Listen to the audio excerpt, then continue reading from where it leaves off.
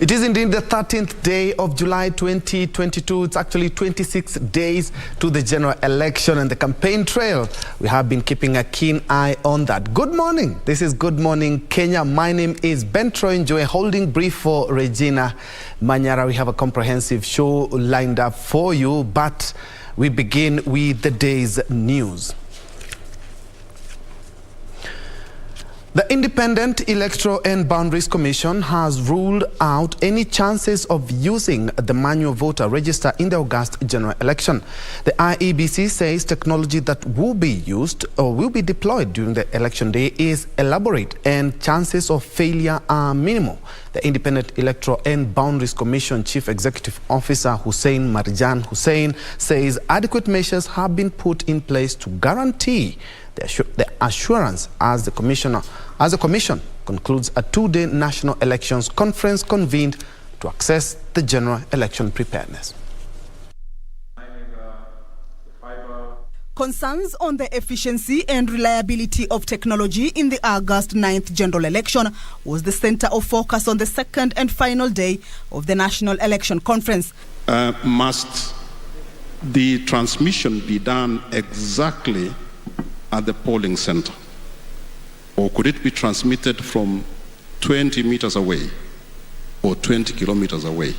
And I'm saying this in the context that in case of technology failure, and IEBC is interacting with third parties like political parties will have access to the voter register. Does IEBC have a mechanism to sort of moderate political parties when they get a copy of the voter register? The commission saying it has engaged various mobile network operators for robust connectivity. A network that can be able to allow us to perform our duty in as far as results transmission is concerned, because this is one of the most contentious issues. Guaranteeing us there's going to be 3G and 4G network throughout the election period. IEBC says it is not foreseeing any failures with regards to the system, as lessons have been drawn from the challenges of the 2017 general election. But in case that technology failed completely, it can neither do biometric identification or to do the alphanumeric search using the ID or passport. Then we can conclude and say that specific kit is not working, and therefore we can now use the backup kits. I know the last 3 weeks normally to elections get a bit tough, but keep to the code of conduct. If you don't do so, there are consequences. The National Police Service is ready, fully prepared to support IEBC and to see the election through peacefully. IEBC on Tuesday also flagged off voter education caravans to various counties to enhance civic education.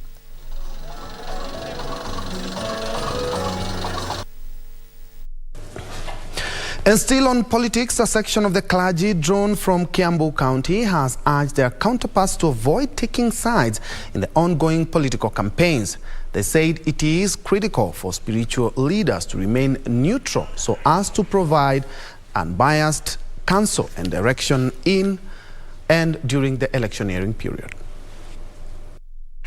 Speaking in Kiambu, the members of the clergy call for political tolerance ahead of the August polls. And we are calling upon every citizen of this country to exercise caution and to preach peace. They urge the electoral body IEBC to secure the process by building public confidence. We are asking the chairman and his team, Chebukati, to take care and level the ground that there will be fairness, free and fair elections. Elsewhere, Machakos Governor Alfred Mutua has called for transparency in the handling of elections. Mimi nataka kumwambia Mheshimiwa Chebukati, chairman wa IEBC, wewe chapa kazi yako. Funga masikio, chapa kazi. Meanwhile, a section of leaders from Nairobi County have thrown their weight behind Ronald Karauri in the race for the Kasarani parliamentary seat. Akona ujuzi mwingi anaweza tumia kwa boy girl child. Kwa hiyo tumsupport kwa sababu ataendeleza Mweki to another level. Mambo ya basari zinaitwa vitu zingine. Lazima mimi nitahakikisha wale wanahitaji hizo basari ndio wanapata. Sawa? Sisi kama marafiki hapa, nyinyi mnitafute niwasaidie kivyangu. Sawa? Ni kazi yenu iwe kunitafutia wale needy families wanataka hizo basari. The group spoke even as a section of ODM supporters in Nairobi County urged the party to ensure the fairness and inclusivity in the nomination of members to legislative assemblies. We would like to bring to the attention of ODM leadership and management that the Omogusi nominees have been placed in positions that do not guarantee the intended purpose of ensuring that the Omogusi are represented in the Senate and County Assembly. And still on matters touching on polls, Kenyans have been urged to elect leaders of integrity come the 9th of next month. Ethics and Anti-Corruption Commission EACC chairperson Archbishop Eliud Wabukala said the commission will continue stepping up its efforts in fighting corruption in order to enhance transparency and accountability. He was speaking at the commemoration of the Africa Anti-Corruption Day. Kenya joined other nations in the continent in commemorating the Africa Anti-Corruption Day. Led by EACC chairperson Archbishop Eliud Wabukala, the commission urged Kenyans to elect corruption-free leaders who will spearhead development agendas. We are making a lot of progress, but we want to be supported by everybody, especially the Kenyans at the ballot paper, that if they can elect the right leaders now, our war on corruption will almost be half done. His sentiments were echoed by Anglican Church of Kenya Bishop Jackson Olisapit, who said the fight against corruption needs concerted efforts from every citizen. Corruption is also a matter of policy. We want to anchor it in policy. That's why we say we want leaders with integrity to be in that space where they are going to enact laws in Parliament, so that we have the right policies and the right laws to make sure that Chapter 6 of the Constitution is implementable. The Africa Anti-Corruption Day is commemorated annually by the continent on July 11th. The day was designated by the African Union to invigorate the fight against corruption. As Kenya joins other African nations in commemorating the Africa Anti-Corruption Day, Kenyans have been urged to elect leaders of integrity as the EACC steps up efforts of fighting corruption in the country. Reporting for Prime Edition from Nairobi, my name is Frederick Mwoki.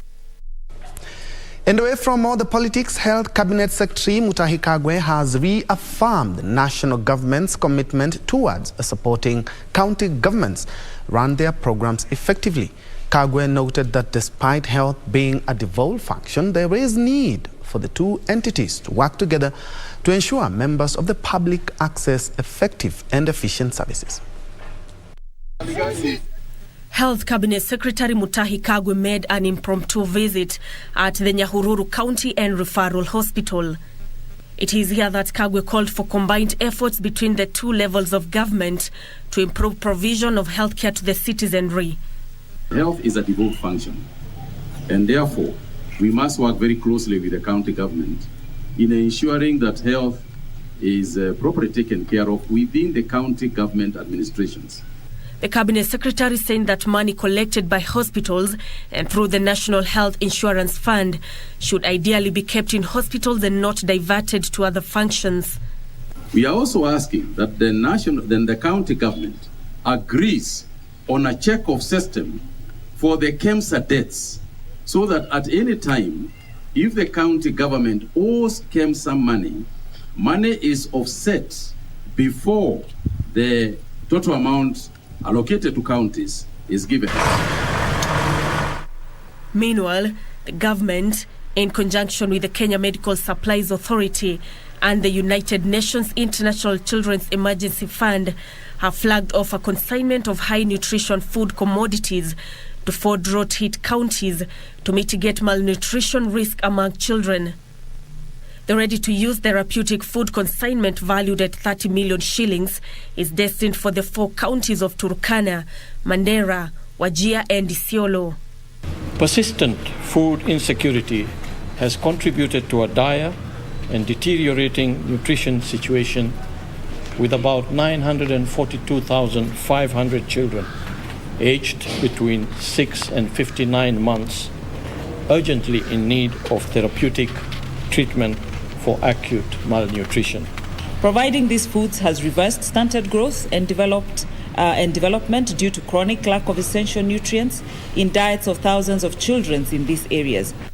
The consignment is part of the KEMSA UNICEF Integrated Supplies Program, funded by UNICEF and managed by the authority to provide nutritious food commodities in 25 counties to curb malnutrition-related child mortality. These life-saving nutritional commodities complement the UK's support that we already give for cash payments to affected households through the World Bank and the National Drought Management Authority. We, including non-humanitarian actors, need to step up and dig deep to scale up interventions to meet urgent needs on food security and nutrition, and the UK will continue to play its part. In other news, learners have begun reporting back to school for the second time amid concerns over the rising cost of living. Parents who spoke to KBC Channel 1 said they have been forced to send their children back to school with incomplete inventories of educational and personal effects due to the hard economic times. Take a look. In Buruburu area of Nairobi County, we meet Ruth Mora, a mother of 7, is on her daily business. Mora, just like other million parents across the country, says she's feeling the effect of the rising cost of living. Avocado tulikuwa tunainunua kitambo 10 shillings. Sasa tunanunua 20 bob. Na ukileta hapa saa zingine watu wanakataa kununua. Juu iko bei kali. Her children are among those going back to school. Mora says her children will be forced to report back to school minus some essential items due to lack of money. Nikamchukulia bags mbili, badala namchukulianga hata ina matano. Nilimchukulia mbili. Wipes nikamchukulia moja. Vitu zingine kama panties, plus sikununua. Nilisema tu wachaenda katumia hizo sasa mama. Colgate sikununua. Her sentiments are shared by a number of parents who believe that the odds appear hugely stacked against them. Tu kulingana na economy vile iko, shule inafunguliwa haraka, maisha imekuwa ngumu, lakini tunajaribu tu. Sasa tunateseka sana. Juu hata mimi nikipeleka wangu niliombaomba pesa shilingi 200, 100 mpaka nikapata school pesa ya kutosha. Na hata saa hii sijamalizia school fees, sikupeleka chochote school fees. But even as they decry of the rising cost of living, head teachers want the capitation fund increased from the current 22,244 to 30,000 Kenyan shillings per student to bridge a financial deficit. Mora says such demands by teachers pose dangers to students whose parents are struggling to make ends meet.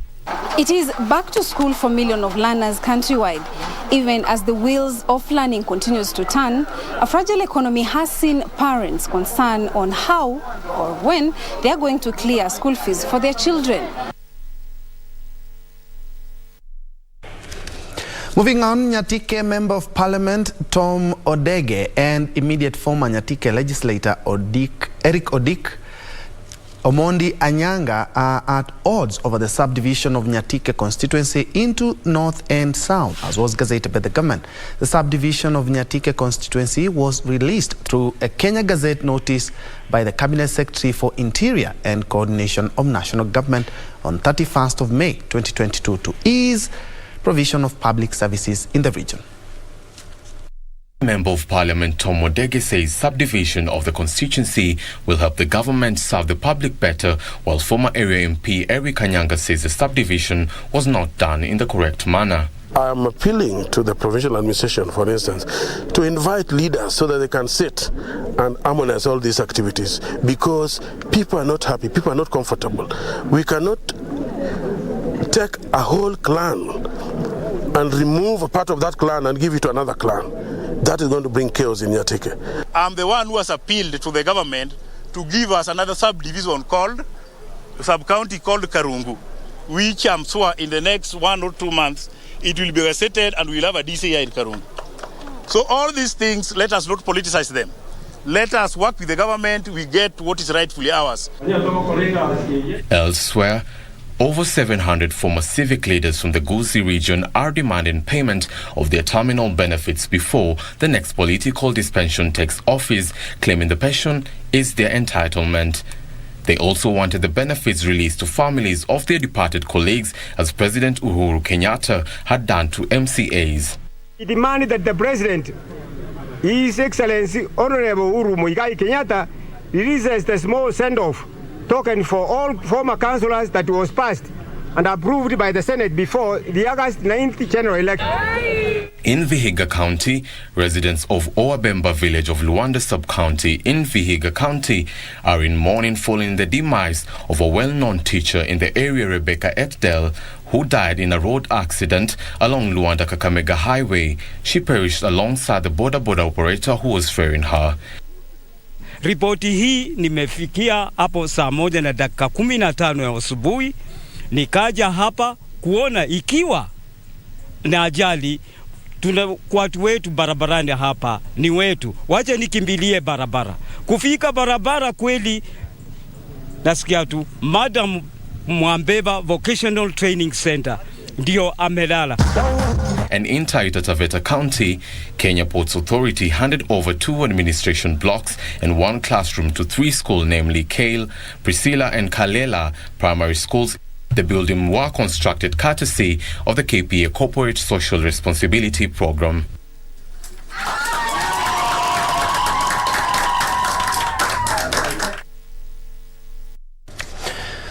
Moving on, the government will set up a National Automotive Council to facilitate implementation of the National Automotive Policy in a bid to boost the local motor vehicle assembling industry. President Uhuru Kenyatta, while launching a locally assembled Euro 4 Mitsubishi L200 pickup at State House, reiterated that the government is still committed to creating an enabling environment for the growth of the country's automotive industry towards being a predominant part of Kenya's economy.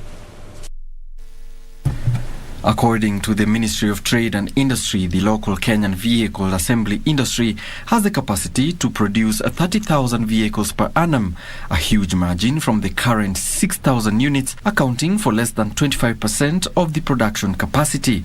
It is for this reason that the Kenyan head of state encouraged stakeholders in the industry to continue working with the government to ensure it achieves its objectives of reviving and stabilizing the automotive sector. My assurance and my commitment that we shall continue to work together to reach the targets that we envisioned way back there in 2019.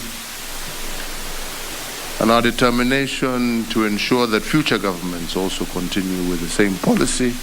He thanked Mitsubishi, Associated Vehicle Assembly AVA and Simba Corporation for being true partners in the country's efforts in growing the industry. He noted that the country used to have one of the most vibrant automotive industries in the region. President Kenyatta said the government will remain steadfast in ensuring policies aimed at bolstering the growth of the industry continue to be implemented. If your government does support it, we can work closely together and we can achieve things as a country and as an industry and move from. A round of applause, it has been loud and there. There is to be. And in sports news, Team Kenya medalists from the 24th edition of Deaflympic Games in Caxias do Sul, Brazil, were feted yesterday by the Ministry of Sports. Gold medalists walked with $1 million shillings, while silver and bronze medalists walked away with 750 and 500,000 shillings, respectively. Lucas Wandia Wanjiru and Simon Cherono Kibai were among the medalists who were fitted today after winning gold medal at the delayed 2021 Deaflympic Games in Brazil. Wanjiru won gold in the 3,000 meters steeplechase, while Kibai bagged a gold medal in the 10,000 and 5,000 meters races. I'm truly proud. I think there was the time that Egypt was #1 most of the time in Africa. And we came in. We are now the #1s in Africa. So we are proud to represent Africa and also influence other countries to follow our lead. Other athletes who won gold medals include Ian Wambui Kahinga and Elkanah Kiprop-Rono. They all received 1 million shillings each from the Ministry of Sport. 7 athletes were awarded 750,000 shillings after winning silver medals, while 12 who won bronze medals walked away with 500,000 shillings each. The awards ceremony, which was held here in Nairobi, was presided over by Sports Principal Secretary Joe Okudo. Okudo reiterated the ministry's commitment to supporting Paralympics teams. It was a fantastic performance, and personally, when I joined the ministry, I was told the Deaf Olympics, they're the ones, so long as you give them support, resources, they know how to organize themselves, and they've got this habit of coming with very, very many gold medals, which we saw. And this beats all the other sporting events that the country has. Team Kenya bagged a total of 24 medals, 5 gold, 7 silver and 12 bronze medals. Kenya was represented in the 5 disciplines, among them athletics, basketball, football, golf and handball. That's all the time we had for KBC Good Morning Kenya News. But don't go away. When we come back, the whole squad will be here and we'll be taking a look at the dailies in the country.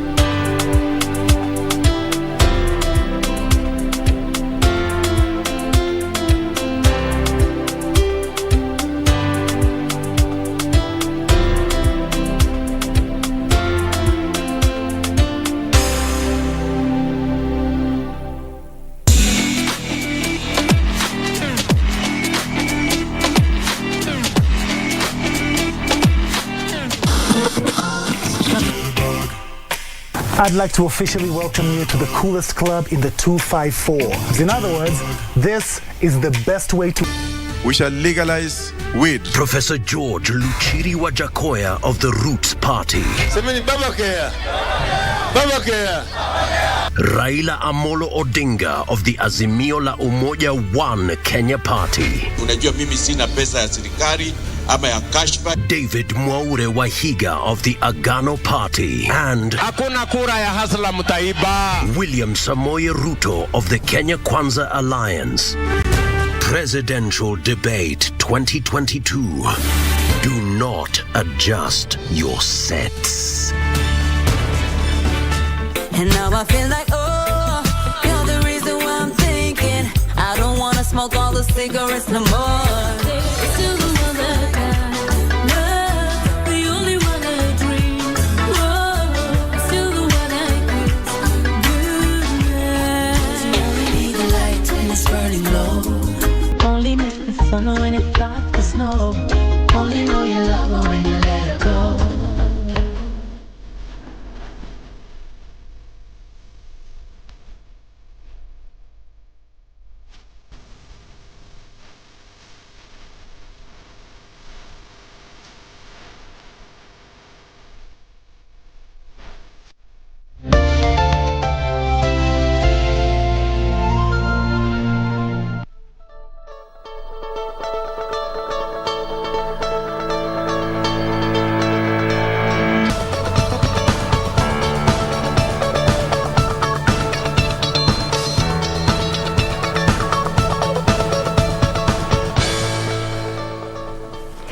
Welcome back. We now move on with the dailies. In the headlines, we get to have a quick look at what the dailies have for us this morning.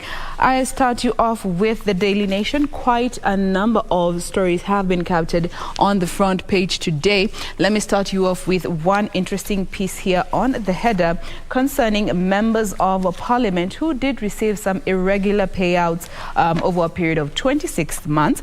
Now, this story goes back to a decision that was upheld by the Court Court of Appeal last year, where the SRC went to court to petition some allowances, that is accommodation and house allowances, that were issued to members of parliament over a period of 26 months that wasn't approved by the Salaries and Remuneration Commission. Now, this decision was upheld, and the employer of the members of parliament, that is the Parliamentary Service Commission, was tasked, or rather ordered, to recover a total of 460 million Kenya shillings in allowances that were issued to members of parliament. Each of these MPs received a total of 6.5 million Kenya shillings. Now, the court gave the order for the PSC to recover this money, and according to the clerk of the National Assembly, Michael Sailai, yesterday he confirmed that they have fully complied with the court order and recovered the 460 million Kenya shillings. He confirmed this, saying that they have been deducting between 169,000 to 172,000 from each member's salary each month for the past over the past year to recover this full amount. And they did say that it did have some consequences on some members of parliament, because some actually were receiving negative pay slips due to other financial commitments they had. Others said that this dealt a major blow to them in regards to their political future, as some were looking for re-election or seeking other political seats. So that, as far as that goes, 460 million Kenya shillings has been recovered. More details will be coming up in not too long. Elsewhere, still looking at the courts, another court throws away petition against Nairobi Senator's bid. This is in regards to a judgment that was delivered yesterday, where the High Court dismissed a petition to disqualify Senator Johnson Sakaja from running for governorship in the city on the validity of his degree due to the lack of evidence. Details of that will be coming up in a bit. Now, still linked to this conversation around the governorship race here in the city, Sakaja and Igathe Dual ignored the real issues. This is a piece that has been covered here on this particular daily, looking at different angles that different political pundits have to say in regards to that debate that happened a couple of nights ago, saying that it was mostly a personality smearing contest as opposed to looking at the real issues that affect Nairobi County, given they were now addressing some of these concerns around Nairobi City, from service delivery, issues concerning water shortages, garbage, sewage, among many other concerns. Those were issues that were addressed towards the tail end of that debate. But for the biggest chunk of that debate, they say they were just smearing each other's personality, which was a rather sad state. Now, coming to the main read on the front page of the Daily Nation, Uhuru's words, "I was soft, but Karua will jail all the thieves and corrupt officials." This was a statement that was issued by the president in a city rally, where the president admitted that he chickened out on dealing with thieves and other crooks in government, but promises that Raila's running mate will do the dirty job if elected into office come next month. I will be giving you these details in just a bit, because they go on to say that this was another public attempt, rather a public attack from the president to the deputy president. And finally, a sad story where a report that was put out by the Nairobi Metropolitan Services revealed that between the periods of March 2021 to June 2022, 5,000 women were sexually assaulted in Nairobi County alone.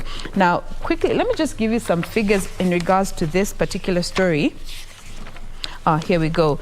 So this was a report that was put out yesterday, where they indicated 5,589 there were 5,589 rape survivors in the Nairobi city space, of whom 52 were infected with HIV, while 104 of them became pregnant.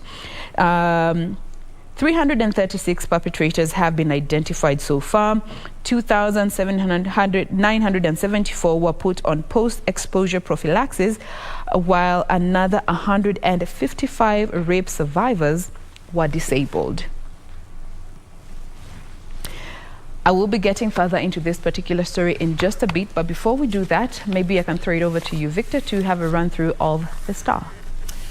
Tycoons throw multi-million dinner for Raila. That's what's on the front page of the Star newspaper. Tycoons throw multi-million dinner for Raila. Insiders say that remaining 25 days, the most consequential phase of the contest. I will give you details on that dinner shortly. Ex-City Finance boss escapes 12 years in jail. Former Nairobi County Chief Finance Officer Jimmy Kiamba yesterday secured his freedom by paying a 9.6 million shillings fine handed to him by the High Court over his involvement in a 18 million shillings graft case. Kiamba was staring at a jail term of 12 years if he failed to pay the fine. 9.6 million shillings. Why the state blocked the MP's special sitting.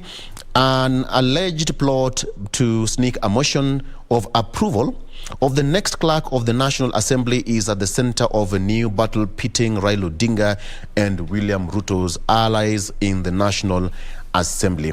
That is the story here. And yesterday, the Kenyatta University Vice-Chancellor had his final address to the staff, and it was an emotional kind of an event there where him together with the board of directors and members of the Senate were fired, so to speak.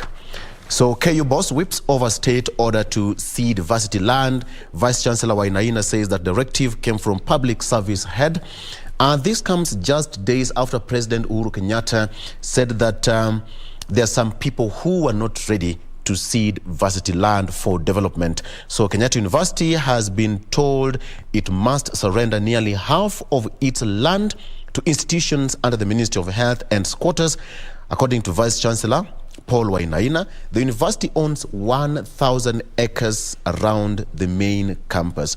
So he told them that they needed to know that should he be sacked, it would be because he tried to protect the university land.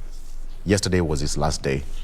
Uhuru drums up support for Raila in Nairobi, tells of critics. President Kenyatta says that he is going nowhere and hopes that Odinga wins on August 9th polls.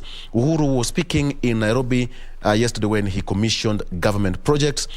He told of critics telling him to complete his term and leave, saying that he is going nowhere.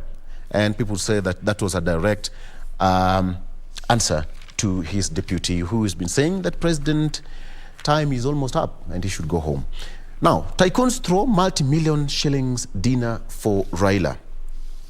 So according to Azimio-friendly business, tycoons, top government officials, including cabinet secretaries and head of state agencies, corporates, big private sector players, and civil society personalities are the people who are expected to attend. Now, the elite Mount Kenya billionaires, officially known as Mount Kenya Foundation, are expected to take charge of the fundraising activity. Now, let me give you the breakdown. Organizers of the event have crafted a 4-tier seating arrangement, each having a different price tag. Here we go. According to the plan, there will be a high table, christened corporate. With 10 seats, each seat goes for $1 million bob. Jen? I don't know whether you'll be there, just asking. Members of corporate will sit closest to the Azimio candidate, followed by a 5-seater premier category, whose members will also pay $1 million bob. The third category is platinum, where 3 guests will contribute 3 million shillings each. Almost at the periphery will be the gold category, where 2 guests will join forces and raise $1 million shillings each to occupy the seat area. I will be somewhere, sitting somewhere around there. So at the farthest end will be silver members, single guest, who will contribute 500,000 shillings each. It is the lowest category according to the invitation out there. Lens.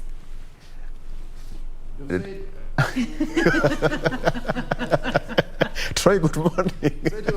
Hot table. Where will you be? The cheapest seat will be $500,000. Yes. All right. 500,000 Kenya 500 shillings. Gs. Yeah. $5,000 US. Yeah. Give or Don't take. pay, you don't attend. Of course, Yeah.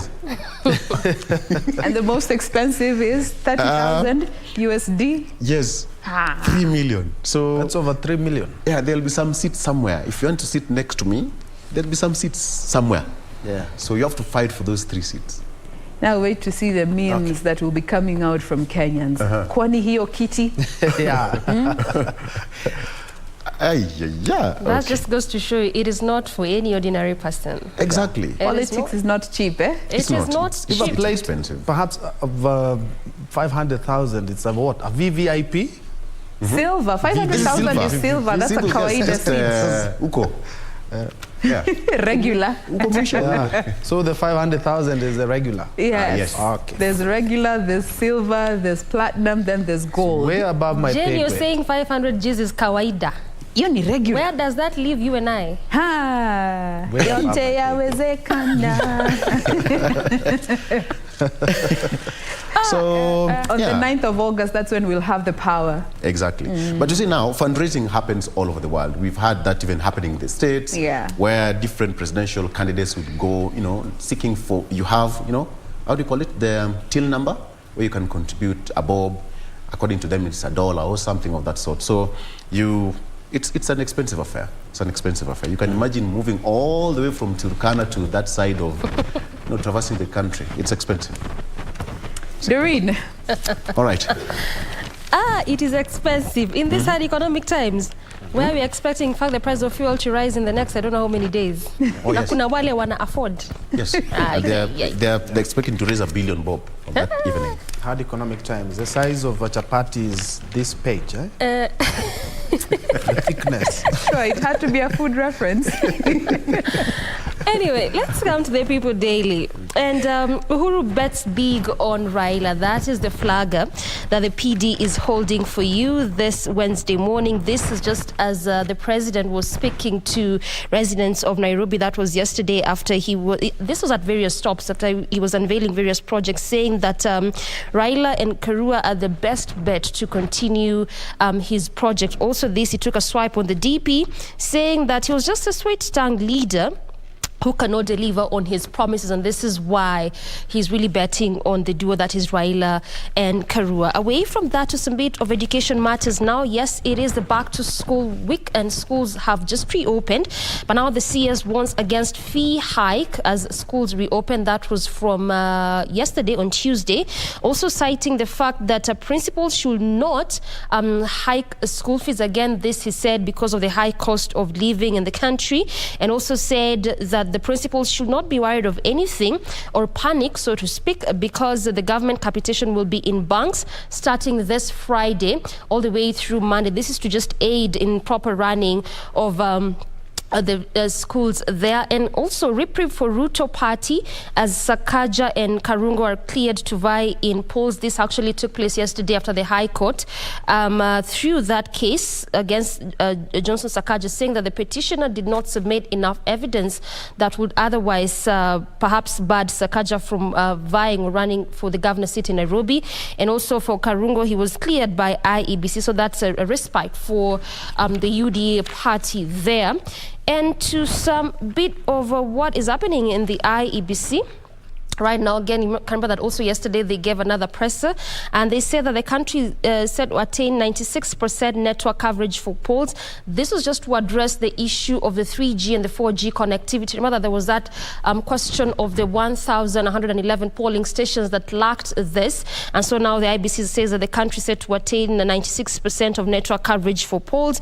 They also addressed the issue of the digital and the manual form of a registrar, citing, and this was actually mentioned by one of the commissioners, that is Justus Nyangaya, who explained that should any of the kits, this is the KIMS kits, which will be used in voter identification, say that should any of these fail, then a standby backup kit will be deployed to the polling stations where no one where one of the kits has failed. And again, remember that also IBC is set to deploy 6 kits per ward. This is in addition to what was there in 2017. In 2017, they only had preservation for 4 kits, but now they're saying that they're going to ensure that they deploy 6 kits per ward. And also what came out yesterday is that the IBC set purchase 14,100 brand new kits to be added to the existing 41,000 kits that were initially used in the 2017 polls, but were still in good condition. So this 14,000 will just be in addition to the already existing 41,000. Again, still there's still a lot of conversation ongoing in respect to the digital as well as the manual a form of identification of voters. Remember that also as a country we have come from so far. This just pertains to ways in which voters are identified as well as also ways in which results are transmitted. And this particular article also well highlights that just from where we came from in the 80s, from the Mlolongo system in terms of which candidates gets the highest number of votes. From that form we went to the National Tallying Center, whereby all these results were being announced at the National Tallying Center. From that point, we went to the polling centers, whereby you had results being announced at that particular point, but then they had to come to the National Tallying Center for them to be certified before they are fully announced to the public. From that particular point, we went to results being final in terms of announcement at the polling center after the minor KI case in 2017. So these are also the things that the IBC was trying to address as it pertains to matters of digitization, as opposed to just the manual form or the physical way of doing things, amongst a various host of issues that they were also addressing yesterday as they held that press. Troy. Thanks, Doreen. And a number of stories have been pinned on the Standard, but making headlines. Raila Ruto's tough task to avoid runoff, the race between the two leading presidential contenders. According to opinion polls, Raila and Ruto will now have to work harder to win undecided voters to secure a first-round win and avoid a second-round face-off. There's a story that has been continued on page 6. But still on the headlines, Uhuru hits campaign trail for Azimio. He says, why are you talking about Uhuru yet he is not seeking votes? That is his words. They keep telling me to finish my term and go home. I don't know where they think I will go, but I will still be here. Those were the president's sentiments yesterday during the official opening of the Mweki Level 3 Hospital in Mweki, Nairobi County. And still on governance, debt-fueled hits and misses define Uhuru's legacy. Talking about the mountain of debt President Uhuru Kenyatta's administration has accumulated might pale against the benefits of the project, but he believes he will be vindicated. Something else for, of course, the sports lovers is Mo Farah reveals his identity. It's a story you can find on page 37. And very quickly, Mo Farah reveals he was trafficked to the UK from Djibouti as a child. And he said his name is not even Mo Farah. He says his name is Hussein Abdi Kahin. That just tells you how the Horn of Africa is facing challenges. Kenya has been identified as one of the transit points for illegal immigrants, and especially from Ethiopia and Eritrea. You can find that story on the back page. Inside, echoes from the past. Guys, when a driver's license was a sure bet for employment, there was even a time when after the Form 4, you could have gotten maybe a clerical job. Okay, there's something, and I had an opportunity to look at it, and just shows how things have really changed.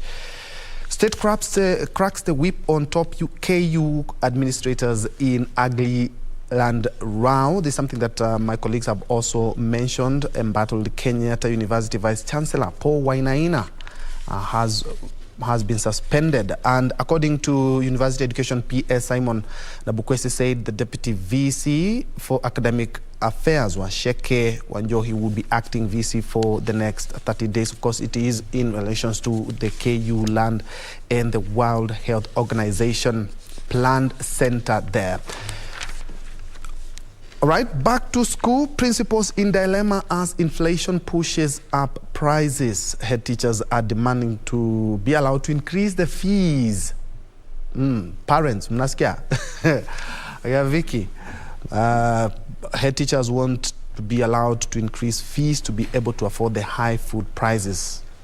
And still on back to school, there's pain in the pocket, but also there's something we should also be keen to look at, this insecurity in Baringo. Baringo County Commissioner Abdirizak Jaldes has called on families who fled their homes in Baringo North and South constituencies to return so that children can resume learning. We've had some stories from there, and the security situation has been wanting, and some parents deciding to have their kids at school. Still on matters politics, why Wajakoya could help swing tight election if it goes to a runoff. This is based on opinion polls, which have now said that are talking about Wajakoya having at least 4%. And according to this article, is that the two leading contenders have their work cut out to secure the August 9 first round. And if they don't, then they will be forced to a runoff. And it's talking about Wajakoya having the cards there. And also still on polls, Ruto says opinion polls doctored by deep state to Raila's advantage. This is something that the Kenya Kwanza has raised on several occasions, talking about they are not showing the real situation on the ground, saying that this is the state that is leading those opinion polls to portray as a mere presidential candidate, former Prime Minister, the Right Honorable Raila Odinga, as leading in those polls. Back to you, Vicky.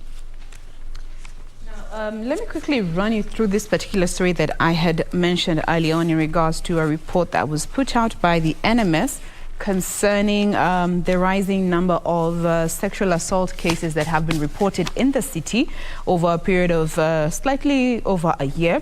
This was made public at an event that was organized by the National AIDS Control Council and other entities. Present were the Ministry of Health, Nairobi Women Rep also was represented, as well as the church. That's where they disclosed this particular figures. 5,589 rape victims had been recorded over that period. And it's a very sad situation, because now, according to Health CS, Dr. Masi Mwangangi, she did say that there is a triple threat that is facing young teenagers in Nairobi County, and that is pregnancies, gender-based violence, and HIV. These are the three biggest concerns facing young teens here in Nairobi County, and it is a matter that needs to be addressed, not just by the Ministry of Health, not just by the government, but also the church needs to step in and be more understanding and accommodative in regards to conversations around abortion and contraceptives. This was a statement that was made by the Nairobi County Women Rep, Esther Pasaris, asking religious leaders to be more accommodating. And especially, she did point out to the Catholic Church to be more accommodative in regards to abortion and contraceptives, given out of this 5,589 figure, how many fell pregnant? Let me quickly just get that number. 52 were infected with HIV and AIDS, and another 104 became pregnant. Further on, 155 of the rape survivors were physically disabled. All right. Remember last week? Very sad. P.S. Muchachi said that there were some worrying figures in terms of early pregnancy of girls between age 10 and 19. Yes. And Kenya was ranking so high in terms of the data and statistics. But then now, with such kind of figures, Jen. And this is just over the period of 1 year. Yeah. And this also goes back to this political conversation around why Nairobi, even why we had the gubernatorial debate to start with, why Nairobi is being given this much attention. Yeah. It not just being, the biggest contributor to the GDP, but looking at the health of Nairobi residents, service delivery, and especially looking at now a very sensitive matter like this when it comes to protecting our young girls against pregnancies, gender-based violence, and HIV and AIDS. This calls for leadership that will be able to implement this change, these efforts that are being made by different groups to concert them and make sure that they are actually effective. Yeah, and then leadership begins at home. It does. It does. begins at home. So, and they've only identified 336 perpetrators out of 5,589 victims that were raped. That's not even a quarter. Big number. Not even 1%. Shows you that a lot still needs to be done in that respect. Yeah. A lot needs to be done in regards to this particular situation. And you can imagine, this is just Nairobi. What of the other 46 counties? Exactly, which have not been captured. Which have not been captured, and the reports that haven't been reported, and especially where family members are involved. But again, when you look at the government institutions given the mandate to protect such kind of, more so, people living with disability, they need to up their game, because you realize that most of them suffer because either the perpetrators are not able to come forth and report such cases, or the rate at which such kind of investigations are, are done, it's rather slow. So some people would say, I'd rather sit in silence, rather than going to a police station to report on a case that probably might not even, come to an end. So many people out there are suffering in silence on such cases. And especially, Vicky, on the northern frontier counties, where communities have decided that a lot of issues, family issues, will just be discussed by perhaps a baraza of wazee, and then that's it. That is what they call perhaps a negotiated democracy, if you ask me. But it's actually quite pinning to the victims and the families as well. But there needs to be some harsh consequences. Sexual assault should not be tolerated in any shape, way, manner, or form. But and also especially when the perpetrator has some sense of control or authority over the victim. Because I remember last year we had this conversation right here on Good Morning Kenya, and we had one of the agencies that I will not mention at this time.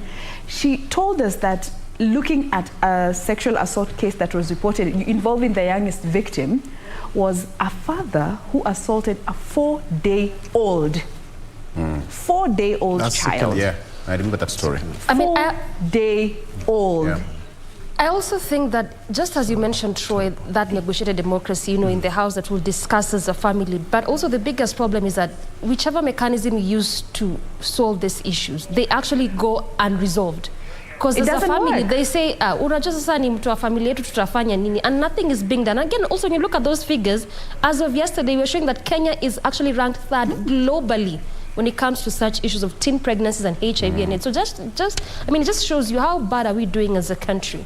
We need radical consequences. In some jurisdictions, such kind of sexual violence is... No negotiation. Exactly. You go to the hangman's, gallows, and that's it. I mean, it's a serious offense. It's a serious if you do this, hakuna kuongea, there's no two way to it. And as Troy said, in some parts of this country, the northern frontier, protect our children. Perpetrators, you're forced, or you're being told to pay a goat or two to the victim and have out-of-court settlement. Mnakaa chini ya some mango tree somewhere, and you're told, okay, Victor, you're going to pay 2 goats to the victim, and that should be it. Shake hands. And remember, the victim gets happened. nothing from the goats and the camels. The victim they gets get nothing. Yeah. Not even counseling from that trauma. Nothing. Yeah. Serious situation. Okay. Director says that he's getting emotional at the gallery, so we should take a break on that note. Take a medical break. To come at a break kidogo on that note, but I think it's something that should be addressed nonetheless. All right, let's take a break. We'll be right back with more after this.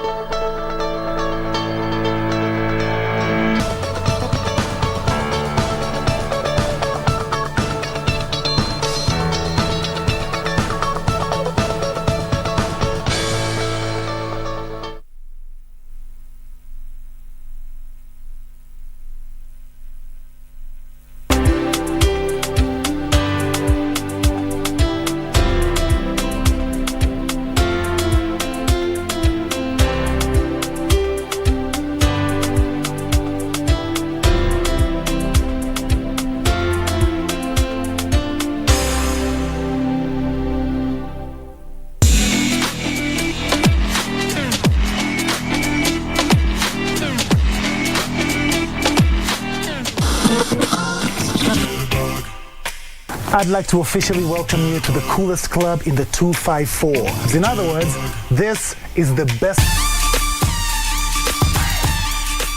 Mexico has also been known for being home to one of the most spectacular forms of pro wrestling ever, Lucha Libre. Major League Wrestling competes with the grandest Lucha Libre organization in the world, AAA.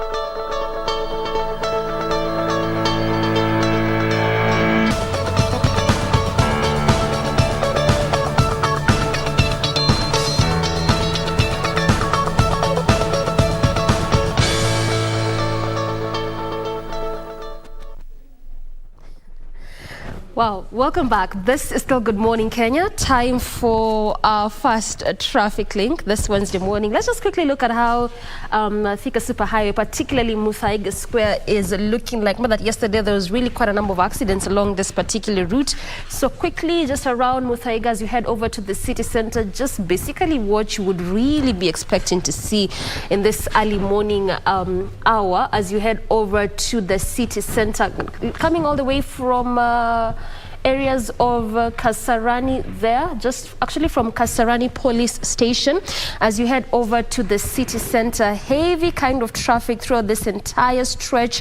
Right before you get to branch of to the outer ring road on that side, just what used to be the Allsops roundabout there on that section. Looks like things are not as thick there, but slightly past that area, around areas of KCA. In fact, from KCA all the way up until areas of Muthaiga Square, unbearable in this section, particularly on that lane as you head over to the city center. But just as I mentioned a minute ago, this is really what you'd really be expecting to see, particularly as you come to the city center. And again, remember fully well that this is also largely what has informed the BRT to be constructed in this area.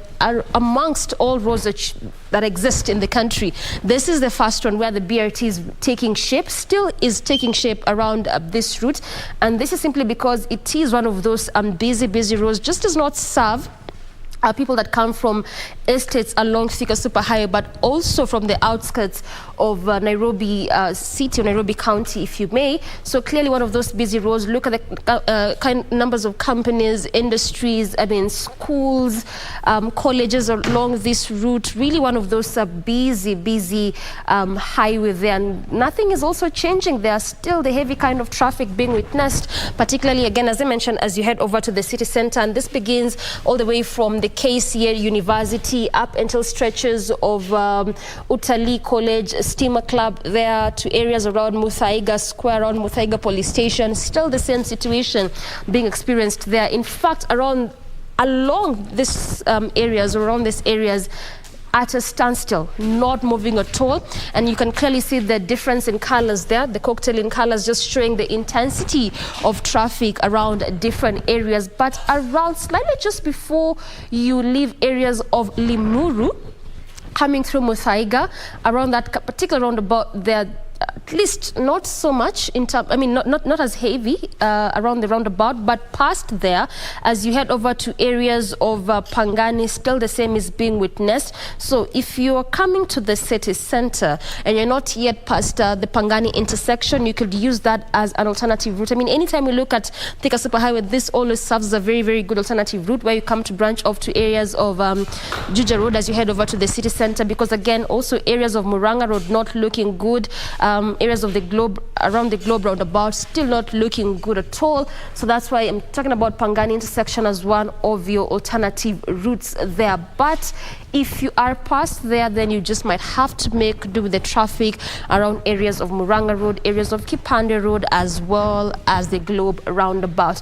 On the other stretch, though, moving at a swift pace, no traffic at all, green all through. This is as you leave areas of city center. living areas of Westlands, living areas of the Globe roundabout, they are going to sections or areas of Thika Superhighway, particularly on that stretch or on that lane. No traffic at all, moving at a very, very swift pace, and that is also being witnessed on that inner lane as well as the outer lane as you head over to the estates. Again, this is just quite expected. I mean, as you leave city center, going to the estates in this early morning hour, this is basically what you'd be expecting to see. No traffic at all, unless otherwise. But oftentimes there's barely any kind of traffic, and if at all there's traffic, it's just a manageable kind of traffic as you head over to the estates, because there's really not quite a lot of activities, unlike when you're coming to the city center. So that is how it is looking like. Just before we get to wrap up this fast link up segment, let's quickly look at how Murang'a Road is looking like. This is specifically for our viewers who are already past the Pangani intersection. This is how the stretch is looking like this morning. Look at that, still heavy kind of traffic being witnessed, and just as you near the Globe roundabout there, still particularly as you head over to the city center, the concept is still the same on this particular stretch thereabout. But from the Globe roundabout, as you branch off to Kipande Road, looks like things are opening up a bit. So if you're living areas of Westlands, it's good for you. You can use Kipande Road as an alternative route instead of coming all the way through Uhuru Highway, because on this stretch, in fact, on both lanes, talking about both lanes just simply means as you leave Globe roundabout, going all the way to Kipande Road up until areas of Uhuru Highway or Jiji Road up until Parklands, all the way to Westlands, as well as leaving those areas that I've mentioned, coming all the way to Kipande Road. So that's what I'm meaning when I'm saying on both lanes of that stretch, moving at a swift pace, no traffic at all. But around the Globe roundabout, one of those major roundabouts, this is how it's looking like. Really quite a difference in terms of what you'd be expecting to see just 20 minutes to the top of the hour. Not so much. I mean, the traffic's not as heavy as how you'd be expecting to see. That is how it is looking like. Just a bit of a snarl up as you branch off to areas of Kirinyaga Road, as well as sections of Moi Avenue there.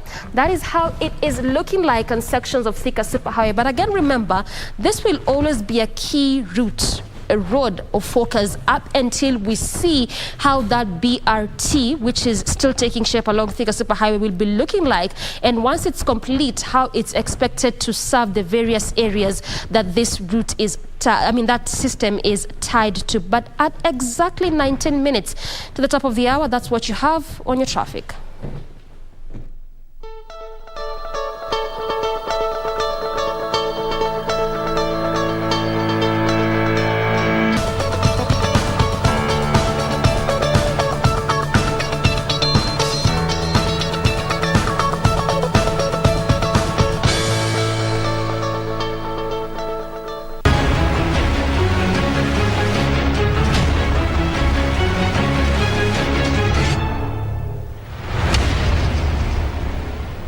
Lieutenant Colonel Martha Njeri Waithaka joined the military in the late 1970s thanks to her nursing profession. Because I liked nursing right from the time I was a young girl. One day my uncle brought me a letter, and when I opened that letter, I saw that I'd been called for an interview at Kenyatta School of Nursing. I went for that interview and I was successful. So in 1971, I joined nursing. The interest came when she was working at Mathare Mental Hospital in 1977. While at Mathare, I worked with some 2 nurses from the military. And they're the ones actually who told me, Mom, why can't you come and join the military? I said no, because we were supposed to be the pioneers as nursing officers. Then eventually I said, let me give it a try. Martha worked for a decade, rising up the ranks to becoming the highest ranking woman commander then. When the promotion came, I remember I was just inside here in my house, and when the results came of the #1 board, one of the officers called me and he told me, Mom, congratulations. I asked him, for what? You've been promoted and appointed CEO Women's Service Corps. In October of 1971, the Kenya Army recruited women for the first time. Now, Women's Service Corps was set up as a unit of the Army, because as at that time, it's only the Kenya Army that recruited women But agitation continued for women to be recruited to join other units of the military. The military actually is a kind of, they are seen like, a fighting kind of component. And therefore, they looked at it and so now women may not be able to take up the roles that men would take, if there is anything, combat and all this. Were the military duties so uniquely masculine? Some roles actually came up for the girls, like clerical, being, stores, drivers, signalers, communicators. And this is where now the women now started having, specific roles that they could play. How different was the training for the Women's Service Corps? Now, the training actually was basically the same. Yeah, it's only that, upon recruitment, we used to have the women trained within the Women's Service Corps. The Kenya Air Force was tasked with housing the Women's Corps. Is where they can have a camp, a women camp within a base for security reasons. Being women, at least, they needed a lot of care and all this. And that's how the Women's Service Corps started. But the wars of women in the military were far from over, as terms and conditions of service were still not conducive. Did not allow them to become pregnant or even to get married. But in the event that one wanted at least to go and get married or start a family, they would be discharged from the service. Again, there was a public uproar in the fight for equality in the military. Police had already been around at least to get married and even to have children. And I remember with the police, in the event that a girl, perhaps a policewoman, fails to get married, at least they were allowed to have one child. So the question was now, why them, why not these ones, Military as an employer was expected to employ all, regardless of gender. The women, maendeleo wanawake in agitation, they started actually, trying at least to see whether those terms could be changed. But it took a long time for them to be changed. And therefore, any girl who would become pregnant, they just, upon being discovered, she would just be ready to go home. Eventually, in November of 1999, President Moi allowed for equal rights to be granted to men and women. It was a very joyous moment, more so for the women, me inclusive. The world was open for the girls because today there's a lot of progression because when I was there, I was the highest, the senior most, but today we have Major General. This was the climax of the Women's Service Corps. They all went to celebrate in whatever ways, they knew how. Colonel Martha Waithaka was the last commanding officer of the Women's Service Corps until 1999 when reforms were made for women to be absorbed in the Kenya Army, the Kenya Air Force and the Kenya Navy. Reporting for KBC from Donholm in Nairobi County, Amnesty Emmanuel.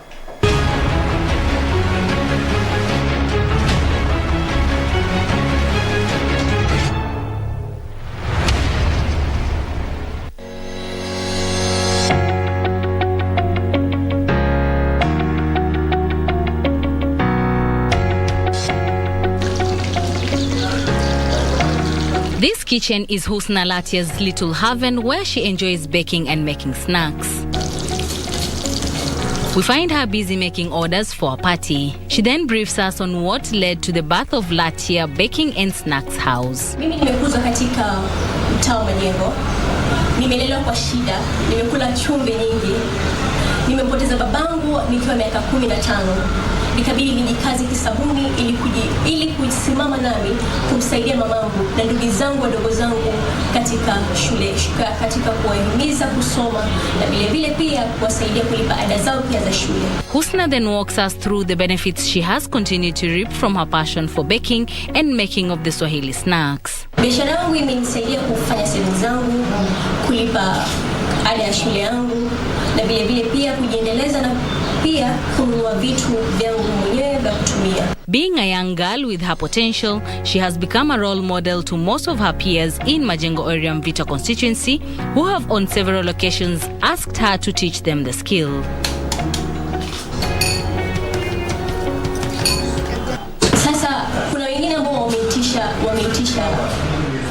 darasa ambao nifundishe keki, lakini nilikuwa nataka muda fulani niweze kujipanga ili nianze kuanzisha darasa zangu za kupika keki. Her mother is her role model. Nimeanza kazi ya upishi wangu nikiwa mdogo. Nimepata ujuzi kutoka kwa mama yangu kwa sababu pia yeye pia ni mpishi. Nimeiga kwake kwa kila alichokuwa akipika, mimi nilikuwa nikiangalia na nikipata ujuzi zaidi. Aiming for more clientele, Husna has launched a YouTube channel and other social media platforms to market and sell her products. Kando na kuoka keki, vile ni kama an influencer kwa Instagram yangu, vile nafanya video zangu kwa YouTube, na watu wengi wanataka kuwa kama vile mimi. Kuna venye ambao mimi wana-inspire wawe kama mimi. Her mother, Hadija Ali, who is always by her side, is proud of her daughter and urges parents to support their children in their chosen ventures. Ningependa kuambia ikiwa mtoto amemaliza kusoma na ikiwa hauna pesa kumwendeleza kusoma, siku hizi kuna ujuzi mwingi sana wa mikono. Hasa hapa Mombasa naona kuna ujuzi sana ambao mtoto, wasichana wengi ambao wanataka kufanya. Kuna salon na baking. Hizo kazi za mikono ndio zinaweza kusaidia sana. Maana mtoto unaweza kumsomesha, mwisho wa kuisha asipate kazi, abaki na certificate yake nyumbani, lakini akifanya kazi ya mkono ataendelea kimaisha. She calls on the youth to embrace skills, especially those anchored in their line of interest. Tukiangalia kwa sasa hakuna kazi. Itakuwa bora zaidi kama rais akishinda, kama ni Raila ama yoyote atakayeshinda, atakayejaribu kushinda, ape vijana wapate kujiendeleza. Mimi nikiwa mmoja wapo, niko tayari kuwasaidia vijana wenzangu kwa kufanya kazi za mikono. For Young and Industrious from Mombasa County, I am Anburu.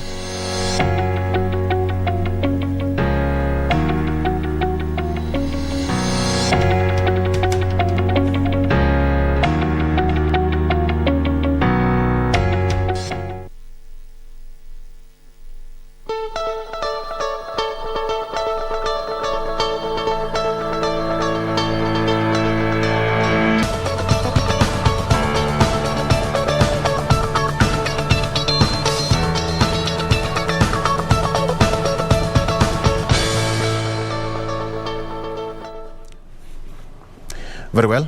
Welcome back. My name is Victor Lowe, and now it's time for us to get into the viewpoint, being a Wednesday with only few weeks, so to speak, 3 weeks to the polls. And it seems that everything is now tilting towards the general election, with IBC saying that, they are ready for the polls, but politicians will always continue crisscrossing the country in search of votes. Now, today I want us to talk about matters opinion polls and how it affects the election outcome. Is this something that we should trust? What about the leaders? What is their general feeling? Yesterday, Deputy President William Ruto said that some of these opinion polls are doctored in boardrooms by some people to give a different reflection of how it looks like. All right. So with me in studio, I have got two ladies who join me in studio. I have got Winfred Asiko Abuti, who is a Senate candidate, UDP party in Kakamega County. There you have her, and Antonella Kakuko, who is a youth leader, Kenya Kwanza Alliance. Ladies, welcome to the show. Thank you. It's late Wednesday, ladies' night, and it's an honor to have you on the show. But before we get into the real deal, my colleague Jen read a story here. 15 women raped in Nairobi every single day, according to findings. And according to the story which was ran here by Daily Nation, more than 5,000 women in city raped in past year. NMS recorded 5,589 rape survivors, 52 were infected with HIV/AIDS, 104 got pregnant. Let me start with you, Antonella. This must be a worrying trend. Indeed, as a woman and as a young woman living in Nairobi, but my worry is that From what you have said, looks like the poll was done in Nairobi. What about the women in Mashinani? Right. They are the victims of rape also. Whereby in Mashinani, for example, in a place where I come from, such perpetrators of such acts are always not taken to court, or they are not facing the law, but they decide to settle for settlements like mbuzi, nini, whatever, such kind of stuff. But back to the question of rape and victims of rape. In Kenya Kwanza, with our plan, number one is to always safeguard the interests of women and their security in this country. Because as a matter of fact, women in this country have been victims of so many other things apart from rape only. But like our manifesto says, or the plan says, our priority is to safeguard the interests and the security of such people. For example, setting up rehabilitation centers, setting up counseling centers for such victims. Yeah.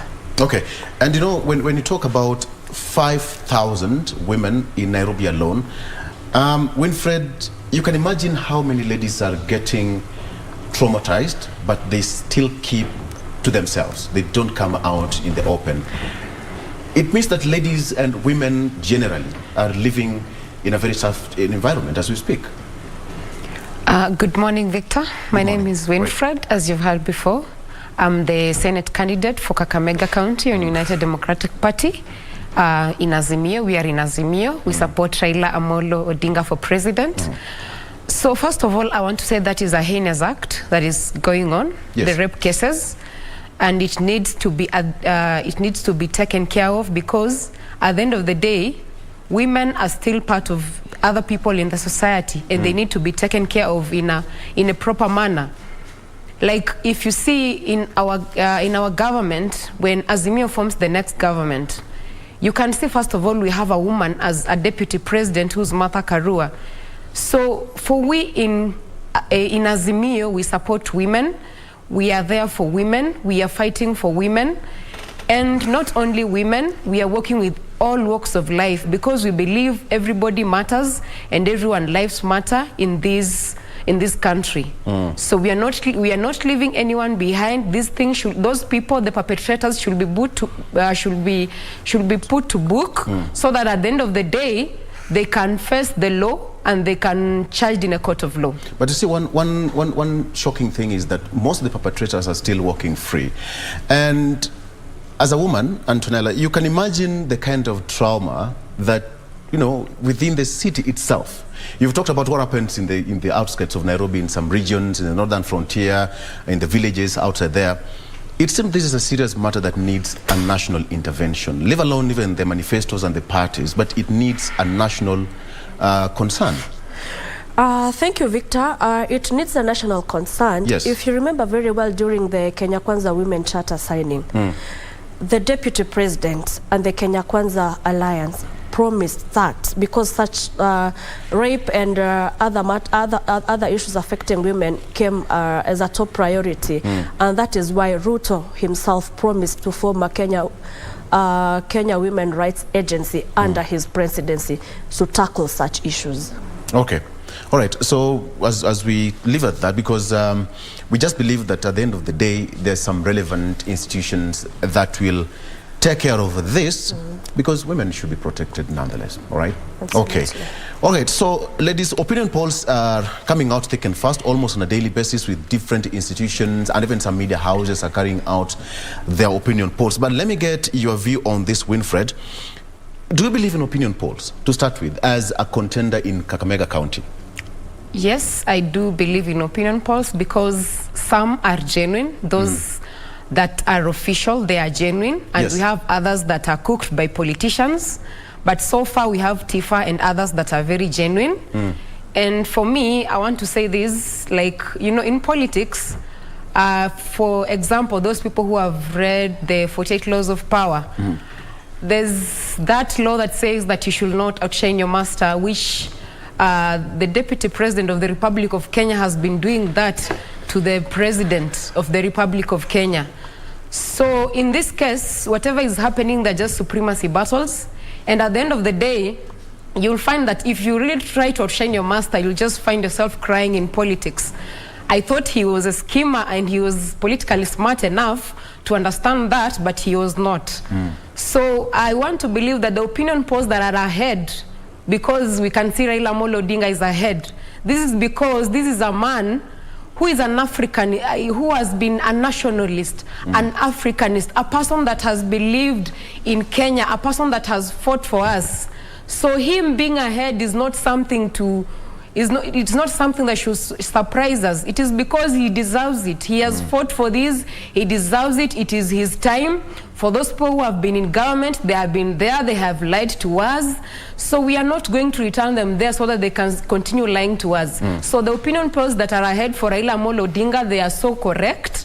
And we are so sure that we in Azimio government, we are going to win, because at the end of the day, our manifestos are, they are coherent with the people of the Republic of Kenya, which in this case, when you look at our Kenya Kwanza competitors, they have just, they have duplicated the big four agenda of President Uhuru Kenyatta, and now they have put it as their own manifesto, which is just out of order. So I feel like for our opinion polls where Raila Amolo Odinga is heading, we are doing good and we are doing the best, and at the end of the day, we are going to swear him as the next president of the Republic of Kenya. Yeah. Antonella, what's your opening remarks? On the contrary, I don't believe in opinion polls, especially at this time and period, whereby we have the president, a sitting president, as the campaign manager of Azimio, whereby we live in a country that there is no freedom in agencies to carry out activities on their own. All agencies, including even police and other people, they have been coerced to do what the state wants to do. So in the recent opinion polls, allow me to we cannot verify that statement, Antonella. We can't verify that. We can't, but on the contrary, I don't believe in opinion polls. Like my party leader yesterday said, these are opinion polls that have been doctored in boardrooms. And if you ask yourself, Victor, how many percentage or what is the percentage of the voters that the opinion polls were used to determine who is ahead and who is not ahead? We have 22 million voters in Kenya. Did TIFA do interviews, or did TIFA get opinions from the 22 million voters, or just a section? And if it is a section, it is from which region? All right, because you know, in terms of opinion polls, they use methodology and sample size. So you'd imagine if you want to sample 22 million people, it's science combined. But then, why is that becoming an issue right now? And when the deputy president was leading, he never said it was a boardroom kind of activity. Neither did he say that. He was pro it. He didn't speak about it when he was in the park. When he was leading, he didn't condemn the opinion polls. Yeah, and it was his opinion, not it was his right not to condemn it. Then why is he now coming out to condemn now that he's now trailing, coming second? Just like I said, when we have a sitting president as the campaign manager of Azimio, if you saw him yesterday in Eastlands drumming up support for the Azimio candidate, Right Honorable Raila Amolo Odinga, anything is possible in this country, and it is an open secret that there is no freedom for agencies to carry out activities on their own. So for the deputy president to condemn or to dispute the opinion polls, it is because he feels like it is not the right reflection of the ground, right? It is not the right opinions of the people. It is a section of the people. You understand? Yes. Yeah. Okay. So in other words, you don't believe in opinion polls? I don't. Okay. What about you, Winfred? To me, I feel like what my sister is saying, she's being sarcastic, because when Jubilee was leading these opinion polls in 2017, the deputy president was the one who was celebrating. So to me, I feel the deputy president is being selfish, because you know politicians always say politics is a game of selfish interests. So I feel like he is being selfish. Which you're so much aware of, right? Yeah. Okay. Yeah. So he's being selfish because at the end of the day, in fact, the president of the Republic of Kenya is not the campaign manager of Azimio. He's just a member of the Azimio Council. So you cannot say, my friend, you cannot say that the president of Kenya is the one who's managing Azimio campaigns. That is out of order. It is an open secret. That is just out of order. You know, when you are leaving a legacy, the president is just trying to leave a legacy whereby, you know, we need a lot of inclusivity in this country. We have seen that leadership in this country, it has always been either in Mount Kenya or in the Rift Valley. You know, in Kenya we have 43 tribes. We want at least another person to come and bring the face of Kenya so that we have equality in this country, so that one part of the country does not feel like they are neglected from the government. We don't want to feel people from Nyanza, or people from Western, or people from Northeastern, or people from even Central or anywhere feeling that they are being neglected out of the government of Kenya. So to me, the president is just trying to leave a legacy to bring Kenyans together, and whatever he's doing is just fostering inclusivity, and he's a man of his words, and we respect him. And actually, as he leaves government, we are so much happy as Kenyans. We celebrate him for what he has done, and we will always respect him for what he's doing right now. Absolutely. Ladies, allow me to take a break. And when we come back, we're still going to get more into the details of the opinion polls. How does it affect the outcome of the general election? Can we believe them with only 26 days to the poll? So we are taking a break. But when we come back, I still have got Winfred and Antonella with me in studio. Don't go away.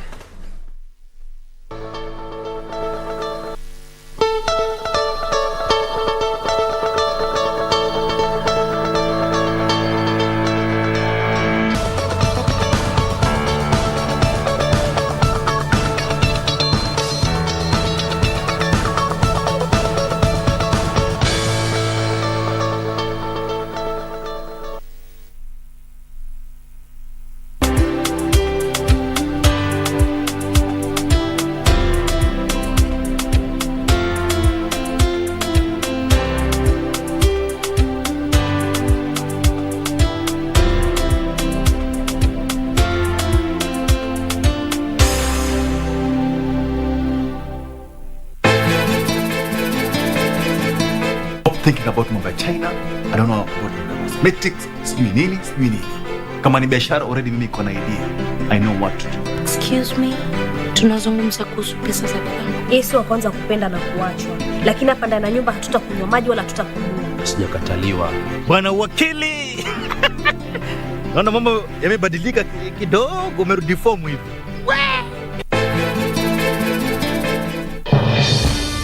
We shall legalize weed. Professor George Luchiri Wajakoya of the Roots Party. Semeni Babakea. Babakea. Raila Amolo Odinga of the Azimio la Umoja One Kenya Party. Unajua mimi sina pesa ya serikali ama ya cashback. David Mwaure Wahiga of the Agano Party. And hakuna kura ya hasla mtaiba. William Samoei Ruto of the Kenya Kwanza Alliance. Presidential Debate 2022. Do not adjust your sets.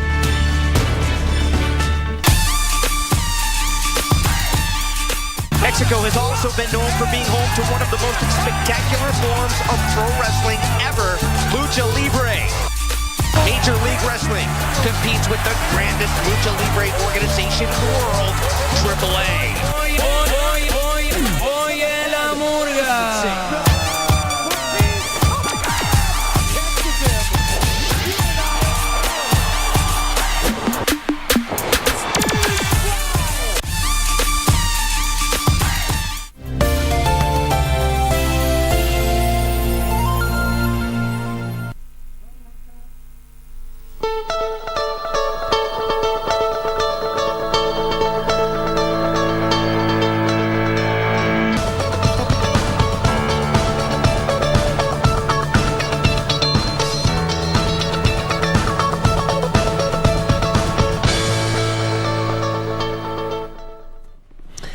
Welcome back. You're watching The Viewpoint. With me is Winfred Asiko Abuti, who is a Senate aspirant in Kakamega County on UDP party, as well as Antonella Kakuko, who is a youth leader, Kenya Kwanza Alliance.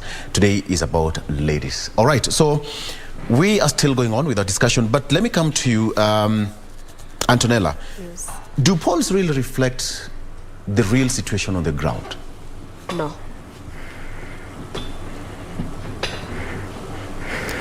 No, why?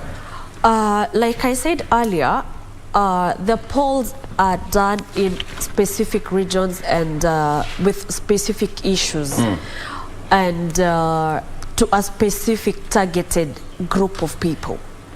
I will only believe in opinion polls when they will be done to either all Kenyans, be it a political opinion or opinion on other issues, when it targets the entire vote region. Yeah. So, because unless TIFA or any other opinion poll agency comes forward and says we interviewed a certain number of people in this region, we interviewed a certain number of this region, this is the questions we asked, this is the age group we asked, we asked women this question, we asked men this question, we asked the youth this question, but since we don't know the modernities and what was their target group in coming up with the polls, I still don't believe in them, especially when we have a battle between a deputy president. We have supremacy battle between deputy president and the president himself. Yes. Yeah. All right, you talked about methodology, and you know, with all the opinion pollsters and the companies, they are obliged by law that they can actually print their sample size, their findings to the public for them to verify. But Winfred, what's your take on that? You are an aspirant. Do you believe in opinion polls, and do they really reflect the situation on the ground? Yes, they do reflect, as I aforementioned had said before, that they do reflect. And actually, for example, if you look at the reason as to why Raila Amolo Odinga is leading right now, it's simple logic.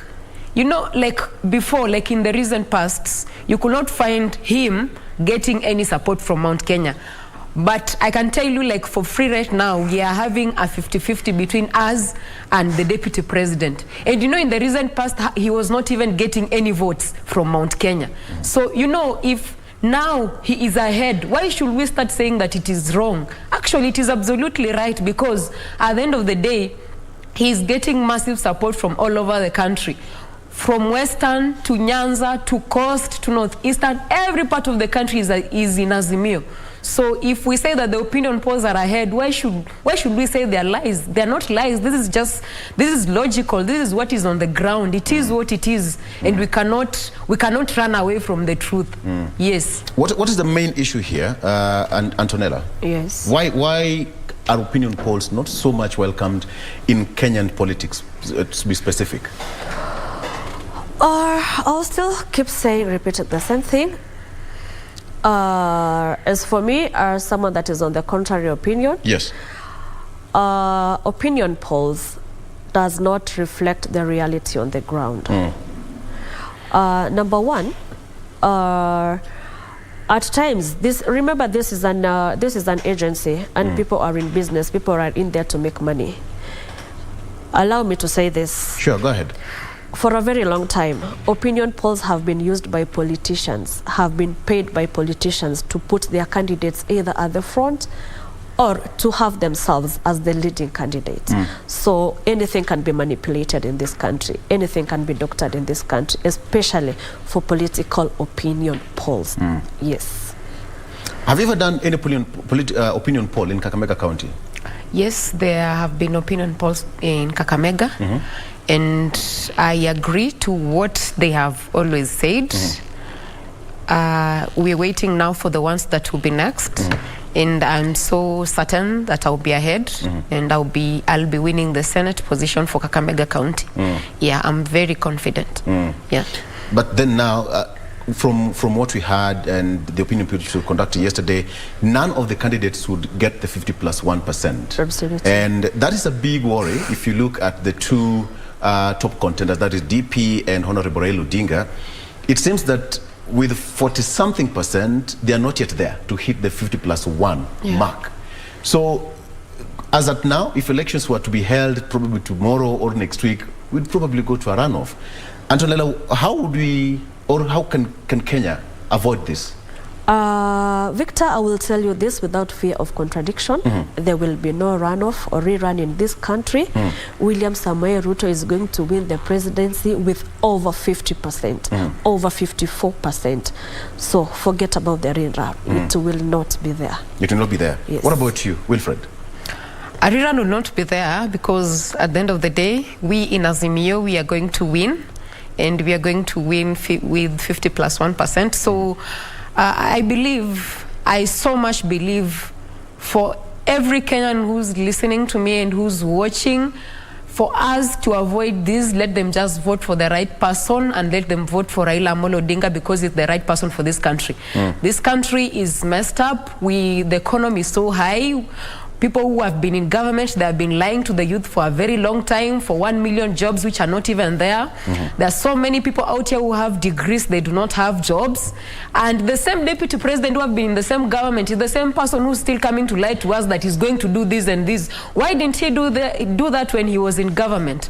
So I feel like this country needs reconstruction, and the only person who can reconstruct this country is His Excellency Raila Amolo Odinga. So at the end of the day, Kenyans who are watching me, kindly vote for Raila Amolo Odinga, because at the end of the day, this is exactly what we need as a country. We need to heal, because people are hurt out here. We know we walk like we are okay, but people are not okay. You know, when you're going to buy unga for 200 shillings and above, you feel so bad. It hurts so much for a Kenyan. So I feel for this country, we need something new. We don't need those people who are there in the Jubilee government anymore. We don't want any person to do with that government. The president said yesterday that the issue that's affecting economically, it's world over. It's not Kenya alone. Yeah, that's okay. But now you see, now the problem is we need fresh blood. We cannot be recycling the same people all the time. We cannot be recycling the deputy president all the time. He is not special. You know, we have so many men in this country who can still lead the country. Yes. What about Raila Odinga? Because he's also running for a position. So you can also say that on Raila Odinga as well. No, for him, one thing that I will want Wilfred to understand is that William Ruto has not been in government since 2018. Since Uhuru and his brother Raila Amolo Odinga took over the government to run it as brothers and to run it as friends, that is when the cost of living started going up. When Raila and Uhuru shook hands in 2018 March, the unga was 90 shillings. Right now it is 200 shillings. Is that the kind of thing that you want Raila to continue? Maybe by the time Raila will be finishing his first term, unga will be 400 shillings. Now let me tell you something, my sister. You know, the deputy president is still earning the salary. He has been earning this salary since that time you're talking about. Why didn't he resign from office? Why has he been saying, oh, I'm the deputy, I'm the second in command? Why has he been walking around telling people he should have resigned by then? If indeed he was man enough, if indeed he was, you know, I respect him. He's presidential material, but it's not his time actually. Not now. Okay. Yeah. Not now. Yeah. So how is it going to be saved? Because at the end of the day, everybody's feeling that pinch. You say that since 2018, after the handshake, everything skyrocketed. But the president yesterday said that the problem is world over. It's not Kenya alone. No. Even in the States, people are suffering. Others are not able to pay rent. The fuel in the United States, 250 shillings a litre. In Kenya, we are doing 160. So it's world over. We cannot blame it to the president alone, right? Victor, if you have gone through the Kenya Kwanza manifesto, what we call the plan, you will understand very well that William Samoei Ruto has a great plan for this country. Yes. Number one, to lower the cost of living. Number two, to ensure that Kenyans have money. There is a circulation of currency in this country. So no matter what will happen, people will still not feel that pinch, because right now people are feeling the pinch. There are no businesses to do. There are no profits. In fact, even taxes. In fact, Kenyans are paying for taxes instead of paying for services and goods right now. And those are the things that William Samoei Ruto has promised this country that he is going to look into. What is so unique in the Kenya Kwanza manifesto directly touching on the economy? Number one, the Kenya Kwanza manifesto, we call the plan, was developed with the help of the people through the numerous economic forums that we held in the country. What is so unique about our manifesto is that we have categorize the problems facing Kenya into different categories. Number one, we have a short-term plan, we have a mid-term plan, we have a long-term plan that is to tackle the issues affecting the country. What is unique about our manifesto is that it is a people's-driven manifesto, and our main agenda is to ensure that Kenyans have money in their pockets, something they don't have right now. What about Azimio? Are dry. Yes, what about Azimio? In terms of economy recovery? Yes, in Azimio, first of all, we have so many things that Baba is touching.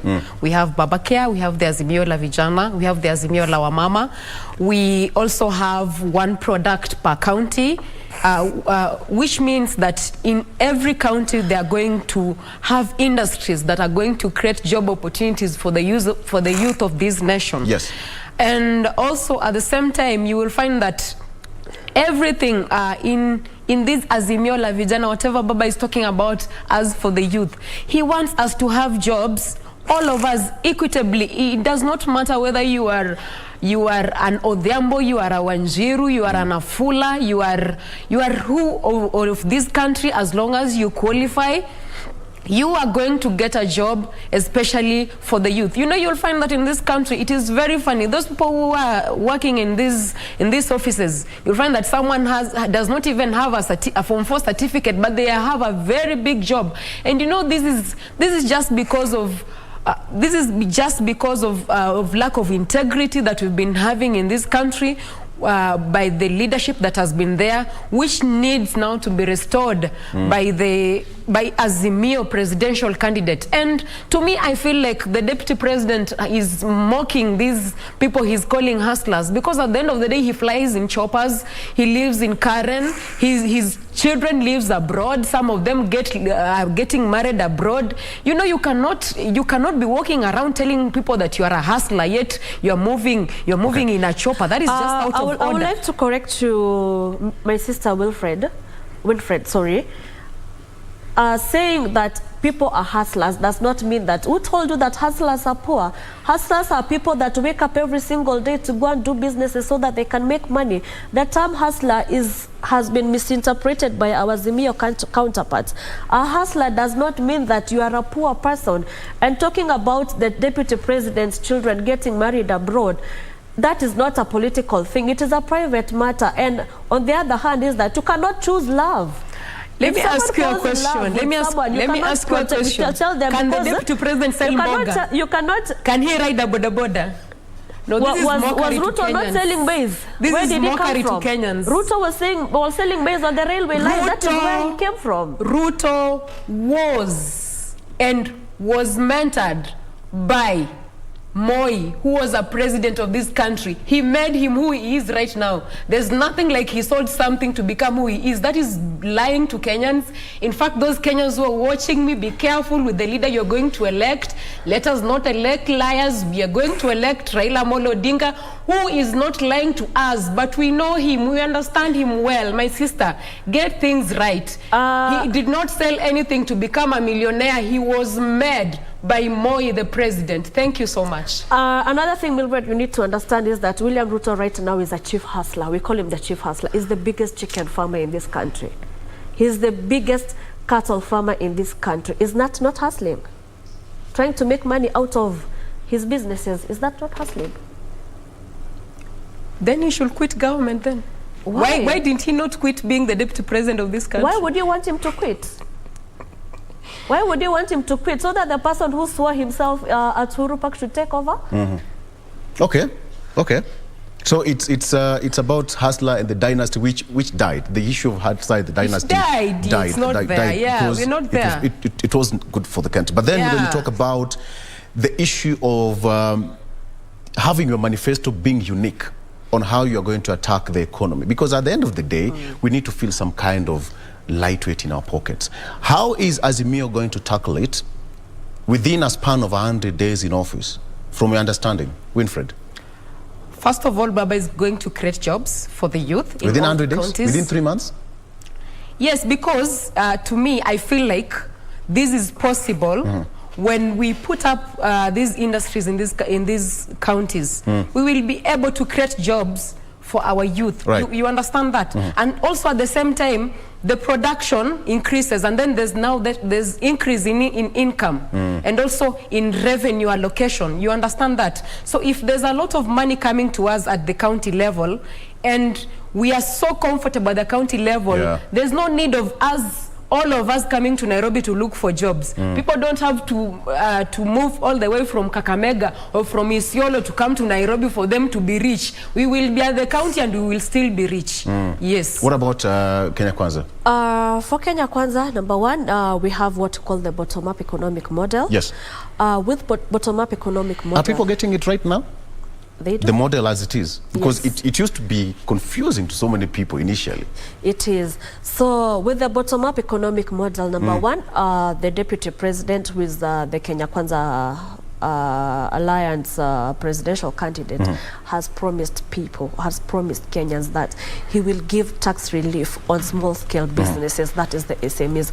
On the other thing is that we have the Hustler Fund, which is a 50 billion fund that we are going to elevate and give loans to small-scale businesses to carry out their activities and to do businesses so that people can have money in their pockets and expand their businesses. Okay, as much as that's been said, but let me come back and talk about the women issues now, because you are young women leaders in this country. As you know, all of you, according to your manifestos from different political parties, the future belongs to the youth of this country. So what is quite unique to the women, speaking from Kenya Kwanza's perspective? From the Kenya Kwanza perspective, number one, actually, Kenya Kwanza is the only alliance that has held a women charter in this country, a charter that was meant to discuss and tackle the issues of this country by the women themselves. Yes. That is when the deputy president promised to have the Kenya Women Rights Charter, Kenya Women Rights Agency. On the other hand is that the deputy president is on record promising that his government will be of 50% women. That is why when our Azimio counterparts brag about having Martha Karua or one woman as their presidential candidate, we want to tell the women of this country is that the presidency and the leadership of this country, it is not about one woman, it is about all women. It's not about one woman, it's about all women. Absolutely. What about you, Wilfred? To me, I want to say manifestos are just proposals that people write down, they sit down and write. And we can see, like, for those who are in the Jubilee government, and especially the deputy president, you can't say whatever he was reading. Has a manifesto which was my sister Wilfred has made it clear. Their manifesto, people sat down and wrote it. For them, it is a document. For us, it is a plan that was developed with the help of Kenyans. Kenyans came up with with the issues affecting them, and they gave us the solutions on how to solve them. My sister, maybe your manifesto is something that was sat down and wrote in a boardroom. Ours, we went around the country, the 47 countries. We have health symposiums, that is health charters. We have held youth charters, women charters, education charters. Ours is a plan. Ours is not a document. Please. So I wanted to say this before she interrupted, and next time kindly allow me to finish before you interrupt, because it is out of order. So first of all, I wanted to say manifestos, like for the one that was in Jubilee, it was never implemented. Some of the things were not implemented, which they were reading to us, especially the 1 million jobs, they were not implemented, and many other things that were not even implemented. The laptops, I have not seen those laptops in schools. And then another thing I want to say, I want to say, for us in Azimio, you asked me about what our manifesto is going to do to our economy, to the economy of this country. So first of all, you will find that Baba is offering safety nets to 2 million households. That's the 6,000 bonds. Yes, the 6,000 shillings. Okay. The 6,000 shillings to the households. And you know, you'll find that women are the people that are in these households, most of them, or in these poor households. So first of all, they will be they will be empowered so that they can take care of these families, they can take care of their husbands, they can take care of their wives. And another thing, when we are talking about women of this country, you know, we have been living in a patriarchal system for a very long time where women of this nation have not been at the top of leadership, have not been in government, have not been in many different positions of working areas. So for us in our Azimio la Wamama, in Baba's government, women are going to be absorbed. Women are going to work so that they can be able to take care of their families. They can earn income for their families, and also be able to empower themselves and empower other women that are down there. So for us in Azimio, we have women at the forefront, because we understand that women are the backbone of this nation, and women have been neglected for quite some time. So even, yes, we have a deputy president who is a woman, and we applaud Raila Amolo Odinga for doing that. But you can also find that in the Azimio Council, we still have women. We have Charity Ngilu. She said that in their plan, it's about women, not one woman. Yeah. That's what I'm saying. In the Azimio Council, we have Charity Ngilu, we have Sabina Chege, and we have other women there. So it is not one woman. It is not one woman who is in the Azimio Council. So it means this is somewhere where all women are there. You know, all women will be able to be absorbed by their fellow women into the government. And another thing, you know, like for me as a woman, I am so grateful to my party leader, who is also an Azimio, who is also part of the Azimio Summit. He gave me the position to run for the Senate position in Kakamega, and yet I am a woman. This means in Azimio, we take care of the interests of women. You know, when I was seeing the deputy president walking around with Gashagwa and Mutua, and I just saw men that day when they're going to launch the manifesto. I just saw men, and then I saw the first lady, the first lady to the deputy president. That is what I saw that day only. I didn't see any women accompanying those men even to the podium. So I feel for us in Azimio, women are at the forefront, and women are able to make decisions. Like, yes, we are able to make decisions for ourselves. On the street, they say that's a GG. Point of correction, Winfred, you saw one woman. There were two women. There were actually three. Yes. There was Honorable Alice Wahome. There was Governor Anne Waiguru. But she's running, right? And there is the deputy. She's running. She's not in the Kwale she's County, not in the Achani. All right. So when you say that you saw men and one woman, it is a lie. At the podium, there were more than 4 women. Okay. You know, when you talk about women, it's quite an interesting topic, because when you talk about women, they are the backbone of voters in this country. And if women pick and chooses to vote, they will vote to the last woman. But do you think that women are getting a fair share, politically speaking, Antonella? Starting with you. I will speak of Living alone, I will speak of UDA party. Yes. As a party, we have 5 gubernatorial candidates. Ask yourself, how many gubernatorial candidates do Azimio or ODM have? Or even her party, UDP?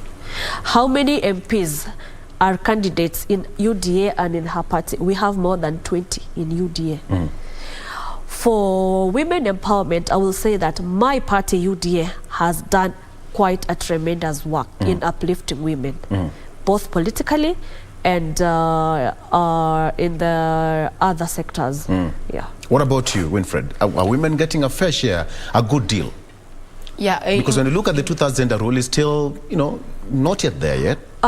Just before you go to Winfred, Victor, yes. If you have listened to William Ruto very well during the manifesto launch and during when the Kenyatta Women was launched, yes, he made it clear that one of his agendas once he gets into government is to ensure that the 2/3 gender rule has been implemented. It's been an elusive for a long time in Parliament, and in fact, this Parliament is going home and it's never been affected. I don't know what you think about that, Wilfred. Do you get a fair share now that you're an aspirant? But do you think Kenya as a nation have embraced women in terms of leadership positions? So far, I want to applaud the affirmative actions that have been taking place in the recent past for women empowerment in positions. I want to applaud all those organizations that are supporting women. There are so many. We have national, we have NDI, we have FIDA, we have so many organizations that have been supporting women in leadership. And I can say for women in this country, we are going so far. We have come a long way.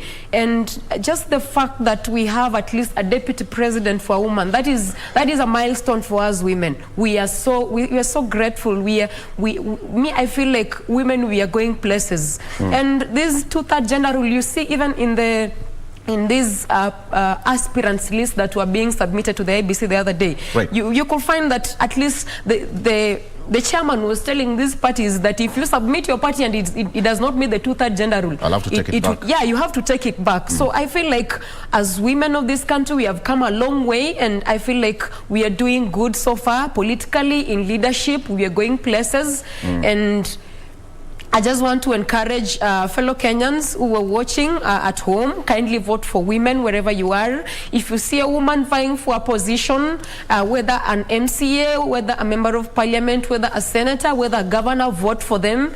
Because at the end of the day, you know, if you vote as a woman, you're voting for your change. You know, you're voting for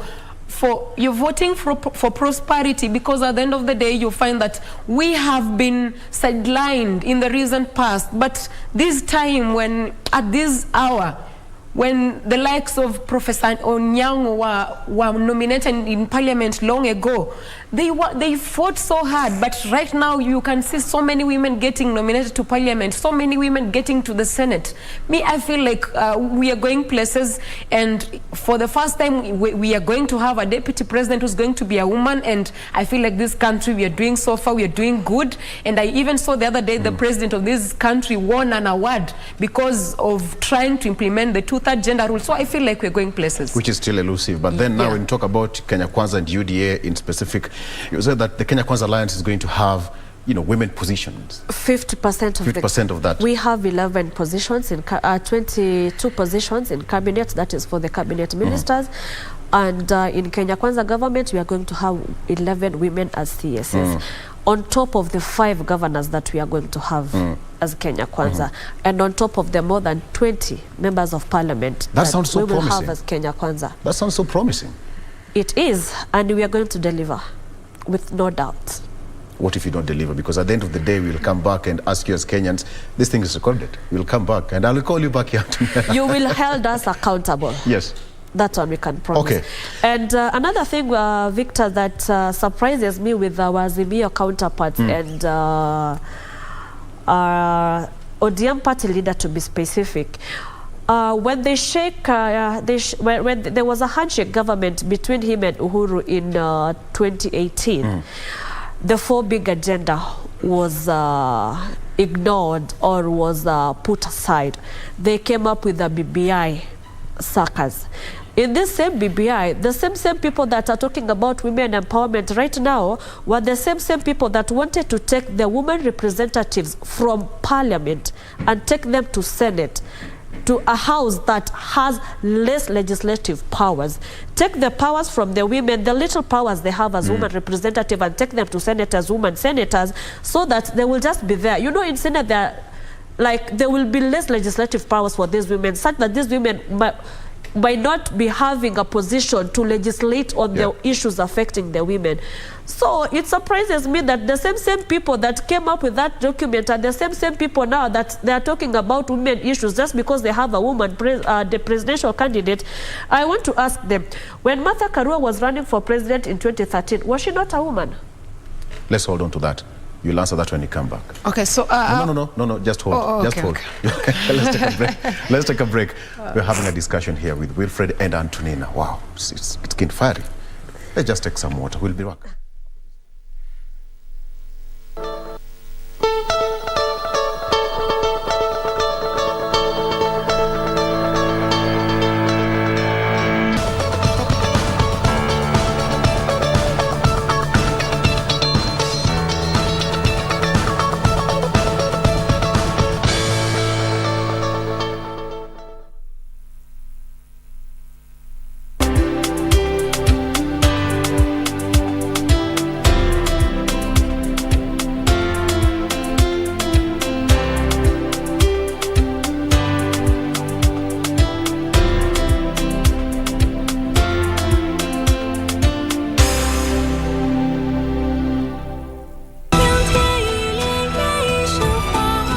You promise you won't tell anyone that my aunt is Echo from Skywall?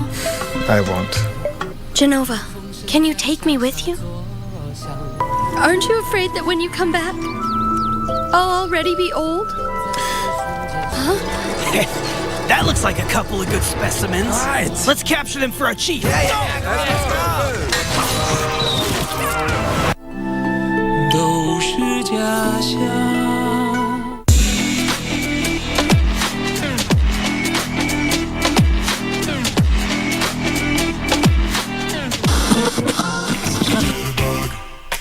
I'd like to officially welcome you to the coolest club in the 254. In other words, this is the best way to...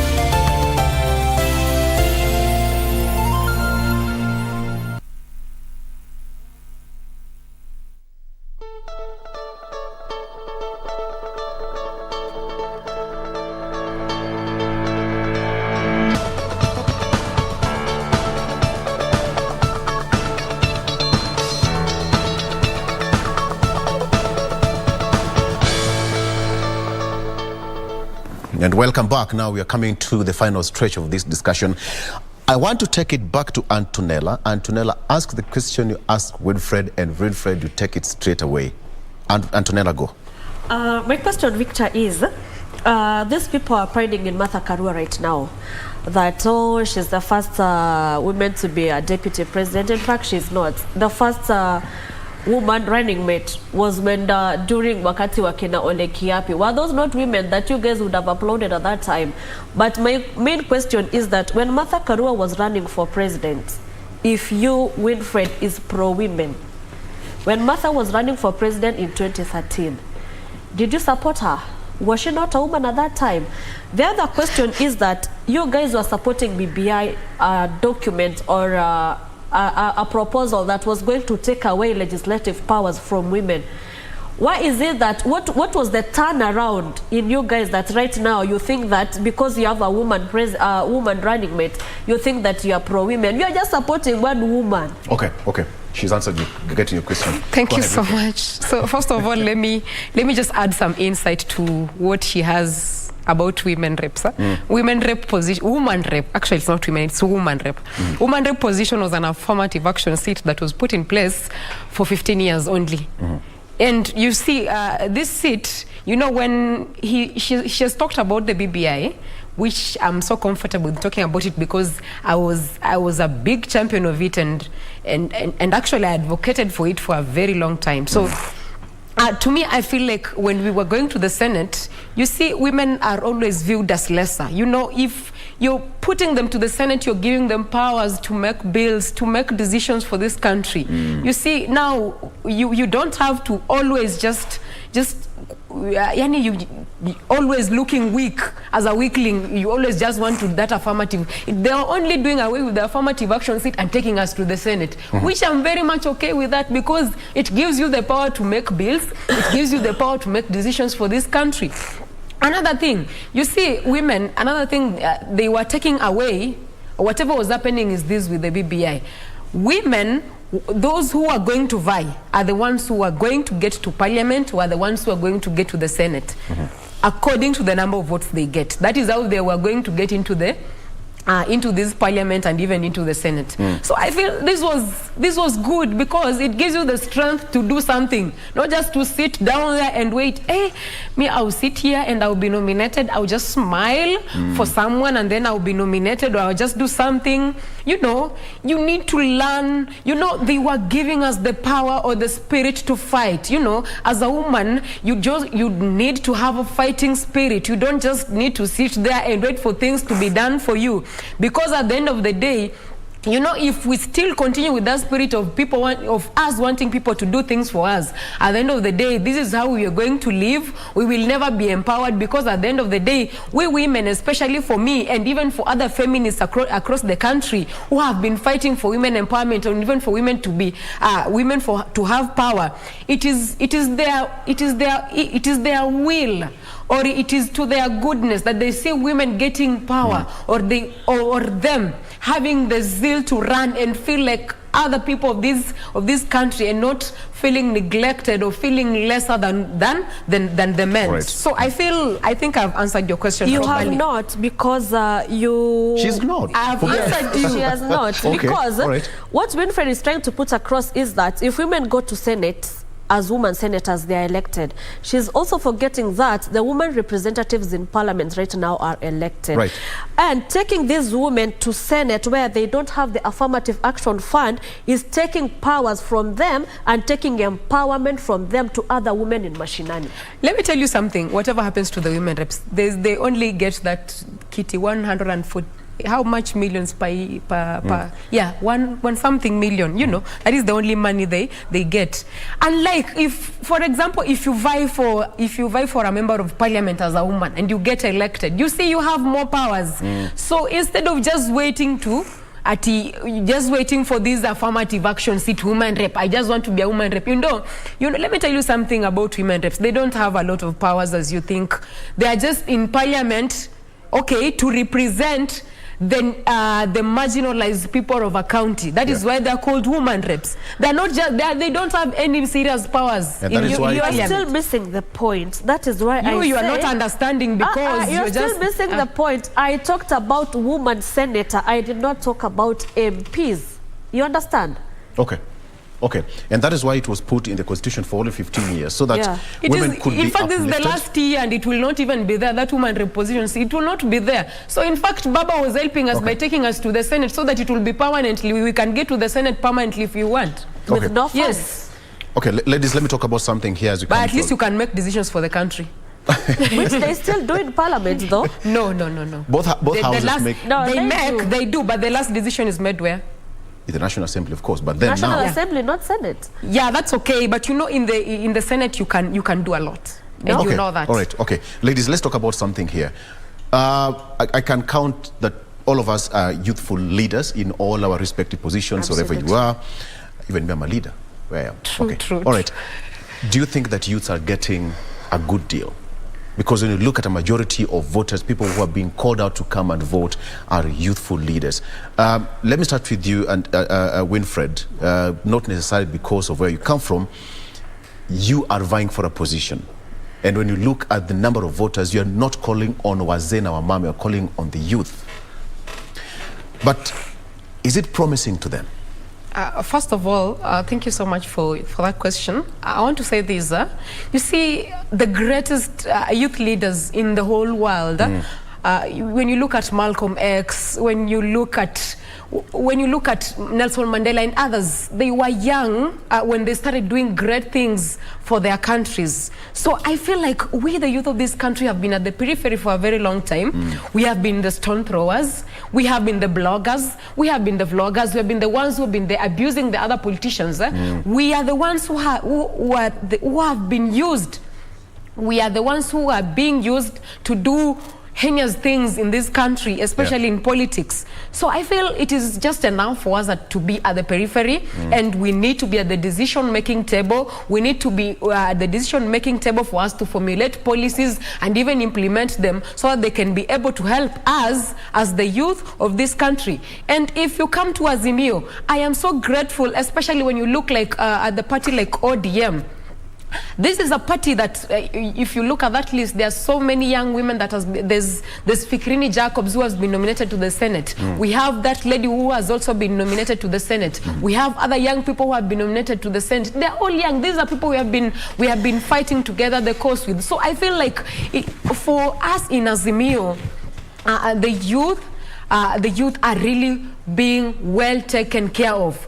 Unlike in our other camp, or unlike in Kenya Kwanza, which is not really happening. She'll speak for Kenya Kwanza. She'll speak for Kenya. That's okay. That's okay. I was just saying. It was just a by the way. So and for me in my county, as a young woman, I'm 29 years, and I can say with power and with confidence that I'm not asking just for the youth alone to vote for me. No, I am asking for the vote from everybody, because at the end of the day, you don't need the youth vote alone, because when you're going to represent the people, you're not going to represent the youth alone. You are representing the interest of everyone. Okay. I have to ask for the votes of women, because I am a woman. Right. I have to ask for the votes of the older people, because they are my fathers. I have to ask for the youth, for the vote of the youth now, because now, if I am representing them, and if they are voting for me, I am going to speak for them. I am going to formulate policies that are going to help them do the correct things. And Tulela, you are a youth leader in Kenya Kwanza. That must be a very big position you are holding. Absolutely. All right? What is the weight of that position, to start with? I would not like to talk about the weight. Let me go straight to the point on whether the youth of this country are getting a fair share, starting from myself. I'm a youth and I'm a youth leader in an alliance, a Kenya Kwanza alliance. That already tells you that the youth in the Kenya Kwanza are empowered. When I talk about the weight, I mean you are rallying the youth of this country to work with you. That's what I'm talking about, how heavy that position is, because you're trying to bring the young people together. It is a heavy position, and it's a position that I pride in, and I have mandate to do 1, 2, 3 for the youth of this country. Yes. Recently, on Monday, just before the launch of the Kenya Kwanza Manifesto, we had a youth charter, which I was part and parcel with, together with other fellow youth. So it is not an easy task, but we have promised, and we have gotten promises also by the youth of this country that they are going to vote for Kenya Kwanza presidential candidate. On the issue of whether the youth of this country are getting a equal share, is that I will speak about UDA party and Kenya Kwanza as an alliance. Yes. Number one, the youth in UDA and Ruto himself has been at the forefront advocating for women and the youth. I will give you some few examples. In Nandi County, we have a woman representative who is a youth, Cynthia Muge. In Kirinyaga County, we have a young lady, Wakilinjeri, 29 years old, actually 28 years old, who got a UDA ticket for a woman reposition. We have a young woman in Bomet County called Lynette Elias Toto. She's a young woman who has been empowered politically by UDA. You go to Nyandarua, we have a senatorial candidate. You go to Kiambu, we have a senatorial candidate. You go to Trans Nzoia County, we have Alan Chesang, a young youthful leader. So for Kenya Kwanza, I will say that with the youth of Kenya Kwanza, we have gotten an equal share. Like our counterparts in Azimio, they have been depending on nomination slots. For us, we have been empowered politically to go out there and seek votes. And on the other issue of the executive is that with the youth charter, we sat down with William Samoei Ruto, came up with issues that are affecting the youth. Yes. We actually demanded for a stand-alone ministry for the youth, which we have been promised we will be given if William Samoei Ruto is going to be elected president. Anyway, he's going to be elected president. And that ministry is going to tackle youth issues alone, and it will be a youth-led ministry. So in Kenya Kwanza, we are sorted. Kenya Kwanza, they are sorted. Azimio? Azimio, we are sorted because, you know, I really pray, and I'm praying so hard. This is a prayer that I make every day, that Baba becomes president. And I'm so certain that he's going to be the president. So me, for us, and if he comes back, he becomes the president, I really want him to implement the BBI, where, for example, he was talking about whatever he was promising us, the youth in the BBI. He was talking about the tax holiday. You know, if we're having a tax holiday, especially for youth who are doing business like me, we will be able to do our businesses in a proper way, and this will empower us economically. Another thing, he was talking about the health reforms. You know, we really need these health reforms, because you see, not everyone that has gotten help has a job. You know, so many people that have gotten these loans have not even been able to pay these loans. We need, he had also promised us making the National Youth Council to be formal. You know, like right now it's just in Parliament, but it's not a formal it's not a formal organization. So if this becomes functional, it will be so powerful, and it is going to help us as the youth of this country. We can be able now to make our decisions independent-mindedly, instead instead of just waiting to be pushed by party leaders. So I feel in Azimio, for us, we are sorted, we are good to go, because after all, if I have seen so many of my fellow youth who are in Azimio, they are at the decision-making table. I feel like we are doing good. And also, if we get jobs like the one that Baba is promising us for the youth of this country, not just for the youth in Kenya Kwanza alone, because when he'll be leading this country, he'll be leading all of us. I feel like we are sorted. The youth of this country are sorted. This is a good deal for us as the youth. This is the only time we can get a fair share of the government. This is the only time we can get employment without being... Ladies, I'm told that you are almost coming to an end, but let me come to Antonella. Is there hope for youthful population of this country? There is. In Kenya Kwanza, regardless of the party affiliations and, you know, regardless, is there hope for the future of the youth of this nation? Because you can imagine every year, universities, you know, get almost 500,000 graduates out there. So you can imagine the number of jobless Kenyans seeking for those positions. Is there hope for the youth?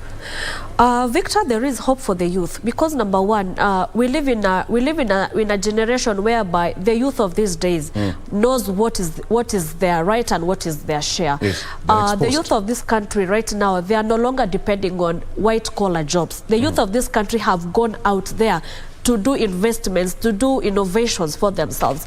So at some point, my friend Victor, you will understand that white-collar jobs is not an in thing for the youth of this country right now. That is why William Ruto came up with the 50 billion Hustler Fund, to ensure that the youth of this country get finances to start their own businesses and get empowered economically. Yes, absolutely. There is hope. All right. Okay, I'm coming to a close, but then slightly, you're running for a Senate seat in Kakamega. I was in Kakamega 2 weeks ago, and it's an amazing county, so to speak. But let me come back briefly home. What will you do to the people of Kakamega? Thank you so much for that question. Number one, the people of Kakamega County, I'm going to push the governor to be able to create jobs for my people in the county, because honestly, in the county of Kakamega, there are no jobs. Most of the people are suffering. Most of the youth of this county, they are so educated and they do not have jobs. Secondly, I'm going to push for the youth. You know, like World Bank did a research in Kakamega, and it found out that the money that comes to the county of Kakamega, especially for the Youth Enterprise Fund, it just comes back to the national government. So I am going to push, and I'm also going to increase my capacity building, which I've always been doing, for these people to get this money so they can do the business, and this money does not come back to the national government. Another thing, women empowerment. You see, for like women in my county, it's just the same thing. They do not even know how to get this Women Enterprise Fund. They are just there, and nobody is even talking about it in the county. The senator has not been talking about it. The governor has not been talking about it. So I'm going to make sure that these women are able to get these funds. And apart from getting the Women Enterprise Funds alone, we have other organizations and even other credit facilities that are giving women money. I am going to ensure that these women are able to secure their social capital with these people, so that they are able to build. Let me ask you the matter about health. You have got 12 sub-counties? Yes, we have 12 sub-counties. So what will be your immediate intervention on primary health care? And I'm told that Kakamega doesn't have a referral hospital. It's told at some point. So most people would even cross from Nyanza to Kakamega to Eldoret. That's a long distance, so to speak. So we are going. When I get to the Senate, I'm going to push the governor to be able to finish the referral hospital, because the plan was there, but it was not implemented correctly. So the governor who's going to come in place, I'm going to push him so that he may be able to construct this referral hospital. And I'm also going to advocate for more allocation of funds to come to Kakamega County, because that is what we have been lacking. Yes, there is a few infrastructural development, but it is not equitably allocated in all the 12 sub-counties. So I am going to do that so that people of Kakamega do not feel like some parts from one region feel like one region is benefiting and the other region is not benefiting. I want that equitable sustainable allocation of funds in Kakamega County. That is what I am pushing for, and that is my topmost agenda. So especially on the whatever you've said, the primary health care, we need hospitals at least in all the 12 sub-counties, so that people in the county can able to access these facilities. Another thing, you see, like the NHIF in Kakamega County, most people do not even pay it because some of them say they do not have the 500 shillings per month to pay. So we are going to push for that. We enable that even if they can be paid for this money. You know, as a senator, I do not have a budget, but you know, you can always push and advocate for something to go through. So I am going to push for that, so that they can be able to get this, they can be paid for this money, so they can able to access the primary health care for themselves. Absolutely. Yes, and even the construction of the referral hospital. Thank you so much. Antonella, if you have a question for her, of course, wishing her the best, because she's facing the ballot in 3 weeks' time. It's a big issue. A question to her, if you have. Just one. Wilfred, I don't have a question for you, but I have something to tell the women and the youth of this country. All right, go ahead. We have 26 days to 9th of August. A day that we will make a decision as a country, either to move forward or to go backwards in terms of political and economic revivals. I'm urging my fellow youth and women of this country, together with my fellow Kenyans, to turn out in large numbers on 9th of August to vote for William Samoei Ruto. William Samoei Ruto is the only man that has a plan to save this country. William Samoei Ruto is the only man that has promised to give a 50% of his cabinet and to other jobs in parastatals to the women of this country. William Samoei Ruto is the only man that has promised the youth of this country that he is going to have a standalone ministry to tackle their issues. William Samoei Ruto has been at the forefront advocating for the economic empowerment of women and youth of this country. Is that not a good reason enough to vote for him on August 9th? Good question. Kindly turn out in large numbers and make a decision to move our country forward. Thank you. William Samoei Ruto is the candidate. All right. Thank you so much. Wilfred, 10 seconds, kindly, your closing remarks. First of all, I want to tell people out here to always believe in themselves, whatever they are going through. It's just part of life. Things will be okay, because it is not good. Things are not fine. We will be fine. Secondly, I'm asking the people of Kakamega to vote for me on 9th of August, and also to vote for Raila Amolo Odinga, because all we need right now, we need sovereignty in this country. That's all we need. And for a sober country, for a country that is going to be run effectively in a sober way, we can only elect Raila Amolo Odinga to be president. A perfect way to end this discussion. I've had a powerful, in a very long time, I've never had such kind of a fiery show like I've had today. Winfred Asiko Abuti, Senate aspirant in Kakamega County. You've had, you know, Kakamega, you go out there and make your choice on UDP party, that is Kakamega County, as well as Antonella Kakuko, youth leader, Kenya Kwanza Alliance. Youthful but energetic ladies in studio. That is the future that we want. All right. Thank you so much for being a part of the show. My name is Victor Lowe. Have a good morning.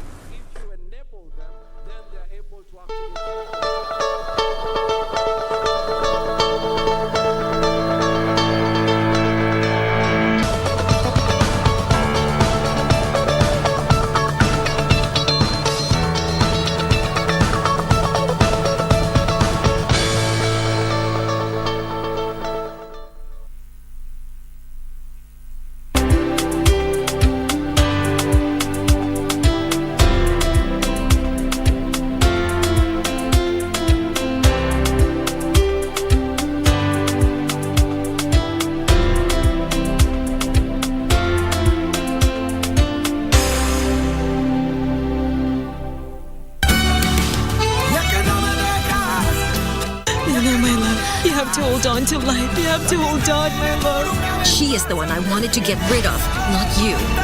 My sister will still suffer a lot if you were to die. Why do you look like that? What happened to you? Did you fall? I don't understand. Someone tried to take something from me, but they won't succeed, even with all the punches in the world. Please, come on, madam. Please, you can't.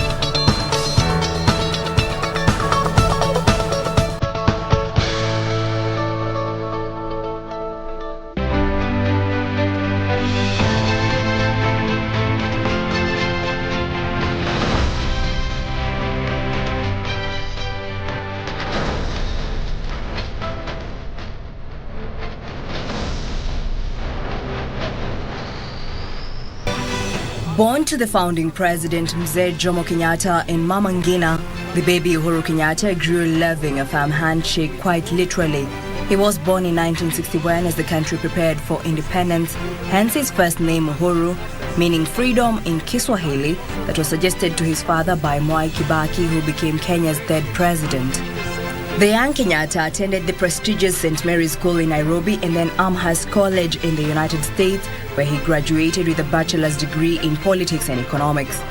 The son of Jomo hesitantly embarked on his political career in 1997, a move many believe was set in motion by Mama Ngina with the approval of the then president Daniel Moi.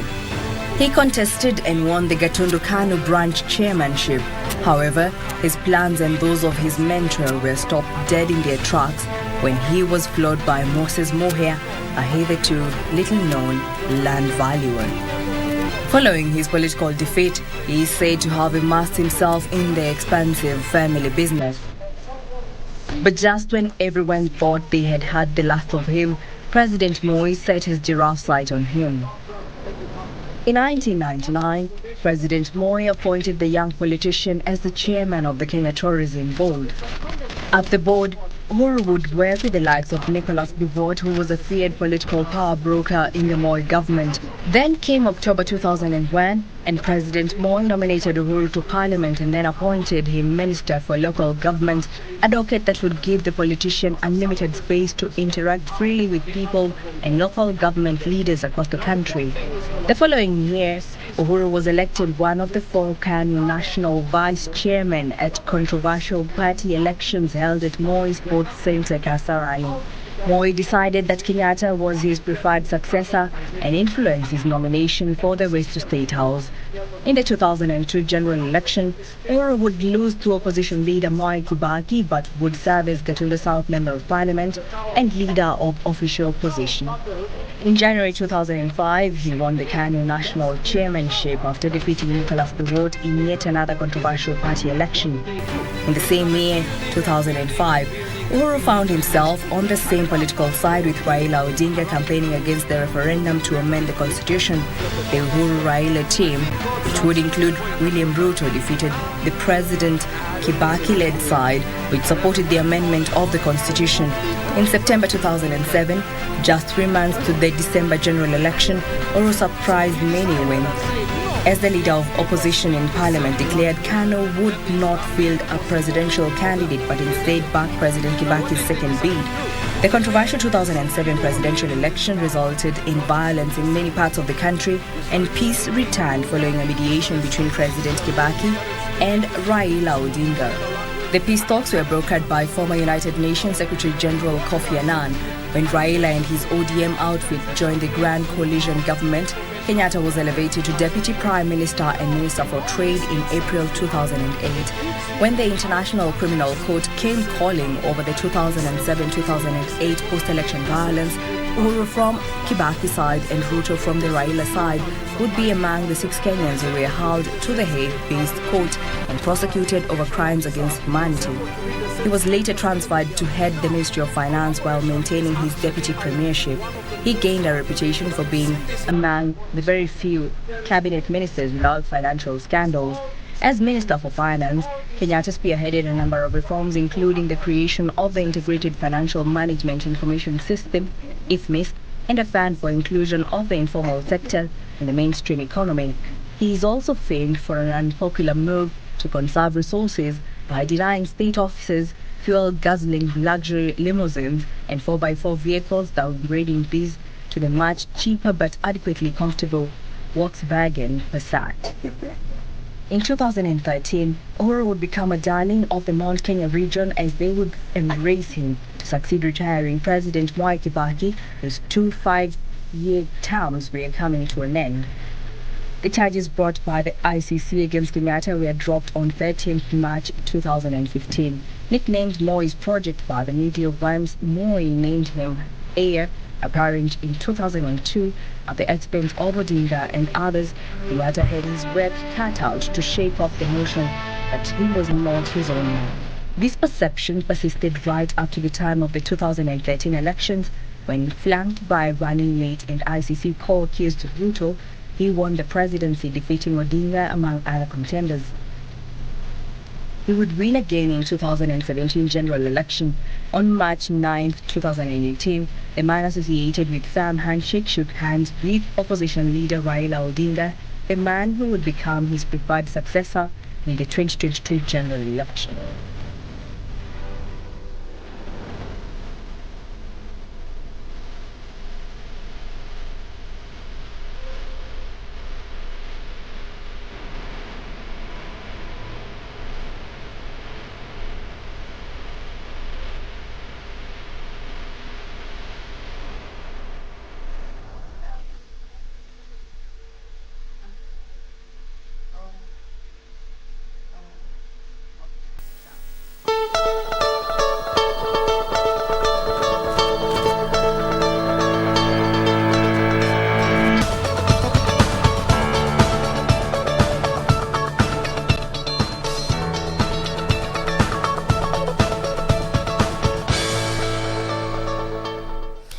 Karibu tena sana. If you're just joining us, you're right in time for Women at the Forefront. Of course, in this particular segment, we look at what women are doing in the different capacities to make difference and bring change to our society and community altogether. My guest is already here.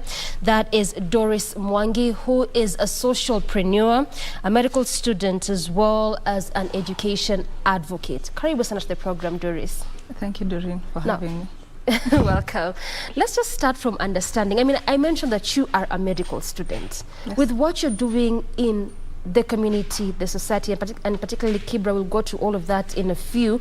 But then one would think that you really be focused largely on things to do with health, medical, but you just channeled your energies to education. Talk to me about that.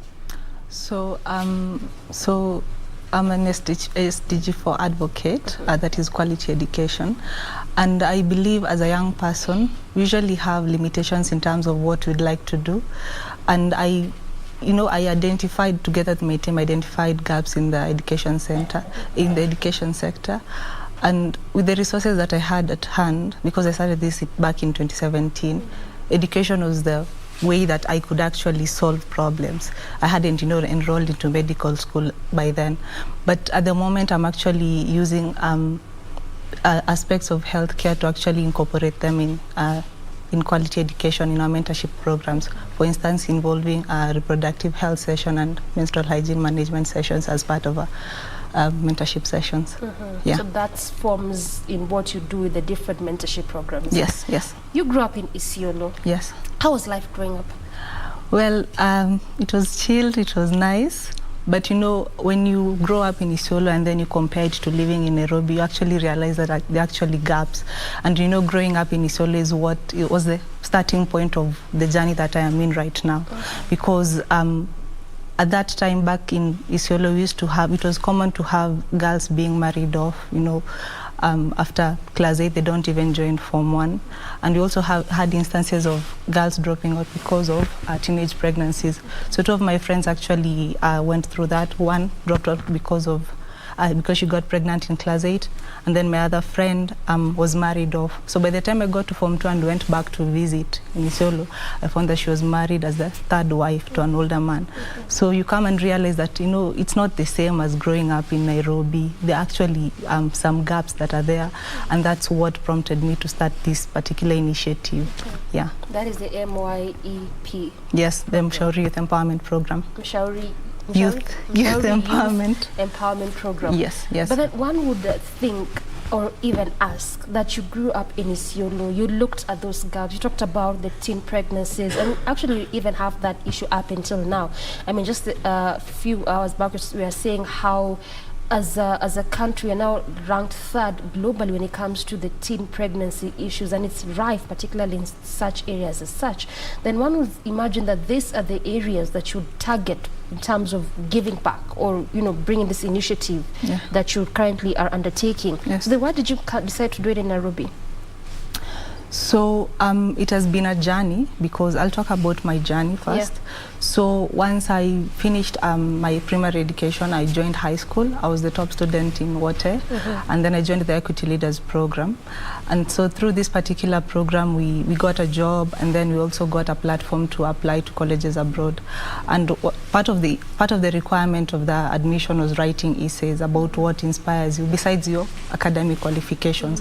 So I was challenged because by then I was basically an academic student. I didn't have much of academic, community service or leadership experience. And I had so many young people who challenged me. They're actually doing a lot of initiatives to serve their communities. And before I used to think that with the gaps that I noticed, I couldn't do much because I didn't have the capacity. Now with that particular transition into equity, I realized that there's something that I can do. I can actually fill these gaps through a mentorship. So I signed up to be a mentor at Equity Leaders program to mentor the Wings to Fly scholars, under the Equity Group Foundation. So I used to mentor children in Nairobi County. I used to mentor children in Nairobi County. And then that was in 2016. So throughout 2016, I got the experience, I got the training, and decided to actually focus on mentoring children in under-resourced areas, because we used to tell ourselves, if this mentorship can actually bring this amount of impact to Wings to Fly scholars, what about these children who are in under-resourced areas? So we started going to areas in Central, such as Miri Secondary School, and with that, we came to find our gaps. Now, the reason why we focus on Nairobi majorly is because it's close to us and you're able to monitor the projects that we have, but we're not restricted to Nairobi only. We've done projects in Meru, we've done projects in Nakuru, we've done projects also in Thika. So you're not restricted only to Nairobi. It's just that let's say the mother project, the major project that we have at the moment is in Kibera, but we've also done mentorship sessions elsewhere in the country. Yes. Now, let's talk about this major project, which also largely involved this distribution of books. I mean, they say if you want to hide something from an African, do it in books. In books, And there's, if I should say, misconceptions surrounding people in the peri-urban areas as well as, the rural areas, that the first thing that comes to mind is, what are we going to put on the table? And also largely now, when you look at the high cost of living, one wouldn't really be thinking about, I want to go to a library, I want to read books. I just want you to walk us through the journey, particularly when it came to the transformation of the mind of people in this area. So I believe, first of all, when children in under-resourced areas are exposed to opportunities, they utilize them to the best of their abilities. Particularly, I'm one of them. I've grown up in Isiolo, as I mentioned that. My education was through scholarships, and I worked so hard because I knew someone else believed in me and chose to invest in me. So in as much as we might think that children in the slum setting think about, these basic needs only, but when it comes to education, when they are given the opportunity, they actually utilize them to the best of their abilities.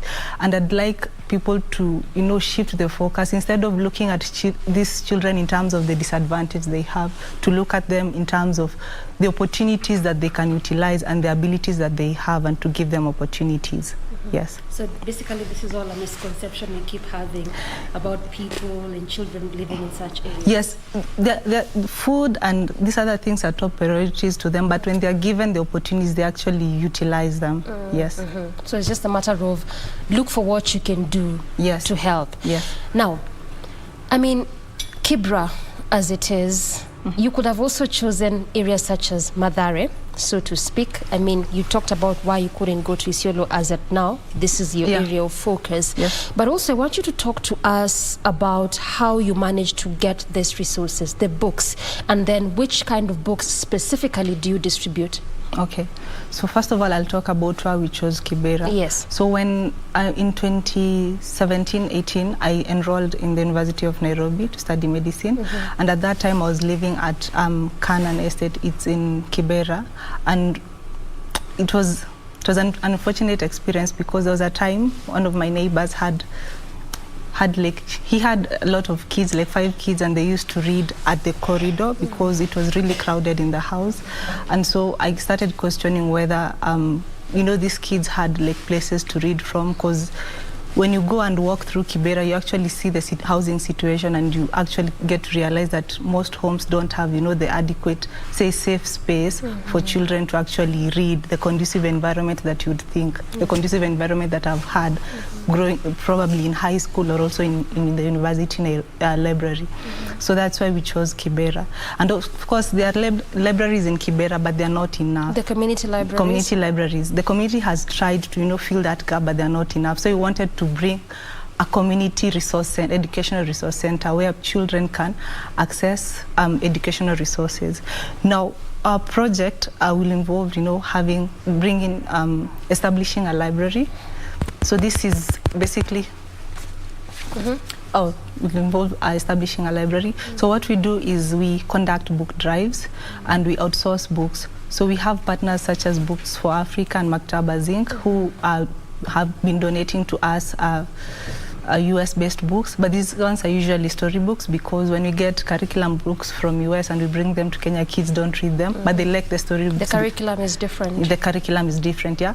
But when you bring storybooks, the kids love the storybooks because they are very illustrative as compared to, because they don't even have the storybooks in the first place. And of course, these books help them improve in their grammar, and of course in English per se.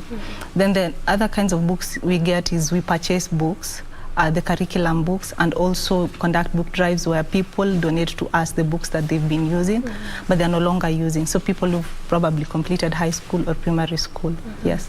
Now the second component of the project is the computer literacy program. So we want to establish an ICT center for the school.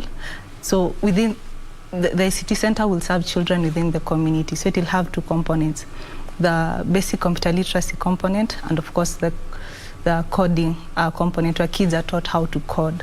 So they are taught using programs such as Tinker, Scratch. These programs usually use games. They make it quite interesting for children to learn. And we are talking to various collaborators such as Code with Kids, who will help us, implement the program. Then the third aspect of the project is the mentorship aspect. So we've been doing mentorship programs for the kids during the COVID period, and of course throughout. So the mentorship involves the academic excellence segment, encouraging children to grow up to become responsible leaders per se, and of course things like self and life skills. And we also want to introduce reproductive health and sex education, and also MHM, because I mentioned earlier there's a problem of teenage pregnancies. And the last bit is we want to include TVET training per se for the kids, because you get to realize that sometimes people go through the education system, they get degrees, they get the certificates, but they're not able to commercialize the education that they have. So we want to identify skills that are within the gaps that are within the community, and see what skills we can teach these high school children especially, and we teach them how to commercialize these particular skills so that they can earn a decent living for themselves, even when they complete high school. Yes. So it's just not about books that are out there for them to read, but it's actually an expansive program. Yes, it's a safe space, it's a resource center, it's a place where children get exposed to opportunities. It's not just a library per se, and that is what makes us different from other libraries per se, yes. And of course, I had forgotten to mention, even during the COVID period, some parents to the children that we meant had lost their streams of income because of the pandemic, and we had to conduct fund drive, school fees fund drive, because we relate to that particular issue, because most of the people that we volunteer with, the university students, have grown up, have been educated through scholarships, and we wanted to try and fill that gap. So we did a school fees fund drive, and we were able to raise money to pay school fees for those particular children. Yes. Which is a good initiative. Yes. Now, you also talked about the fact that you purchase books. Yes.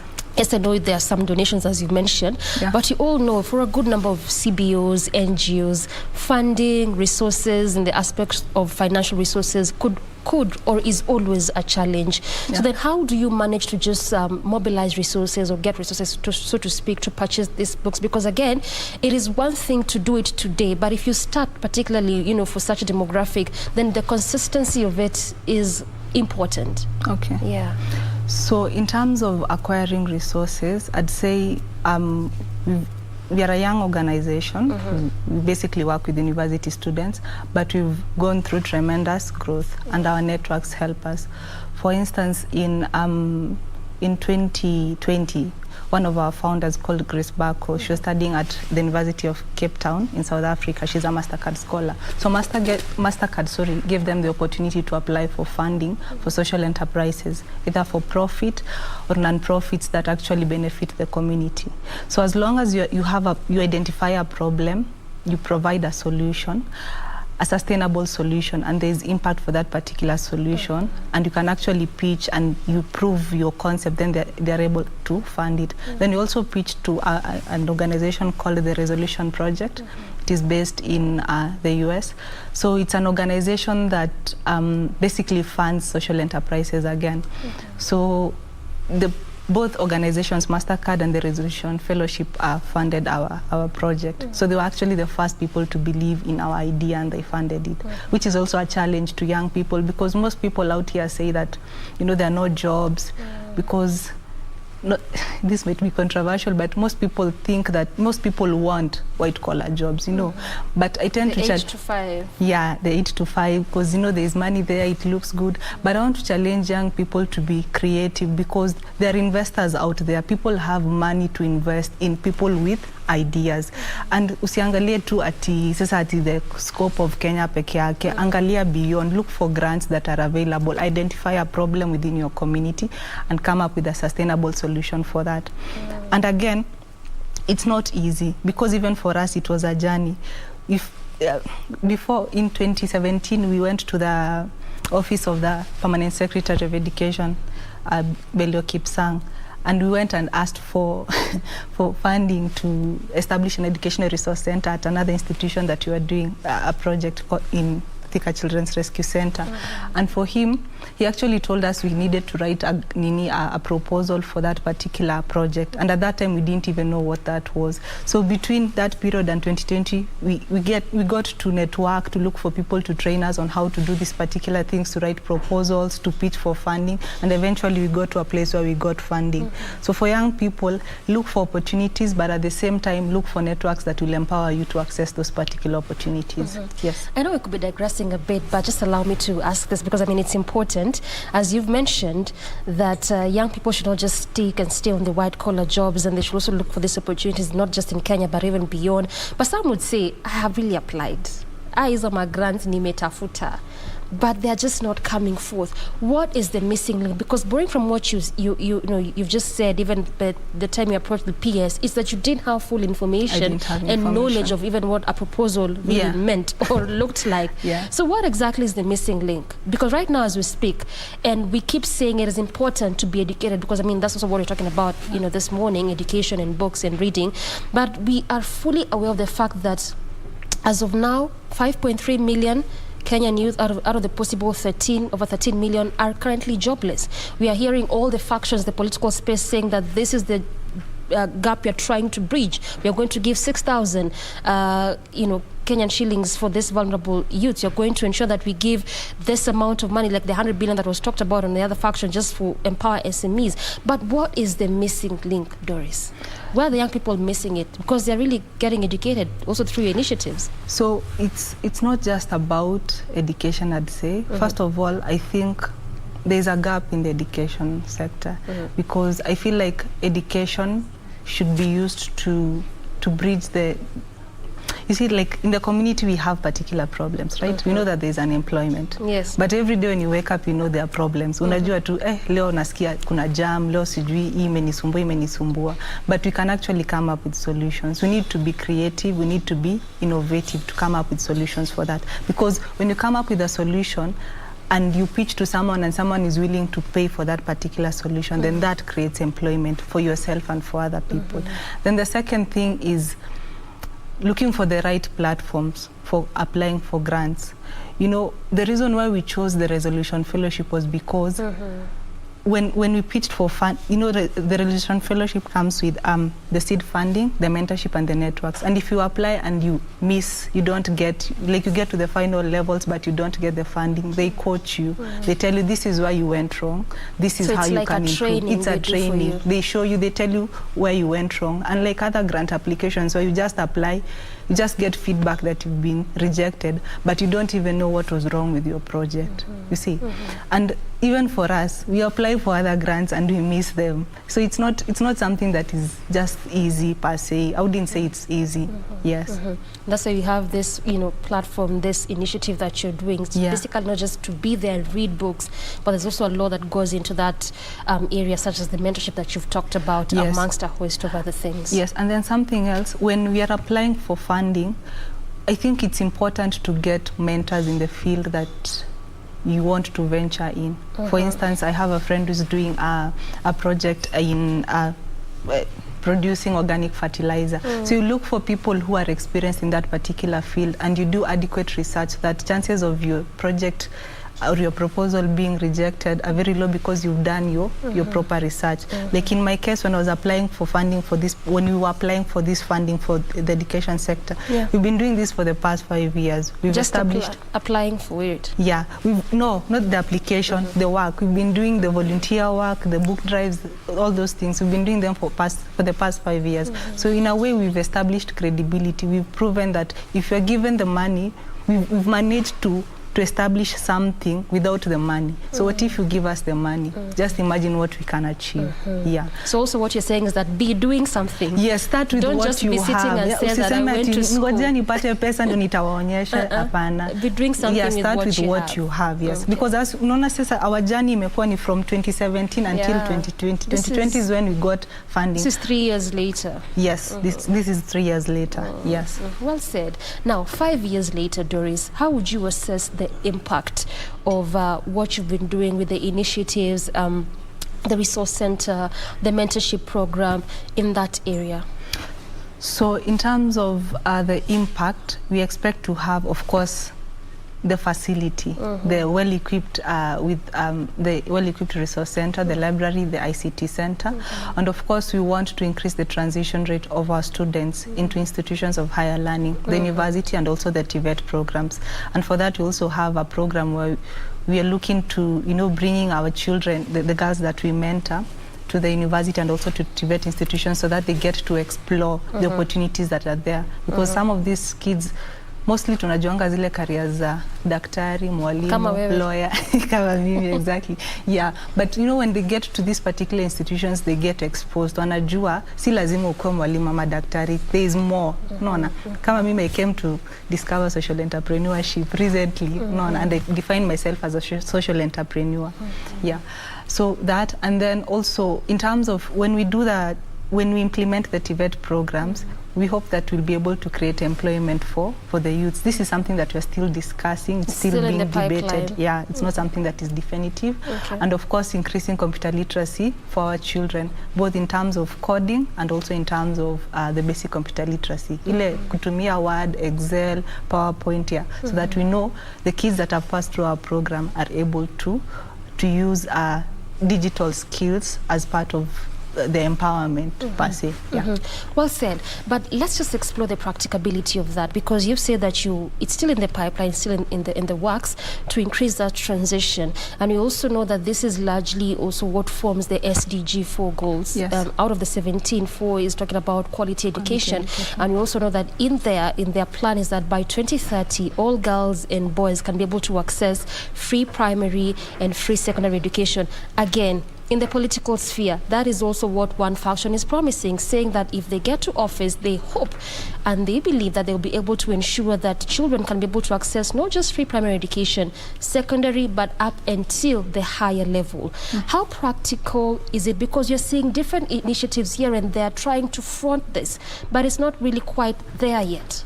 Now, I think, I don't know much about politics, but what I know is for us... But also in terms of what the SDG quality education is trying to sort. I think this is quite difficult. It's not very practical in terms of us as small organizations doing it, because if we're just doing it independently, it doesn't have like a lot of impact per se. But if we had policies on a large scale, policies that, you know, dictated the bare minimum. The minimum is that a boy or a girl going through the education system in Kenya should go through at the university level or secondary school level for free. You know, schools should have libraries, they should have, you know, computer labs, and then setting the strategies by saying, for example, we need to employ teachers, we need to train teachers, you know, such things. And of course, setting aside a budget to you know, to back up that particular policy, then that would work. But, you know, us doing it from the micro level, we try the best that we can. But if we had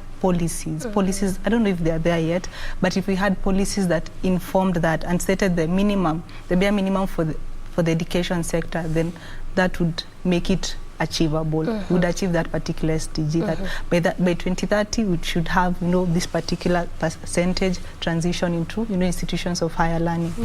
So you're saying that it is possible, but all that runs down to what policies are put in place and how are they being implemented. Because someone said, you know, policies are there, ideas ziko kwa wingi, shida ni implementation. No, you see, when you set a policy, you know, setting a policy is not just saying we need to do this and this. I talked about strategy, because when you look at a strategy, you look at what is the problem that we are facing, what is the solution, what is the plan, what is the implementation plan, what challenges do we anticipate, and what solutions do we have for these particular challenges.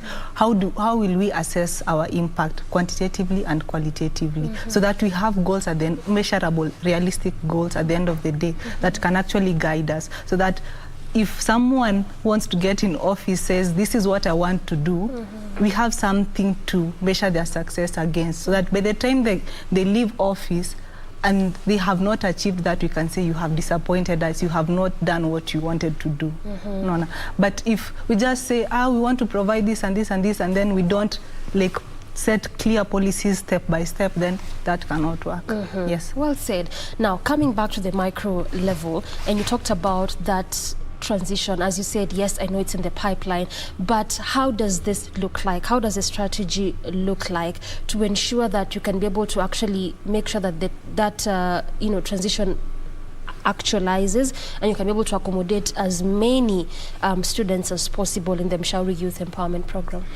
Now, so at the moment we are collaborating with Ushirika School. Ushirika School is a school based in Laini Saba, Kibera. It's owned by a community-based organization called YDF, Youth Development Forum. So this particular school has partnered with different organizations. One of the organizations is called One Girl Can. So it offers scholarship opportunities to children in the community. You see? So to achieve a particular goal, we cannot achieve, say, these bulky goals on our own. We need collaborations. So as we collaborate with Ushirika, we are assured that the children that we mentor, the children that we work with are able to access education because they get scholarships for that. They get scholarships in terms of primary school, they get scholarships in terms of secondary school. Then this particular organization that, again, collaborates with the school that we collaborate with, if these kids get the pass mark to go to university, they pay for them. You see? So it's about partnerships. Then us as the organization, we bring the resources, we bring the mentors, we bring the books, we bring the computers, we bring the tutors who will teach these particular children. And then we also expose them to opportunities. We also show them the diversity in terms of careers. And then, as I said, this is in the pipeline. If we are to implement this particular program ya kuwapeleka kwa TVET institutions, so you see, we'll collaborate with TVET institutions. And if they're interested, for example, in something like baking or say beauty, we take them to that particular TVET institution, they get to learn, and then we also help them establish, you know, enterprises, businesses that they can use to sustain themselves. Yes, but this is achievable through collaborations and partnerships, because on our own the school on their own they cannot. Clearly, but you're also doing a good job and really doing a lot of work. Just listening to you, you're doing a lot of work to really just ensure that you assist and help the vulnerable persons in our community. Just as we wind down, Doris, I'd just like to hear what you have for the students and for the young people, because you're also largely involved in mentorship programs. So you get the last word. Okay. In terms of the programs that we have, or a call to action? A call to action. A call to action. Okay. So for young people, I'd say that you start with what you have. If there's something that you're passionate about, you can start with what you have, and then eventually, there's a quote that I love by Paulo in The Alchemist. It says, when you want something, the whole universe conspires to bring you towards that particular thing. Yeah. So when, like, in our case, we started with what we had, and then eventually we got to networks, we got to people and opportunities that brought us closer to that goal. Then secondly, invest in yourself, invest in resources and opportunities that bring you closer to your goal. And don't be afraid to fail. Because in as much as I might highlight a lot of successes that we have, behind the scenes, we get a lot of rejection. Sometimes you approach organizations to help you and they don't. There's a lot of disappointment, but the highlights are really worth it, you know. Yes. And then the most important thing is you believe in yourself, because if you don't believe in yourself, who else will believe in you? Yeah. Yeah, that's a good place to end it. I feel like I was seated in those classes back then in high school. You know, if you don't believe in yourself, who else will? I hope it doesn't come a motivation though. But it's good. We appreciate you, Doris, for making time and just helping us understand what you're doing in your capacity to give back and assist and help the communities at large. You would have decided, I Sinisha succeed, let me just, you know, continue doing whatever I'm doing. But you chose to go back and assist and give back, and that's what we appreciate. That's what also this segment is all about. Asante sana. Thank you, Doreen. That has been Doris Mwangi, a socialpreneur, medical student, as well as an education advocate, talking to us about what she's doing in her capacity to assist and help the community at large. A good place to end this segment and a good place to also end Good Morning Kenya. I'm Doreen Arange Okello on behalf of the entire team. Asante sana. We'll do this again tomorrow. Have a good morning.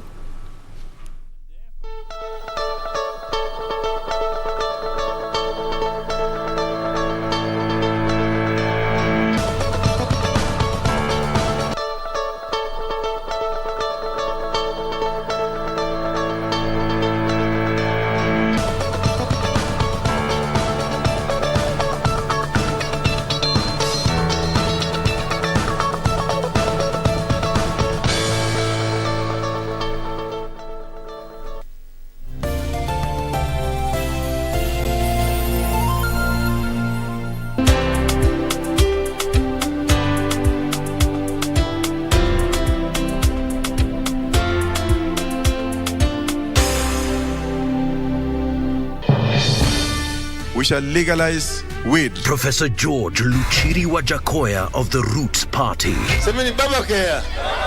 Baba kea. Raila Amolo Odinga of the Azimio la Umoja One Kenya Party. Unajua mimi sina pesa ya serikali ama ya kashfa. David Mwaure Wahiga of the Agano Party. And hakuna kura ya hasla mtaiba. William Samoei Ruto of the Kenya Kwanza Alliance. Presidential Debate 2022. Do not adjust your sets. And now I feel like, oh, you're the reason why I'm thinking I don't want to smoke all the cigarettes no more. Still the one that I love, the only one I dream. Whoa, still the one I kiss. Goodnight. You only need the light when it's burning low. Only miss the sun when it starts to snow. Only know you love her when you let her go.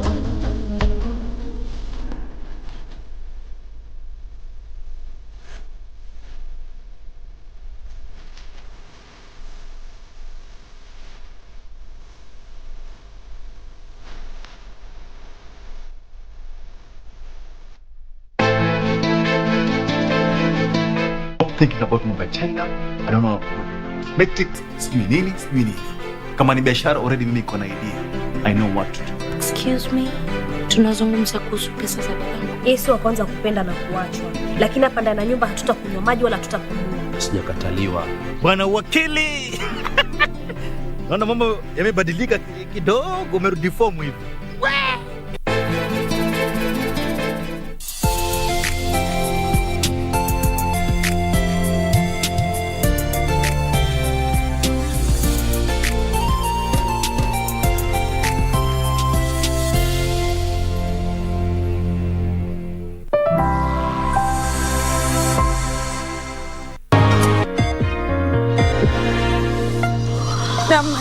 Mitikasi leo, makala kutoka BBC. Yaliyomo Somalia yakumbwa na ukame mkali kuwahi kushuhudiwa kwa miongo kadhaa. Baadaye tunaangazia kliniki iliyo na uwezo wa kuhamishwa kwa ajili ya kuchanja raia nchini Kenya, kisha mazungumzo ya moja kwa moja na naibu waziri mkuu wa waziri wa mazingira katika Jamhuri ya Kidemokrasia ya Kongo. Moja kwa moja kutoka Nairobi, Kenya, tuende kazi.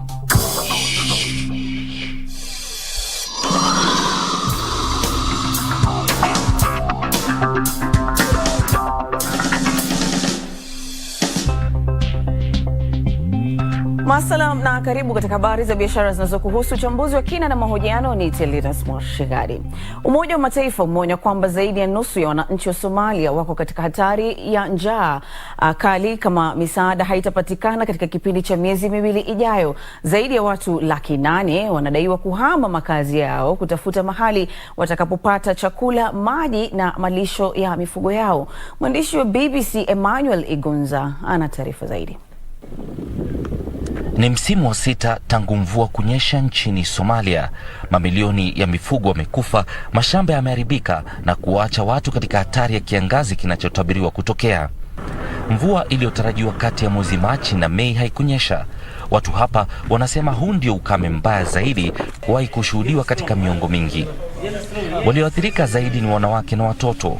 Tangu mwanzoni mwa mwezi Januari, mashirika ya kutoa msaada yanasema zaidi ya watoto 200 wamefariki dunia kutokana na utapiamlo, na wanasema huu ni mwanzo tu. More than 200,000 men, women and children are experiencing catastrophic levels. Zaidi ya wanaume, wanawake na watoto 200,000 wanakabiliwa na viwango vikubwa vya janga la uhaba wa chakula kwa mara ya kwanza tangu mwaka 2017, na usalama wa chakula hautaimarika hadi katikati ya mwaka ujao. Wenzetu wa mashirika ya binadamu wanaonya kuwa zaidi ya watu milioni 7 tayari wameathiriwa na ukame mkali kutoka karibu watu milioni 6 mwezi Mei mwaka jana. Hali hii inafanywa kuwa mbaya zaidi na vita vinavyoendelea nchini Ukraine, vilivyoathiri pakubwa uwezo wa watu kununua chakula ambacho bei yake inaendelea kuongezeka. Mifugo yao mingi imeangamia. Mashirika ya misaada pia yanakabiliwa na uhaba wa mafuta ambao unatatiza uwezo wao wa kuwafikia wanaohitaji msaada wa dharura.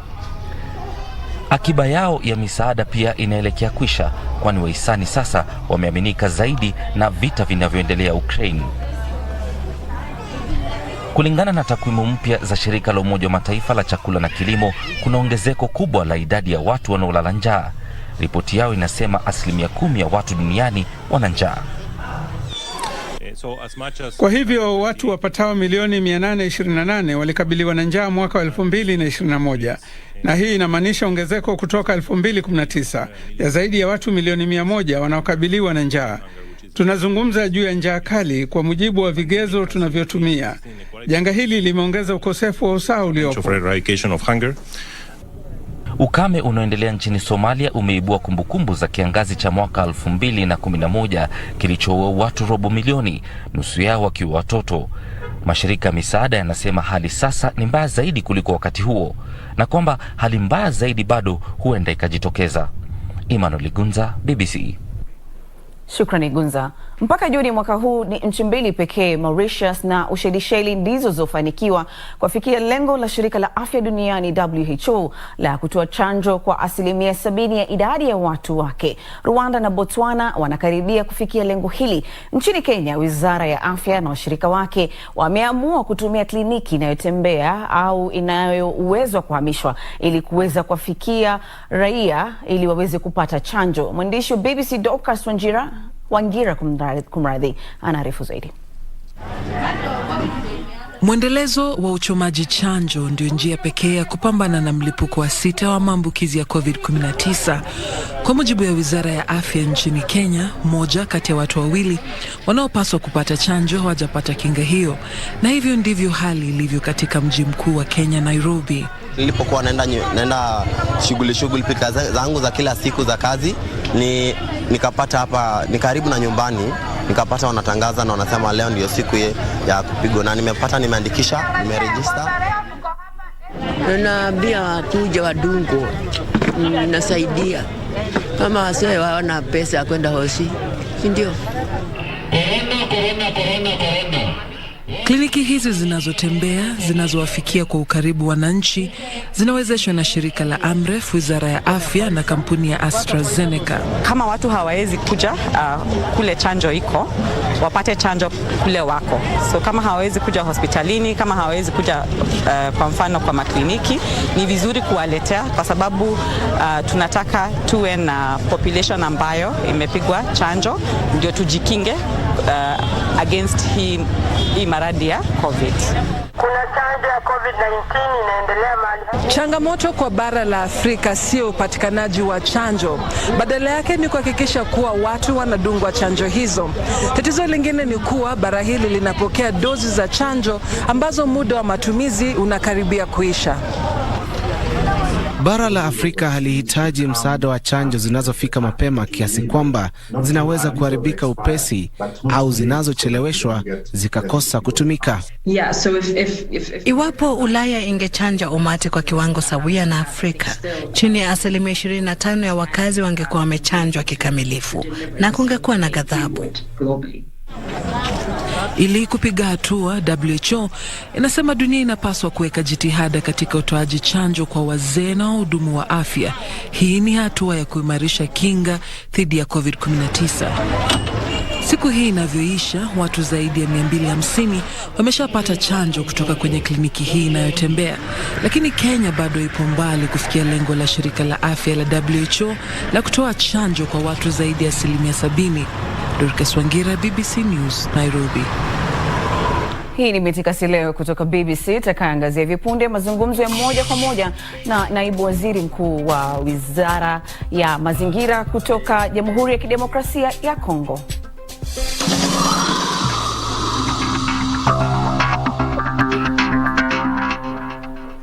Naibu waziri mkuu wa mazingira wa Jamhuri ya Kidemokrasia ya Kongo, Yves Bazaiba, amekutana na Umoja wa Mataifa na Jumuiya ya Kimataifa kuzifidia nchi za Afrika kutokana na mchango wao mkubwa katika kupunguza gesi zenye sumu zinazoathiri mazingira. Mwanahabari wa BBC Carol Robi amezungumza na waziri huyo mjini Kinshasa. Ukizungumzia utajiri wa DRC kuweza kusaidia si majirani peke yake ama Kongo peke yake, ni kipi ambacho DRC inaweza kuipatia dunia katika utajiri wake na ikawa ni njia kama ni biashara ya nipe nikupe? Kitu yenye DRC anapasha kuleta ndio kunjia ya mazingira. Kwanza mapori yetu inazidi kutumika paka leo. Unajua kama kupata mvua kuma mainchi ya Afrika ya kaskazini sawa vile Kenya, Uganda, Eritrea, Ethiopia na Egypt, sio kama mapori haiko ku Kongo hautapata mvua kule. Ile kusaidia ni nguvu sana. Ya pili, tuko na utajiri wa udongo. Mining yetu inasaidia. Leo tuko naenda magari yote banasema bataweka tena ile magari ya pollution, banapenda magari ikale na mabatri ya umeme. Kupata ile mining ile iko hapa kwetu. Tunaita wale wenyewe iko na utajiri wao pia ya mamali bakuye bachukue na tuichape hapa katika Kongo. Bo wapate kazi na sisi tupate kazi, isaidie dunia nzima. Naam. Mmebahatika nyinyi DRC ama Jamhuri ya Kidemokrasia ya Kongo kuwa kwamba ndio mtakuwa wenyeji wa mkutano wa kuandaa mkutano mkuu wa viongozi wa mataifa wa COP27. Unadhani kwamba hizi ajenda ambazo umezungumzia na haya matarajio mlionayo kwamba watu waelewe zaidi ili muweze kuwa na ushirikiano mpana katika hali ya kwamba mnafaidika na wao pia wanafaidika kutokana na kile Kongo kinatoa, ni miongoni mwa ajenda ambazo mtakuwa nazo? Kabisa. Tulisikilizana na Misri na tunawapikia asanti vile ile msikilizano unaingia. Itakuwa mwezi wa 11 ndio tutakuwa kule juu ya ile mkushaniko ya maichi mbalimbali kusema mambo inaangalia mazingira. Na sisi njoo tutabianza mbele, tutakuwa na mkushaniko wa scientific, itakuwa mwezi wa 9.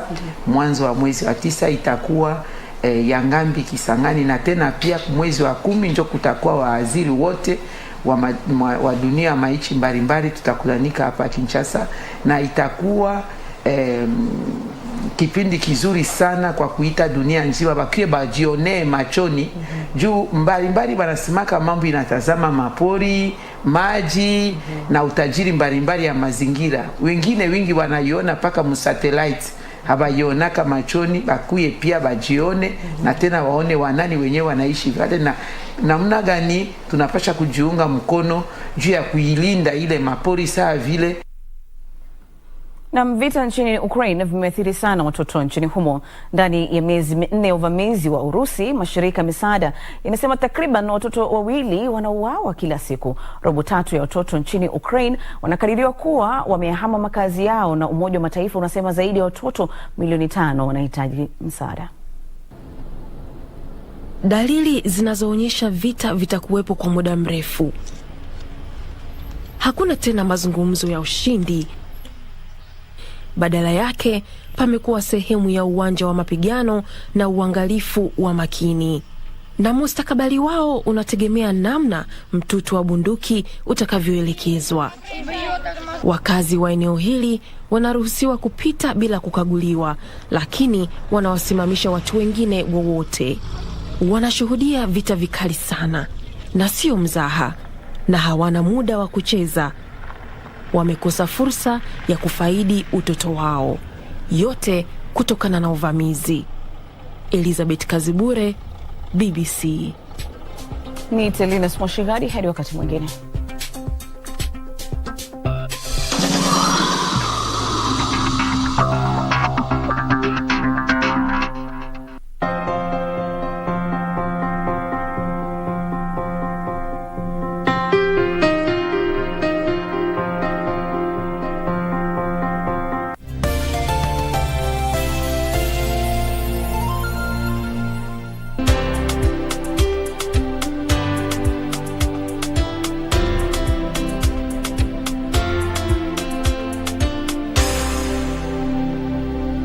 Kupata Yes My Love kama sikiza tune yako, dial *811 *816#. Mutiso, wewe nafanya nini hiyo? Wacha nieleza, panataka hiyo kitu. Panataka Mutiso. Ai mbo, sasa hiyo tu unakuja unaanza kunizuzia kwa nini hata sijafanya kitu? Wewe nieleza Mutiso, hapana leta hiyo kitu. Taka. Wacha nachukua simu. Hello? Yes my lovely. Yes, I did the dishes. Kupata Yes My Love, bonyeza *811 *816#. *811 *816#. No, my love. You have to hold on to life. You have to hold on, my love. She is the one I wanted to get rid of, not you. My sister will still suffer a lot if you were to die. Why do you look like that? What happened to you? Did you fall? I don't understand. Someone tried to take something from me, but they won't succeed even with all the punches in the world. Please, come on, madam. Please, you can't be...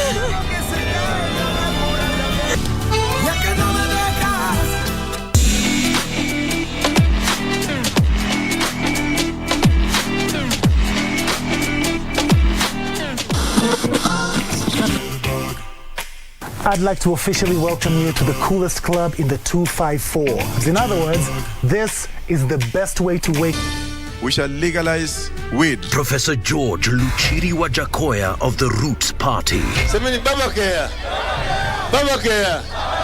Raila Amolo Odinga of the Azimio la Umoja One Kenya Party. Unajua mimi sina pesa ya serikali ama ya kashfa. David Mwaure Wahiga of the Agano Party. And hakuna kura ya hasla mtaiba. William Samoei Ruto of the Kenya Kwanza Alliance. Presidential Debate 2022. Do not adjust your sets.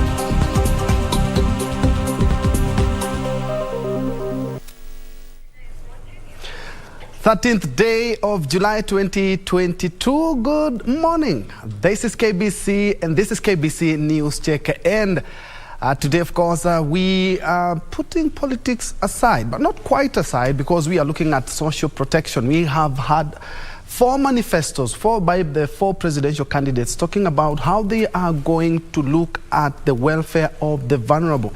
And just to put things into perspective, the Kenya National Bureau of Statistics categorized Turkana and West Pokot County as requiring 70% of people there requiring urgent help and intervention. Well, one of the manifesto is talking about 6,000 every month. There are others talking about also helping the single mothers. There are all these sorts of campaign pledges, because that's exactly what they are. They're just pledges. But what is the situation currently, and especially now that we have the high cost of living? We also have the general elections which are coming in the next 26 days.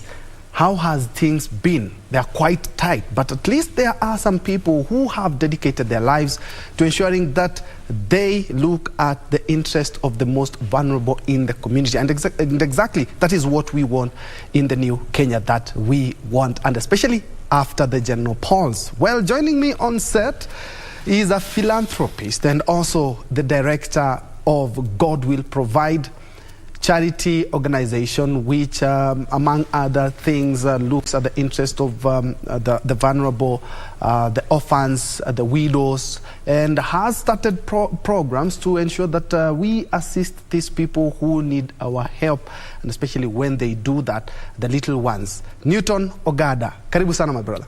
Thank you very much. How have things been? The last time we were with you, you were talking about heading to the US for a meeting with your partners to see how the situation is, because the situation is hard for Kenyans. It's also hard for you guys. Everything is the same as it is in Kenya. This economical problem is affecting the whole world. I was in America 2 weeks ago. I stayed there for like close to 2 months. But fuel is expensive as it is in Kenya. The food prices are the same way. The material cost, everything is just like here. So it is not just a normal lifestyle that people have been living in. Everything is actually double price. And that makes it too difficult for everybody in the whole world. And institutions like yourself, you have either to go to your pocket, yes, or even look for strategic partners like you have in the United States. And it's even harder for them as well, because you said that the economic, of course, the economic downturn is hitting each and every country. Yes. How have you been managing? Because you're saying it's also hard for them. It is not actually easy. Because the kids have to eat. It is not easy, but now we have to adjust with whatever little we are getting. Okay. You know, you have to adjust with the economy. Like, for example, I'm taking care of the orphans. I have some widows. I have many people that actually depend on our organization and me as well. But when it was too difficult to me, it is difficult to even the supporters, the donors who are outside there. But what I like is that they keep on adjusting. You remember, it is just 1 year ago when we had COVID, and COVID made the whole world be have economical challenges. And after that, then we have the war in Ukraine and Russia, and that hike up the prices of everything for each and every human being. So what I thank God is that we are catching up with all the situation. Though it is difficult, I'm not getting 100% as have been getting. I'm not, actually, there are many things that now I have to redo, rethink, because they are not there as usual. Many of donors are dropping out because even them, they are paying their taxes, they are living, there are people who are living in their country. But we are now rolling out other programs that will bring money to our institution. Like I told you, we are coming up with a nice hospital, we are coming up with a school, and these are businesses. I don't put them as charity things, but they're businesses. If somebody gets sick, you get treated, you have to pay for your bills, or use the NHIF. When you bring your child to our school, you have to pay for it.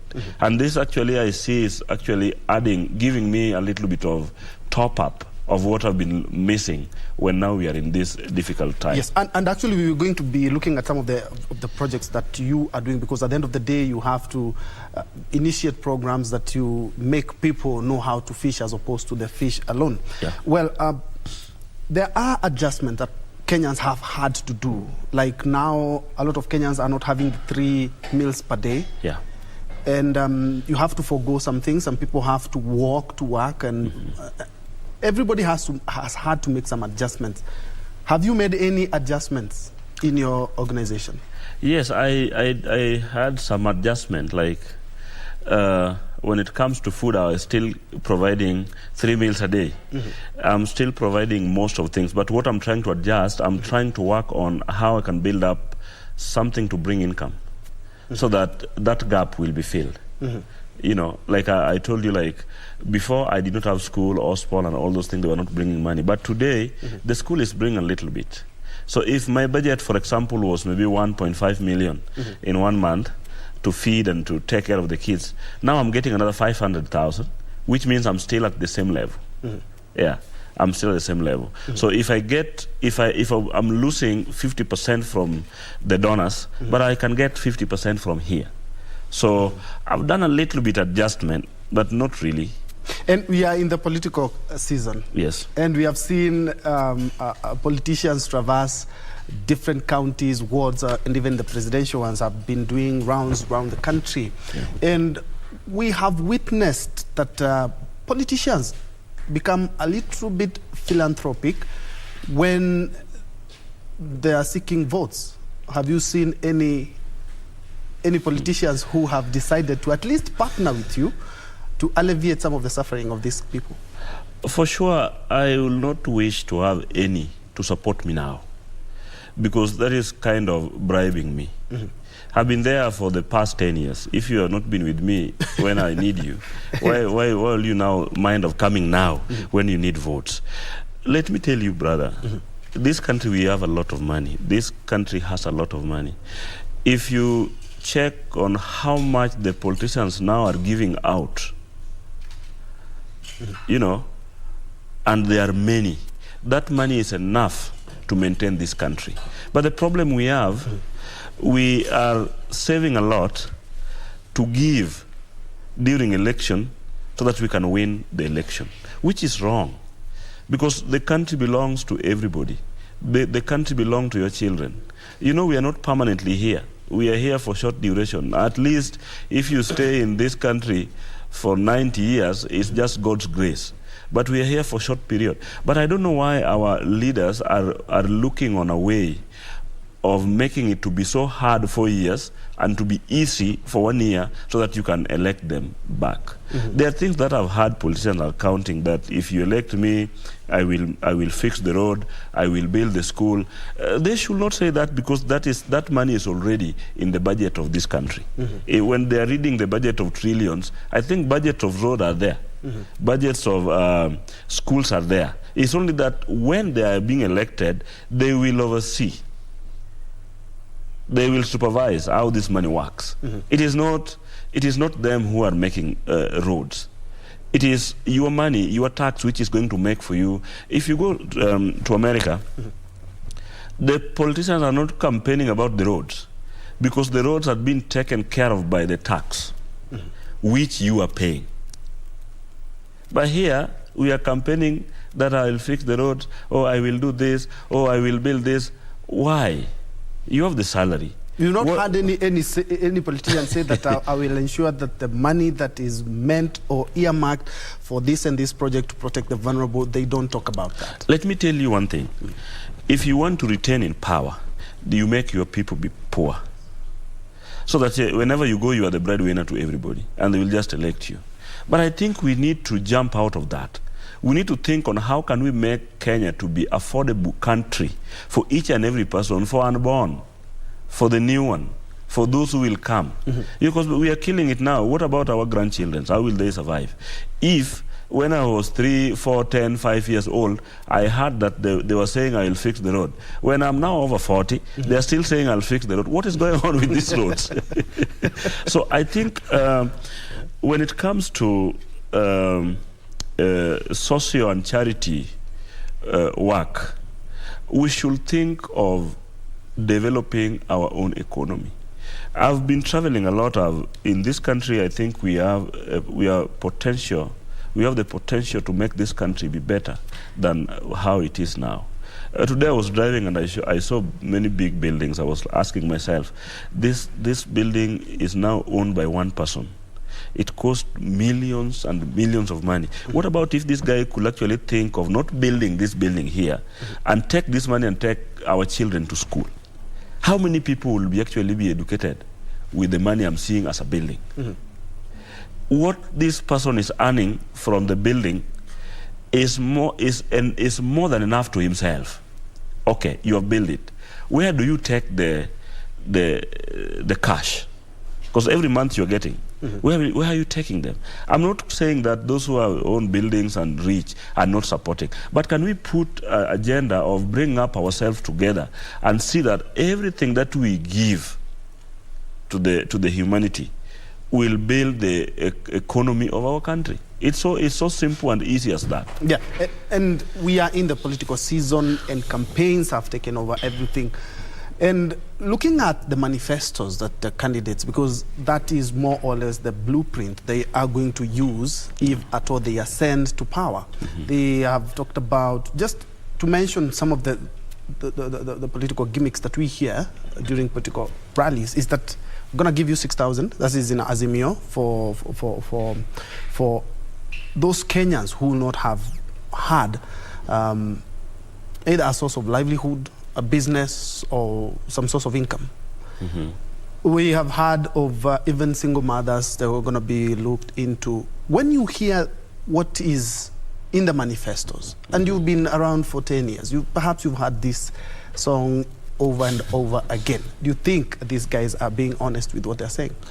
I think all the politicians are on their time of writing their CV and applying for job. You know, when you want a job, you apply for it. Yes. You have to write all the English, you know. You have to write where you have been working. Yes. You have to make this document to be understandable. Even if you don't know what exactly you must make this document to be understandable. Yes. For whoever is going to employ you. That's what is going on now. It's PR. Because we have 6,000. We have Baba Care. We have all this. I don't want to say they are not going to do them, because Kibaki said he will actually give us the CDF he did. We did not have CDF before.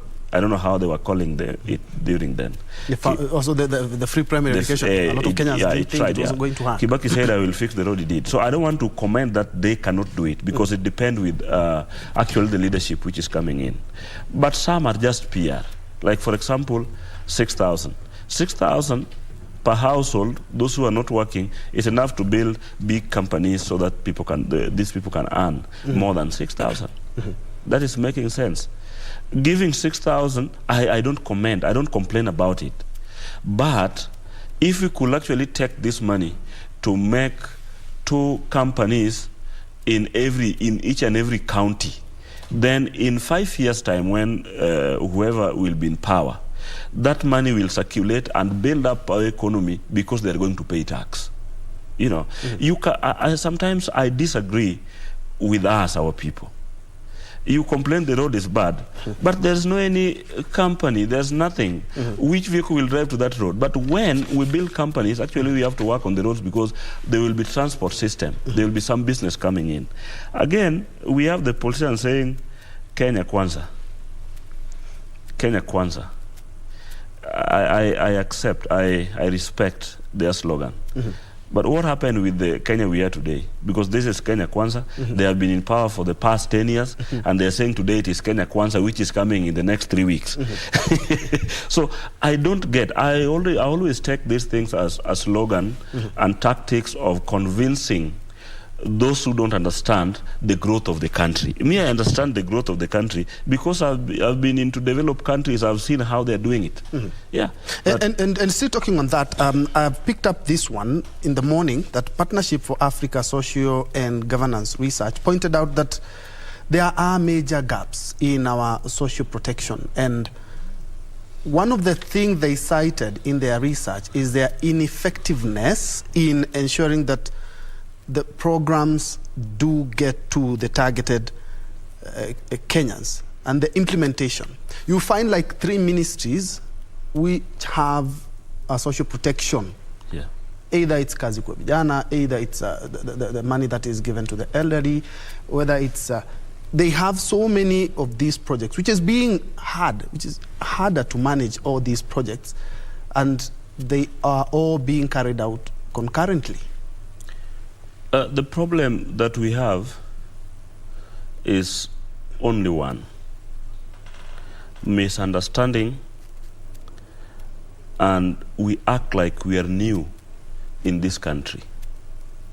For example, kazi kwa vijana, it should not be the way I see they are rolling it out. It is seasonal, as I've been watching it. Mm-hmm. It is not something that can sustain. For example, now, it is out now. I see the vijana, they are out, they are clearing the bushes, they are making it nice. But what happened 3 months ago? These things should be operated by the national government in a proper way. Mm. You know, but the problem that we are undergoing is one: the money was released. It is there. It was released. But the person who is in charge of this money needs some shares. So it will not reach to the ground the way it was being rolled to go out down there. Mm-hmm.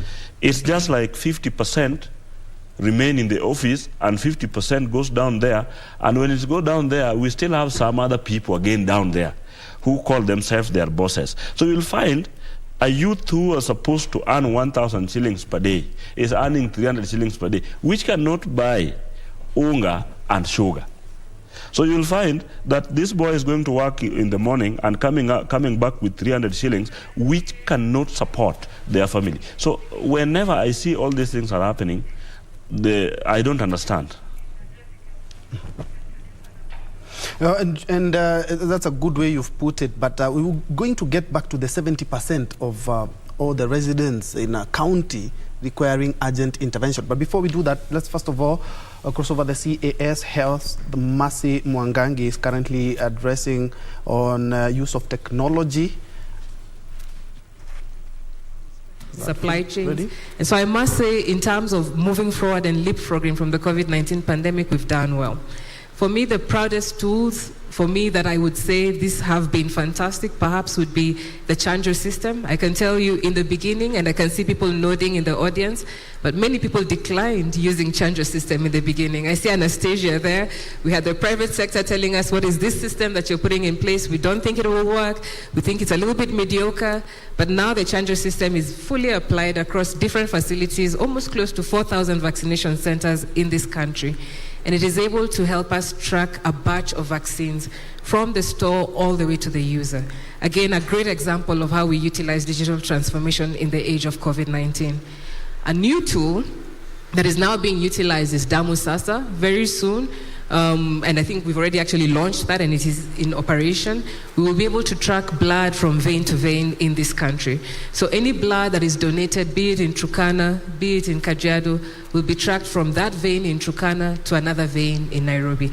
Again, the whole supply chain, the whole clinical management pathway when it comes to that blood will be visible. So again, I think for me, it's to say that the opportunities abound. There are many. I could sit here and chant to you 10 million case studies of why it is important to actually embrace technology and data when it comes to decision making. And I think everyone here has cemented it. It is about providing answers to the questions that the people have, but then having them as part of those solutions. When we were tracking blood, I can tell you from vein to vein, we didn't sit in Afia House and come up with that solution. We went to the guys in the labs who drew the blood. We went to the donor and asked them, what do you want in terms of making this system more accountable and more visible for you? So it's very important that at the end of the day, digital transformation is centered on people. Excellent. And thank you very much, Dr. Amasi. I think that's very insightful. Just to double click on that, I know particularly in digital transformation, we normally talk about strategy and having a very clear vision of where you're going, right? And I know as a ministry, you have the, I believe, National Community Digitization. That is stakeholders' engagement there. Actually, it is the Insights Summit of 2022 there. Dr. Mercy Mwangangi, the CAS Health, talking about infusing of technology and talking about some of the challenges that they have had. Remember, the country and the world was just from a pandemic that we still are grappling with, which has not only dented health institutions but also economies of the world. Just in case you joined us, this is News Check, and we are looking at the interest, the marginalized and the vulnerable in the wake of challenges, the economic downturn in the world, and also we have the COVID-19 pandemic. And in a Kenyan situation, we have the general election, which polarizes the economy of the country each and every election cycle. But at the end of the day, we still have to protect the marginalized and also the vulnerable in the society. And that is why I'm joined here by a philanthropist and also the director of God Will Provide, a charity organization looking at the interest of orphans, widows, and the likes. And before we crossed over to the CAS for health there, we were talking about, at the end of the day, you also have to have projects that will bring in some income as opposed to each and every time looking for your donor partners. Yeah. Tell us something about that. Yeah, you know, the fishing part. My organization is not there for 1 year or 2 years or 10. It's there for life. So I can not only depend on donor funding and raising funds. The way you see the world is running, today this pandemic, tomorrow another one, tomorrow. So these challenges, they keep on coming. And I think I foresee this thing before they happen. That's why we are setting up an hospital, and it's really working there. It's called Berils, and that's why we have the school, both primary and secondary. You know, sometimes the way I'm running my organization, I took it that the donors holds my hands. They hold my hands to start. Then after that I can walk. You know, there's a time that you carry the child. There's a time that you watch your child. There's a time that your child start walking. Then there's a time that your child will be running. And there's a time you will never care about your child again. So I was in the days of standing up, and I'm still there. I'm not out of there. I'm still there. But I'm looking away to make sure in maybe 5 years' time, I will stand on my feet, that I can sustain my organization without depending on donor fund. You know, many of organizations has been closed because they only depend on donor funding. And when there's pandemic like what happened in the whole world, then some people shut down their doors because they cannot survive themselves better. So they have to take care of their families too.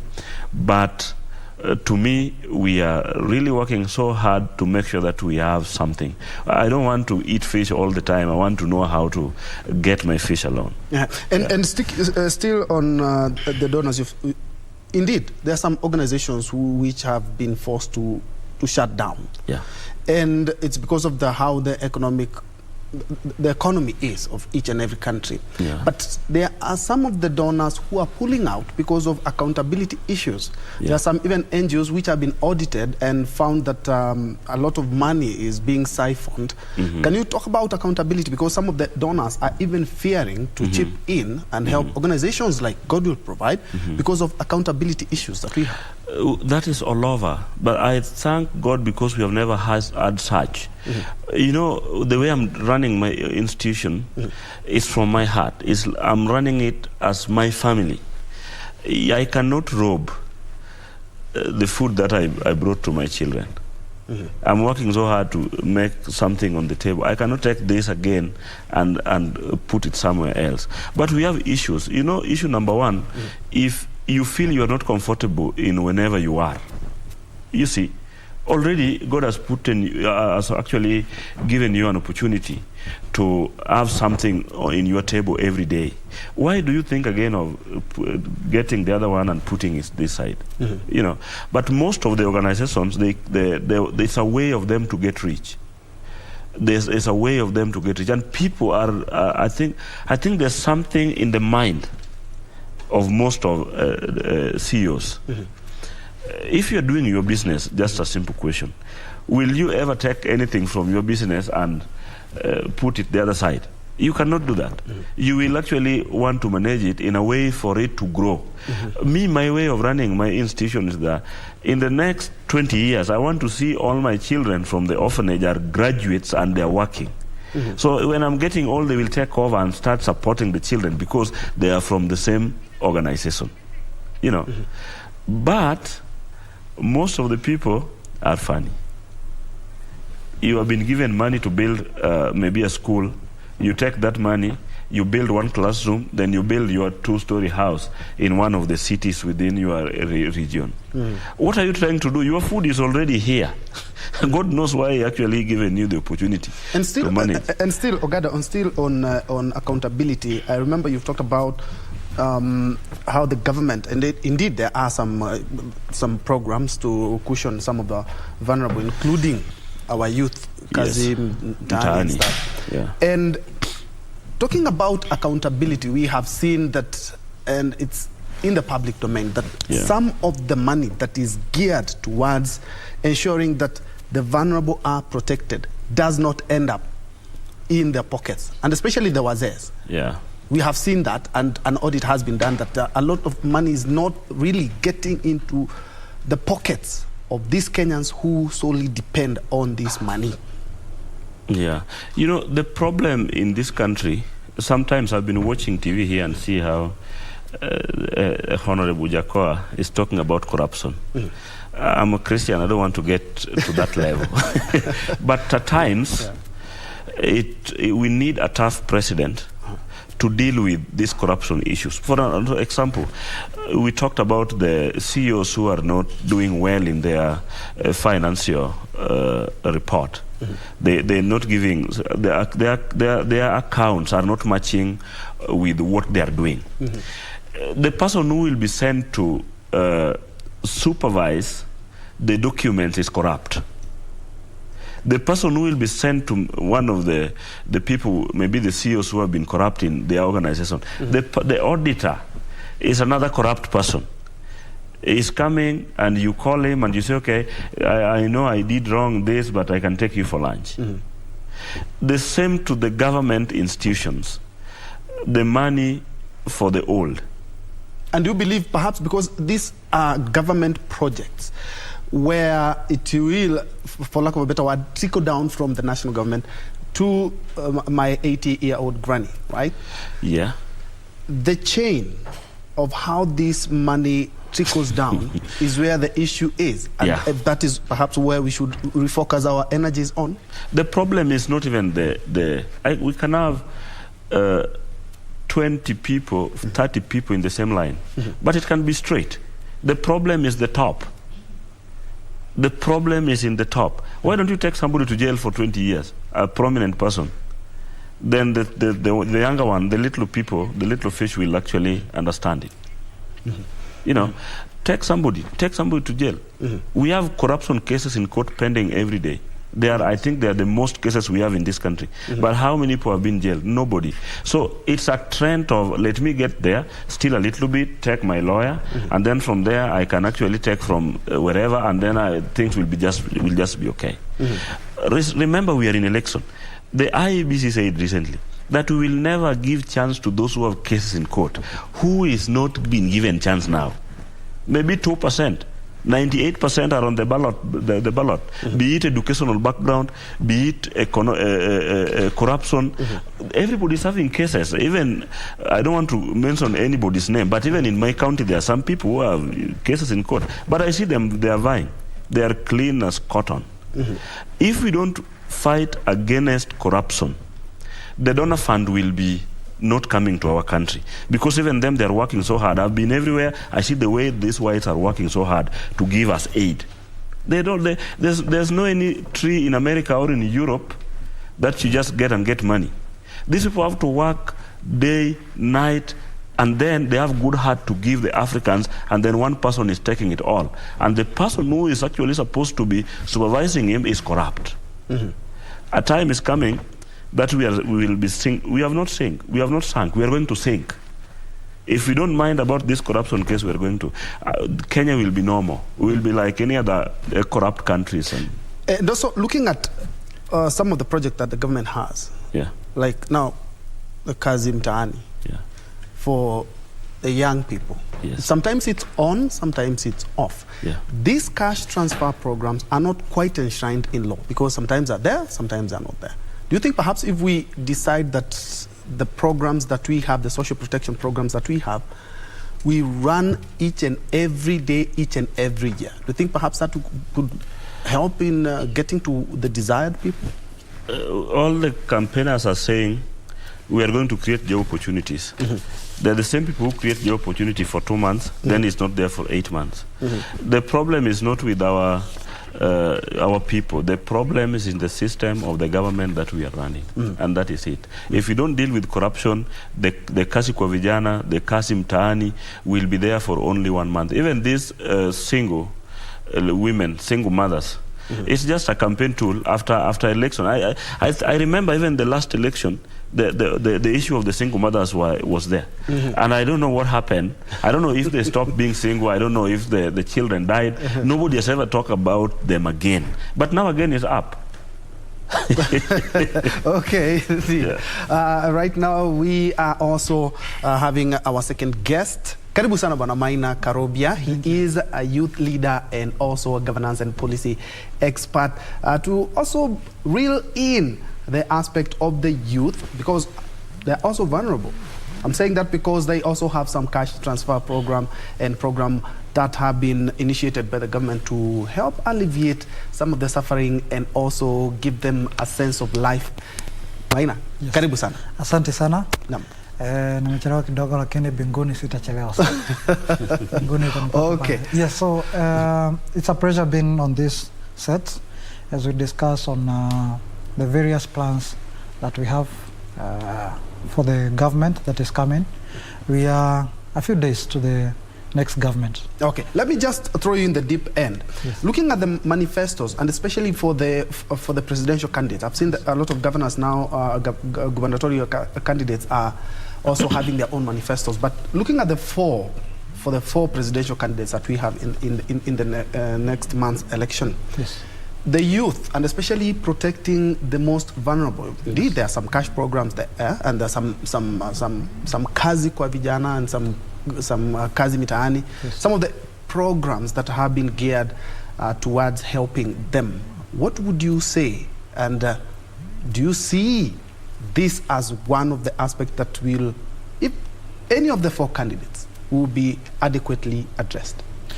You see, my brother and our viewer, we have had so many public works programs that are targeting the most vulnerable, particularly the youth.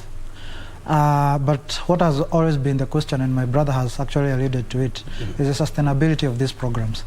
I think rather than throwing so much money into these programs, trying to create a more of dependency culture amongst the youth, I think we need to pump this money into initiatives, commercial and social, and also political, that are more of empowering.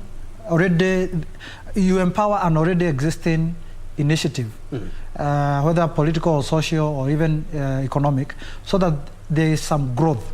You see, this money, rather than just throwing it to the economy, and maybe we don't have a quantifiable and measurable mechanism to show how it has helped or assisted in terms of growth of the living standards of this particular sector, which is the youth in this case.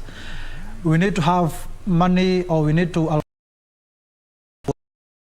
already existing initiatives that are led by the youth, so that we can be able to measure, so that even in the next financial year, you're able to know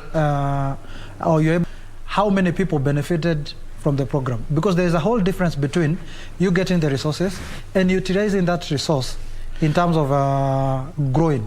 Like for instance, when Kazi Mtaani was coming, on this very set on KBC last year, I insisted that rather than just giving this 1,000 shillings to the youth on a daily basis, why don't we have, like you tell them, we are going to give you 500 shillings, the other 500 shillings we are going to save. We are going to have a scheme for the youth to save, so that we can be able to generate income out of it.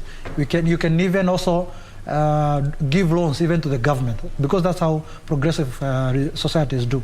You save a certain percentage, you can now, even as a scheme, loan that money to the government, and it will come with an interest.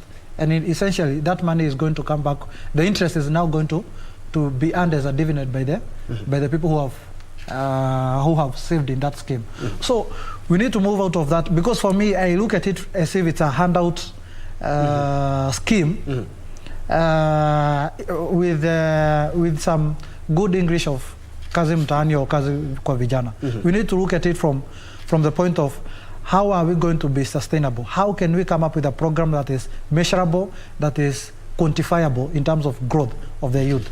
Indeed, and Ogada, this is something that has also been raised earlier on, that as opposed to just giving, let me just use Maina's word, the handout, there will be a scheme. A good example, yesterday on KBC Channel 1 here, we had a story about a group of elderly women, 70 years plus, who are making animal feed. And incidentally, because they are sourcing them locally, they are able to make feed that is a little bit cheaper than the conventional market prices. Perhaps that could be substituted to cash transfer programs. As my brother said, the problem we have in this country is the implementation. The money is there from tax. The Kenya is giving a good tax collection when in terms of business and other things. And they are rolling this money out to the kasi kwa vijana, kasi mtani, and all those. But I think in 1990s, this thing was there through Moi regime, but it was under public work. I remember there were some people who were maintaining the regions. They are working with hands, but they were being paid under public work, which made them to be more sustainable, because now you are working under an institution. What I'm thinking about this, or how I'm seeing it personally as Newton, we need to think on implementing many companies so that we can manufacture many things. By the time we are still importing everything, there will be no sustainability and stability in our country. For example, if you go to China, they are making everything. Even if you ask, where did you buy the pen? You will see it being provided from where? From China. If you buy even a toy, the toy that the children are playing with at home, they are all made in China. We have the plastic waste. Why can't we actually do something that we can sell for ourselves? Or we can sell to the neighboring countries, so we can, by the time you export, you are making money. By the time you are importing, you are losing money. When we use this to form a small, small industry, like if you go to Kariobangi here, the light industry, they are making several things, but the government have never even think of uplifting those small companies to be big companies in a way that we can now bring money into our own people. But the way of kasi kwa vijana, the way I see it, is not a bad idea. But it's a way of taking this money from where it is and put some in my pocket and release few to those people. The elderly people are not getting their money 100%. Sometimes it comes, sometimes it's not there for 3-4 months. What do you think they are eating? If we have not stabilized the elderly money, how are you going to stabilize 6,000 per month? If we have not stabilized kasi kwa vijana, kasi mtaani, all those things, they are not there every day. They are seasonal, like seasonal rivers, which bring water in a certain month. How are we going to sustain 6,000 every month? The other side, we are saying New Kenya. How do we call it? Kenya Kwanza. We have Kenya Kwanza, Kenya Kwanza, Azimio Roots, Azimio, and the Kenya Kwanza is telling us all about the kasi ni kasi. Can you be specific on what your child will do before you say kasi ni kasi? So my point to it, I'm not in any side of political arrangement. But what I'm trying to do, can we come up with one idea of that, we want to build our country with building more companies so that we can employ these youths. When you being employed, I don't know if this kazi kwa vijana, they have this retirement benefit. It's not there. But when you build a company, this person will pay the NSSF. And now he's having something in mind that when I retire, there's a security money that I'm going to earn. That is more sustainable. But if you give it, if I give you 1,000 today, tomorrow, then after 1 month it's not there, like my brother has said here. Then what about when I'm sick in bed? Who will take care of my bills? Indeed. So before we jump into new institutions that we are campaigning of, can we maintain what we have and modify the structure so that we can have something sustainable? And still on the same minor, looking at what we've been talking about, and of course the four presidential candidates have talked about an agenda for the youth. There's 50 billion, there's a promise of 50 billion, there's a promise of 6,000 per month, there's a promise of having single mothers at least also being taken care of by the government. But these are just that, they're just promises. Looking at kazi kwa vijana, leave alone the kazi mtaani, kazi kwa vijana, it's around 20 years old now. If it was a fund that would be empowering groups to come up with some income generating activities, it would be better vis-a-vis what we have right now. Sometimes there's kazi mtaani, sometimes the youths do not have anything to do. You see, my brother, we have the best policies in our country. Globally acclaimed laws, globally acclaimed policies. But the challenge we have been having in our country is political goodwill. If you look at the kazi kwa vijana, as you said, it was a good program, but the office that was mandated to deal with the kazi kwa vijana misused that program. I remember the former Prime Minister, that is Raila Odinga, was to a great extent mentioned to the misappropriation of funds in that particular program. So I think going forward, we need to have patriotic leadership in our country. We need to have people who really love their people and their country. I've been saying that the challenge we have been having in this country is not about laws and policies. It's just a problem of leadership and governance. And it's a pillar that we have handled in Kenya Kwanza under our plan, so that we sort out the leadership and governance pillar, and everything is going to fall into place. Today, I've already said that we have globally acclaimed constitution. We have globally acclaimed policies. But, as my brother has alluded here, the issue comes with execution of these policies and laws. The issue of execution comes with leadership styles, and the culture of character that the leader has. Because if you have a leader who doesn't love their people and the country, and even the future of that country and its people, then it means that person will be serving his or her own interest and interest only. So we need a patriotic leadership and somebody who understands the challenges that we have been having in this nation. We don't have to be talking about these programs in the next generation. Like, for instance, the vision that was launched in 2008 of Vision 2030. I think going into the future, after these 8 years that are remaining to actualize the Vision 2030, we need not to be talking about some issues like leadership being a challenge in our country. We need to sort out that challenge within this span of 8 years. We don't have to have a president who comes back and says that the future government or the government that is have failed on a certain program or a certain initiative, the next government will come and sort out. Why don't you sort out when you are on the seat? You are the person who is responsible. People gave you the responsibility to sort out their problems. Don't vacate or don't surrender that responsibility to an oncoming government. And I would like to also pick your mind on this. When it comes to, there are so many cash transfer programs, and there are so many projects. We even had the Youth Enterprise Fund. Yes. And a report, it's something we had talked with Newton here. Yes. There are so many cash transfer programs, there are so many projects that are geared towards helping the youth, the vulnerable, but they are so scattered. Yes. They are so scattered in so, you find a ministry has some cash transfer program or some ways of helping the elderly, perhaps the youth. Yes. They are so scattered. Yes. And they say that if at all we are able to bring them together, it would increase the efficiency of how we protect these people.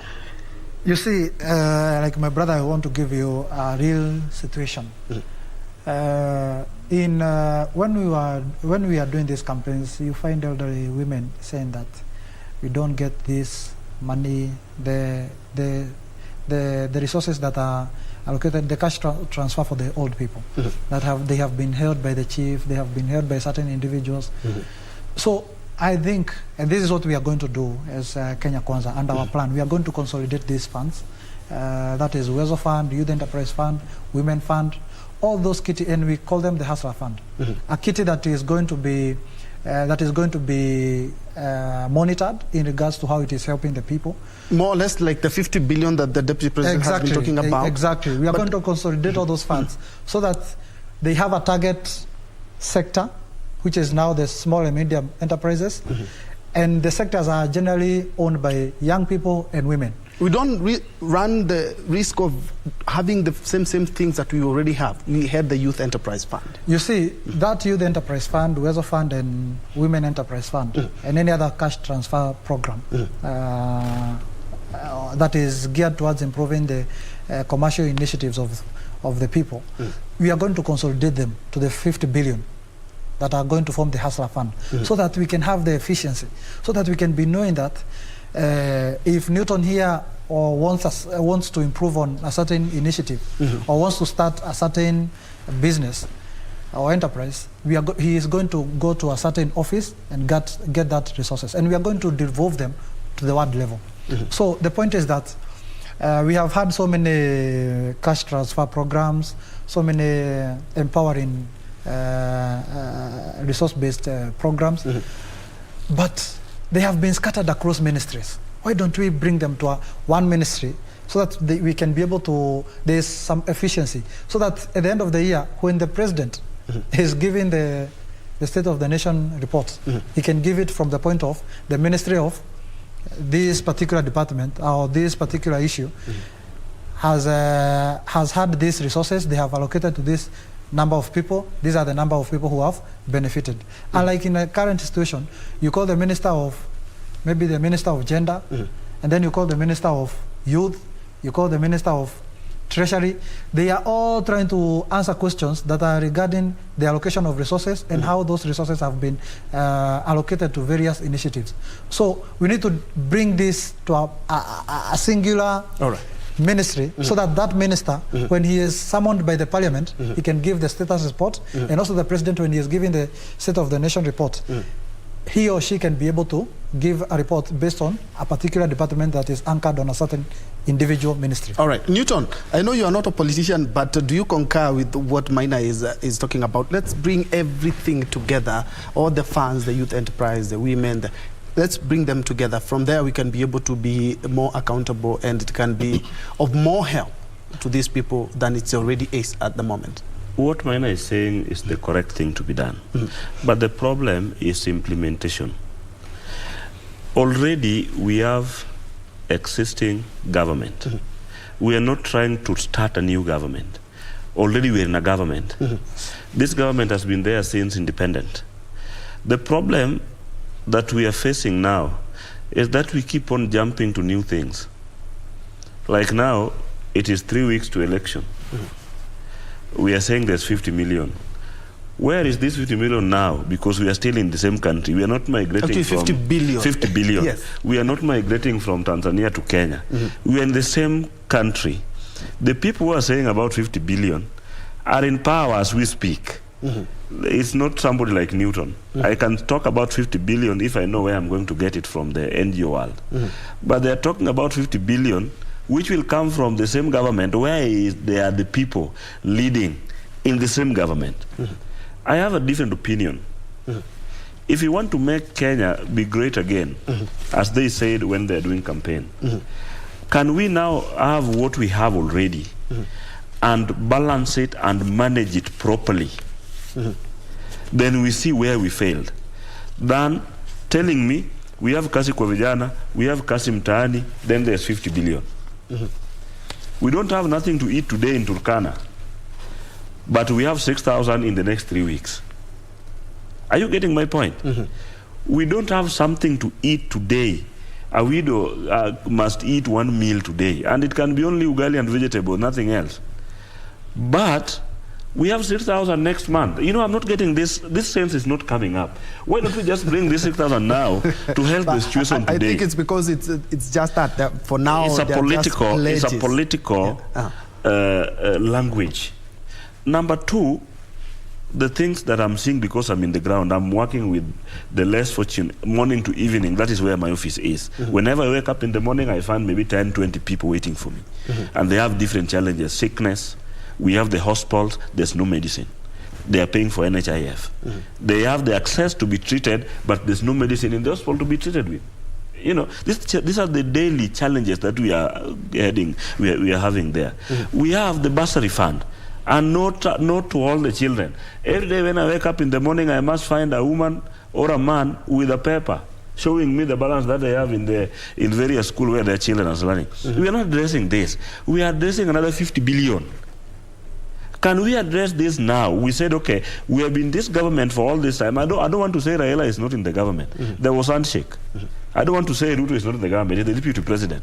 And they are the two Farasi. We don't have any other. The rest are followers. But let me tell you, have two other contenders as well. No, they're not going to win. We have the two who are going to win. Let me tell you, we need to centralize the way my brother said.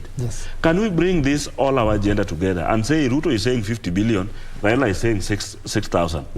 6,000 is equivalent to 50 billion.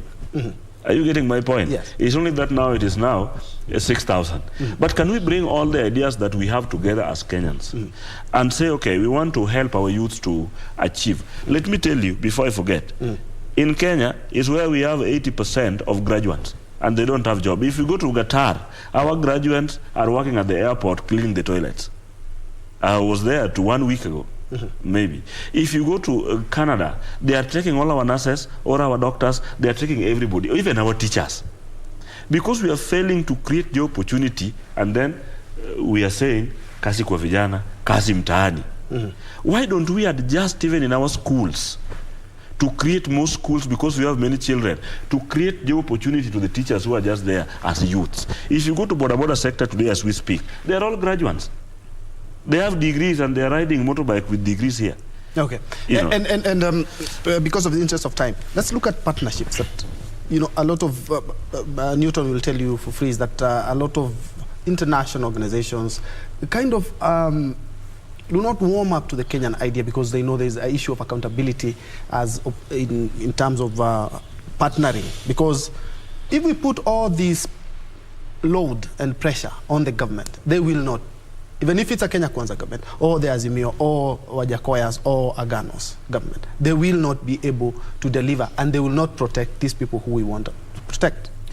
You see, my brother, the essence of the Hustler Fund, I want to take you back there. You're back at the Hustler Fund again? Yes, the essence of the Hustler Fund. I'm hoping it's going to bring out it is coming back to the question of PPP, the public... Yes, we can do some PPP. Yes. The essence of Hustler Fund is that we inject resources at the base. Once you inject the resources at the base, you are going to expand the tax base. When you expand the tax base, it means the government will have, these people will be having, will be paying revenues to the government. Mind you, by the way, Kenyans don't have a problem with paying tax. It's only that they can't pay tax with the resources that they don't have. So this 50 billion, we are going to inject to enterprises that are owned by the people. We prioritize businesses at the bottom so that we can have more opportunities for government to raise revenues from the very bottom. Unlike the current system, where resources and tax incentives are only given to enterprises that are well established, top corporate institutions. You give them tax incentives, they are few, and some even evade taxes. So we want to give these resources to the bottom so that we don't have over-reliance with the foreign institutions. We don't have to do with issues to do with the loans and any other. You don't think PPPs could assist in the situation? PPPs comes now, public-private partnership comes with us empowering locally owned businesses. All right. And that's why you're going to find, if I own an IT company, I can easily partner with the government, or even partner with the government in terms of assisting it meet its plan or some of the interventions that it wants to have from a technological point of view. But you cannot have a public-private partnership if you don't have even a business, an enterprise to start with that is running a certain program. So PPPs, we need to look at them not from the foreign part of from the foreign perspective, but the local. And the local starts with empowering the local initiatives. My brother gave an example of Kariobangi. We need to mainstream those initiatives. We don't have to disqualify them or dismiss them as counterfeits. Okay. You see, for China to be where it is because of the interest of time. Yes. For Russia to be where it is, the society had first of all to cope up with low quality products from its own market. You empower the market, the locally actually it's quite a success story in China as well. Perhaps when we are winding up, you have there's something you wanted also to add on. Maybe we need to change our mindset as we wind up. It's only because of time. But I could have told him one thing. If Jakwa could have said 50 million, I will accept it. But the Kenya Kwanza has been in the government for 10 years, and the 50 million was there. Okay, anyways, you said you're not a politician. So in the interest of, I'm not a politician, but we are running this country together. True. I don't know. Let me tell you, for the interest of what we are going through now, we need to adjust our mind to think much better than how we have been thinking, to start training ourselves to make things work better. We have to go back to our farms. We have to make sure that we have enough food, because that's the only thing that will help us. You know, when I was growing, we had cassava, we had English and potato. We had all this. So we were not spending so much on buying food stuff. I'm urging my country to go back to farming and to go back to our work. Then we'll manage. But if not, we are heading nowhere. Unfortunately, we are out of time. Perhaps 10 seconds? Yes, 10 seconds, my brother. Let me say this. The bottom-up approach is not only an economic model, but it is also a cultural, revolutionary model. We are going to shift from the current way of doing things to a new way of doing things. Thank you. Has been Maina Karobia, a youth leader and a political analyst as well. He's also in the Kenya Kwanza Brigade, and we also have Newton Ogada, who is not only a philanthropist, he's the director of a non-governmental organization called God Will Provide, which focuses on ensuring that the most vulnerable in the society, the orphans and the widows as well, are taken care of. Thank you so much for watching that first hour. In the second hour, we are looking at the condition autism. Yes, what do you know about it? How do we manage? How do you live with somebody who has this condition? We will be talking about that when we come back. But in the next 2 or 3 minutes, check out the winner of America Got Talent in the year 2020 during the COVID pandemic was a kid who had autism and also blind. His name is Codily. You can check that out before we have that live conversation. Thank you so much. We are continuing after these messages.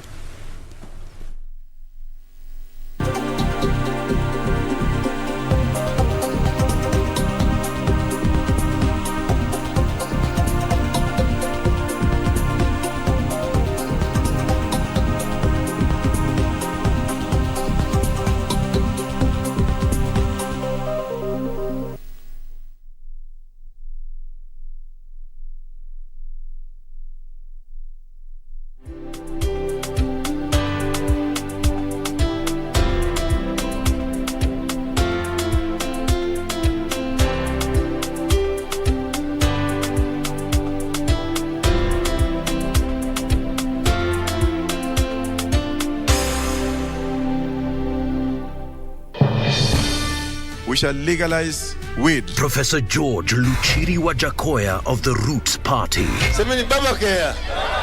Baba Kea. Raila Amolo Odinga of the Azimio la Umoja One Kenya Party. Unajua mimi sina pesa ya serikali ama ya kashfa. David Mwaure Wahiga of the Agano Party. And hakuna kura ya hasla mtaiba. William Samoei Ruto of the Kenya Kwanza Alliance. Presidential Debate 2022. Do not adjust your sets. No,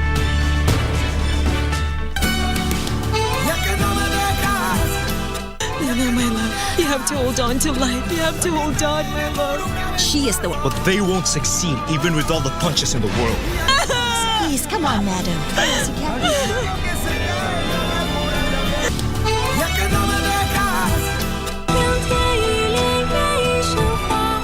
You promise you won't tell anyone that my aunt is Echo from Skywall? I won't. Genova, can you take me with you? Aren't you afraid that when you come back, I'll already be old? Huh? That looks like a couple of good specimens. Right. Let's capture them for our chief. Let's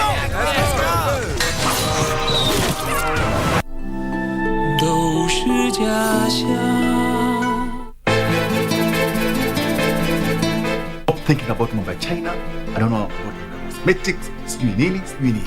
Kama ni biashara already mimi niko na idea. I know what to do. Excuse me.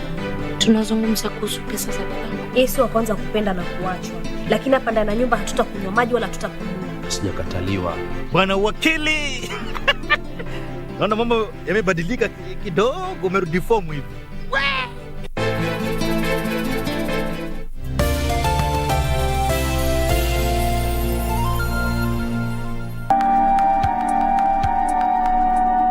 Pitu ndio mekwambia nipigie simu niombe msamaha. Forget I called. Shida gani nikikukataza kwenda kwa Christine usikiagi? Ona bala sasa. Kuna mtu anakuanga side yangu kwa hii family. Ukijana anatumia Jane vibaya sana. You know sometimes love can be blinding. Unaweza ongea na yeye? Mimi na Jane, you know I've always wanted a white wedding. Are you even sure you love him? What do you know about marriage na yako hata haiendi vizuri? Oh, Jane, you really don't know me. Huyu msichana vile ni bad news. Si unajua familia vizuri ama mwasahau? Najaribu kumuelewa kakake. Nini nilikufanya ukoleka na dada? Ulikuwa unampenda? Bado ninampenda. Sijaiacha kupenda babako. Na unampendea nini? Usinisumbulie mtoto, niko na mmoja, mimi sina watoto wengine nje. Wewe ni mtu mzima sasa. Kwa hivyo leo na kinyangari katicho chochote ndio ufurahi, si ndio?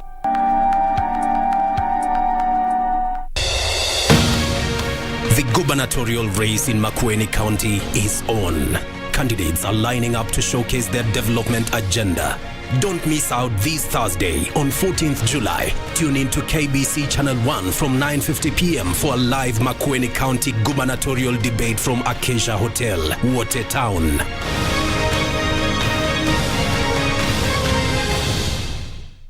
And now I feel like, oh, you're the reason why I'm thinking I don't want to smoke all the cigarettes no more.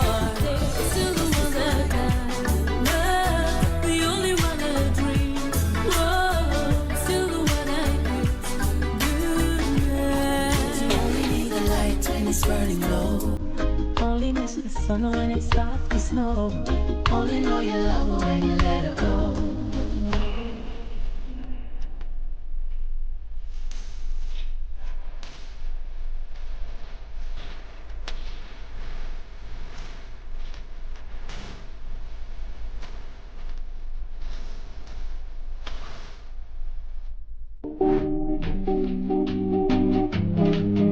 Umefanya course gani?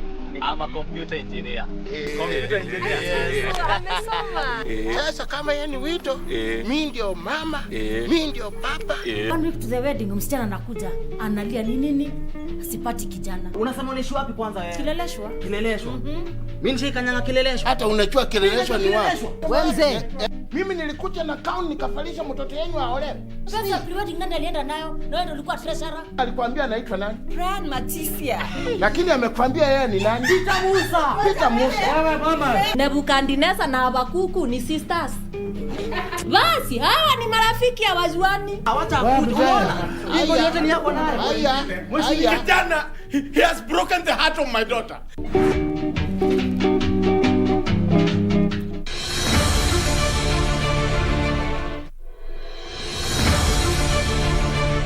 President Uhuru Kenyatta's agenda for young people and his role as the global youth champion continues to transform many lives in Kenya. We will continue to ensure that we level the playing field for you through education, training, and we will increase opportunities for you to be the very best of Kenya.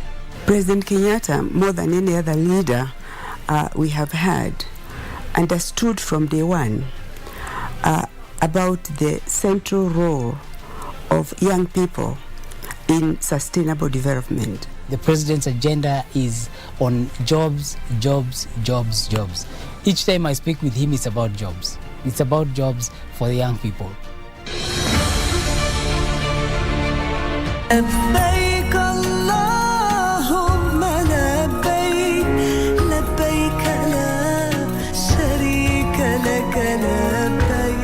Uislamu ni usafi na hivyo basi tuwe wenye kuwa wasafi. Lakini usafi ni miongoni mwa usafi ni kutumia maji. Unapendeza umebeba Qur'an, lakini huku kwa moyo wako wewe ni mshirikina. Basi wewe ni mchafu bado. Ya khaliq as-samawati wal-kun ya alayya akthar minni hanun.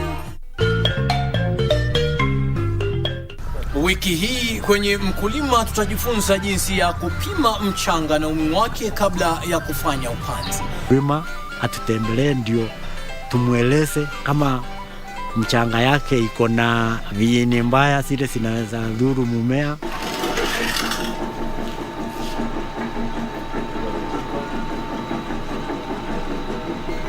Ungana nasi Jumapili saa 9:30 hapa KBC Channel 1 kwa uondo kamili.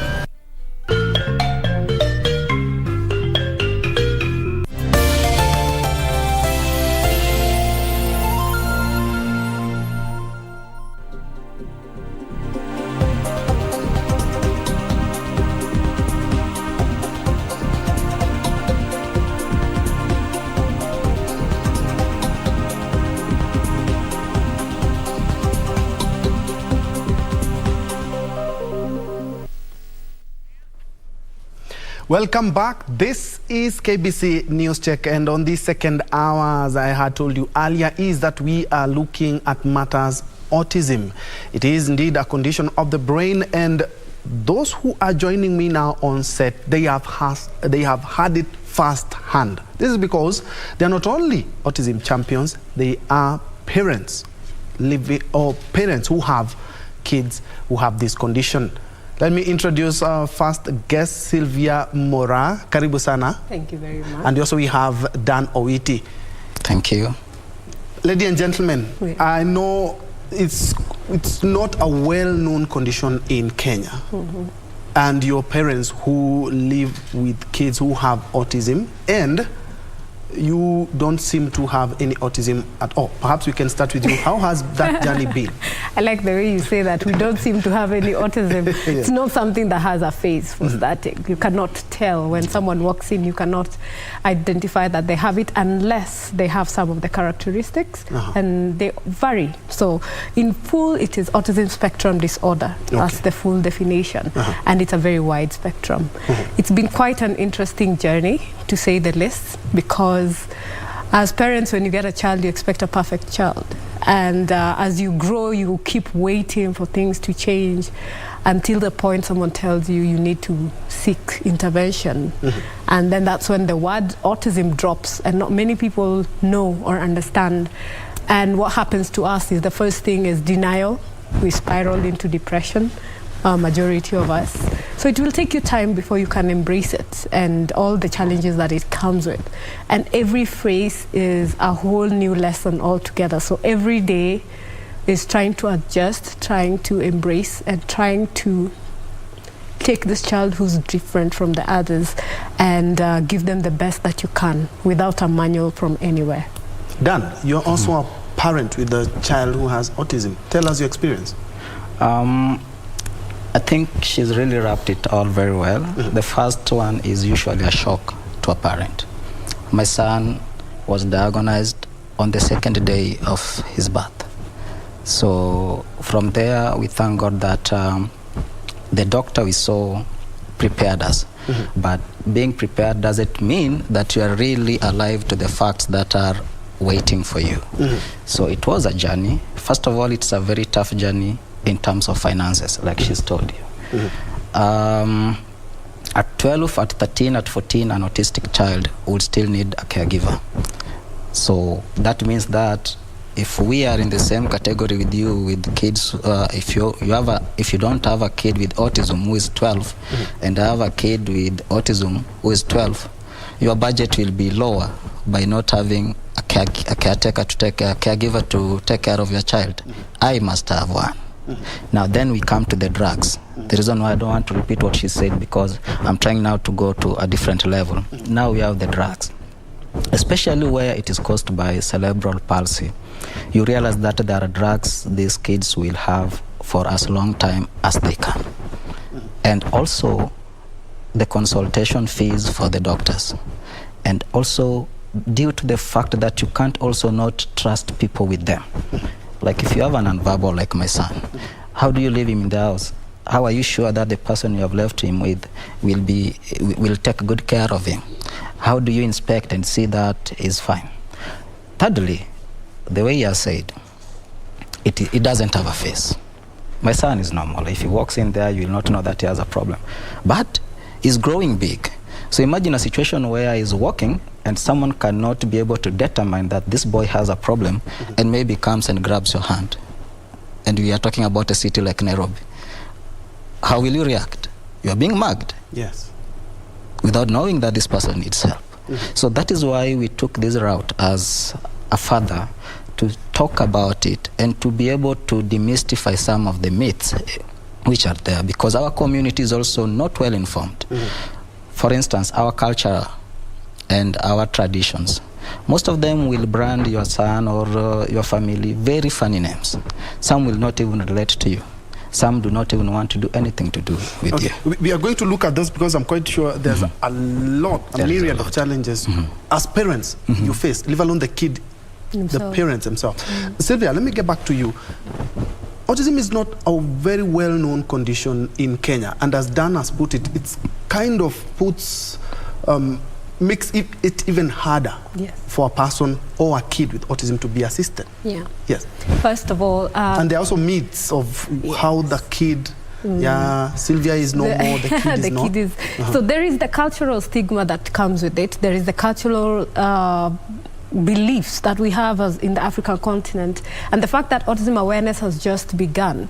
And if you look back in the days when people, because most people are saying this was not there before, it's not a fact of it was not there before. The level of awareness has increased, so many people are more aware. Earlier on, it would be mtoto ni mwenda wazimu, because like he said, you find a child, when we look at the milestones, they don't achieve them. We have the ones who are nonverbal, we have the ones who have variety of comorbid conditions. Comorbid conditions are things like epilepsy, coexisting conditions with autism. Yeah, you can have a child with autism plus cerebral palsy, Down syndrome and autism. And like we said, these are more of the invisible disabilities. And embracing them as a disability and also giving them the benefits that they deserve as any other person with disability is one of the things that we're also championing for. So you can imagine for you who expects that adult to walk in to have a conversation with you and they're not engaging you, the first thing you will say is, what's wrong with this person?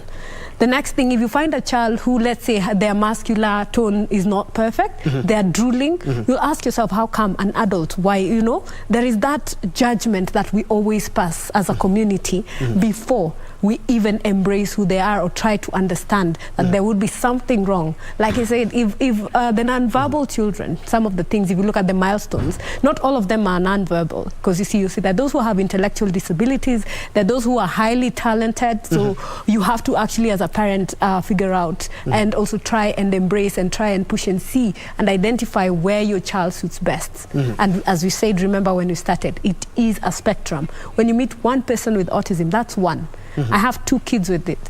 They are totally different. How old are they, if you don't mind me asking? Andrew is turning 12 and Bradley is 11 and a half. Yeah. And they are totally different, two totally different human beings in their socialization, in their mannerisms, there is something called steaming. Steaming is where the environment is very uncomfortable for them. So they develop behaviors like rocking their chairs, biting themselves. There are those who hit their heads. So you can imagine you walk into my house and my kid is screaming and banging his head. You'll think like he's lost it. Yes. But you see, there is that frustration that they get when they cannot communicate. I can feel something, I can do something. You can see I'm in a band. Yes. This is because we had an episode. He's having preteen, he's having hormonal changes.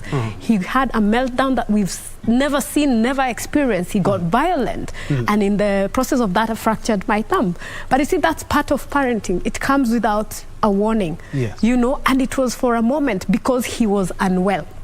So he cannot communicate to you that feeling, that the way your child will tell you, I'm sick, I'm running a fever, I have my throat. He was having an infection. It's something I can't tell. He was not running a fever or anything. So he's not speaking. And he's not speaking. No, he speaks 3 words, but he's more of a visual learner. They also learn very differently. All right. And still on that, you've talked about talented, and that is why I've insisted that in 2020, the winner of America Got Talent was a kid who who's blind and autistic as well. But before then, we are also following up on the political campaign trails. Azimio la Umoja, One Kenya Coalition is having their campaign trail in Kwale County, led by Raila Odinga, and according to their program, they are in Kinango as we speak, but they also will be in Matuga, Lungalunga, Msambweni, and also in Likoni. But we have our very own Njue Karisa, who is keeping a keen eye on that campaign trail. Let's now cross over to Matuga.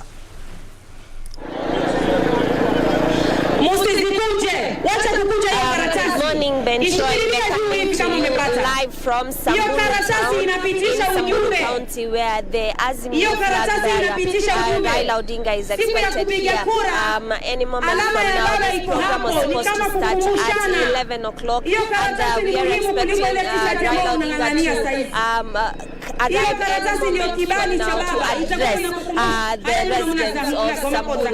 This is his second day today. The other post he has been preaching camp here just to the electorate here to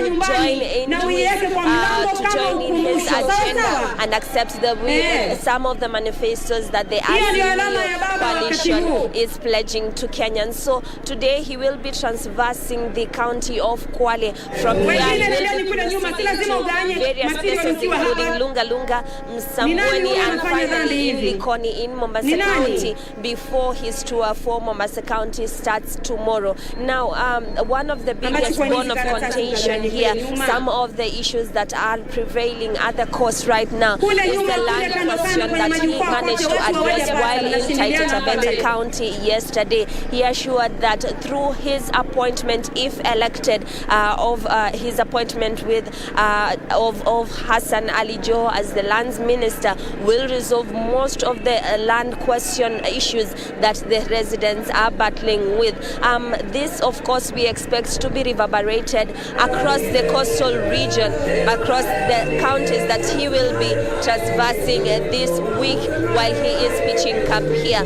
Here in Kwale County, it's more or less a same script, and we'll be expecting to hear from him what kind of goodies or what kind of promises he will be addressing the residents of Samburu County. So we are expecting him any moment from now. Of course, he is accompanied by leaders from this place, and he is expected to talk about the land question, the joblessness rate that some of the residents are battling here at the coast. Tomorrow is in Mombasa County, and the day after he will be in Kilifi County. And in Mombasa County, he will be talking, of course, about the port issue. This has been a very sensitive issue that his opponents have been talking about while visiting the region. So we will be expecting him to talk about that issue and expect some promises to be made as to how the port operations will be restored in Mombasa County. So today we are waiting for him, and as soon as he lands, we will be giving you live proceedings from this place. From here, we will be heading to Lunga Lunga constituency and then head to Likoni sub-county of Mombasa County, where he will be addressing the residents. So let's wait and see after the 4 days, will his visit have yielded fruits these 4 days that he will have finished here. But of course, we have seen the reception that he is receiving. He received in Taita Taveta County, and today we will be keeping a close eye to see the kind of reception he receives here in Kinango's constituency in Samburu County. Back to you, Ben Troy Njue, as we wait for the arrival of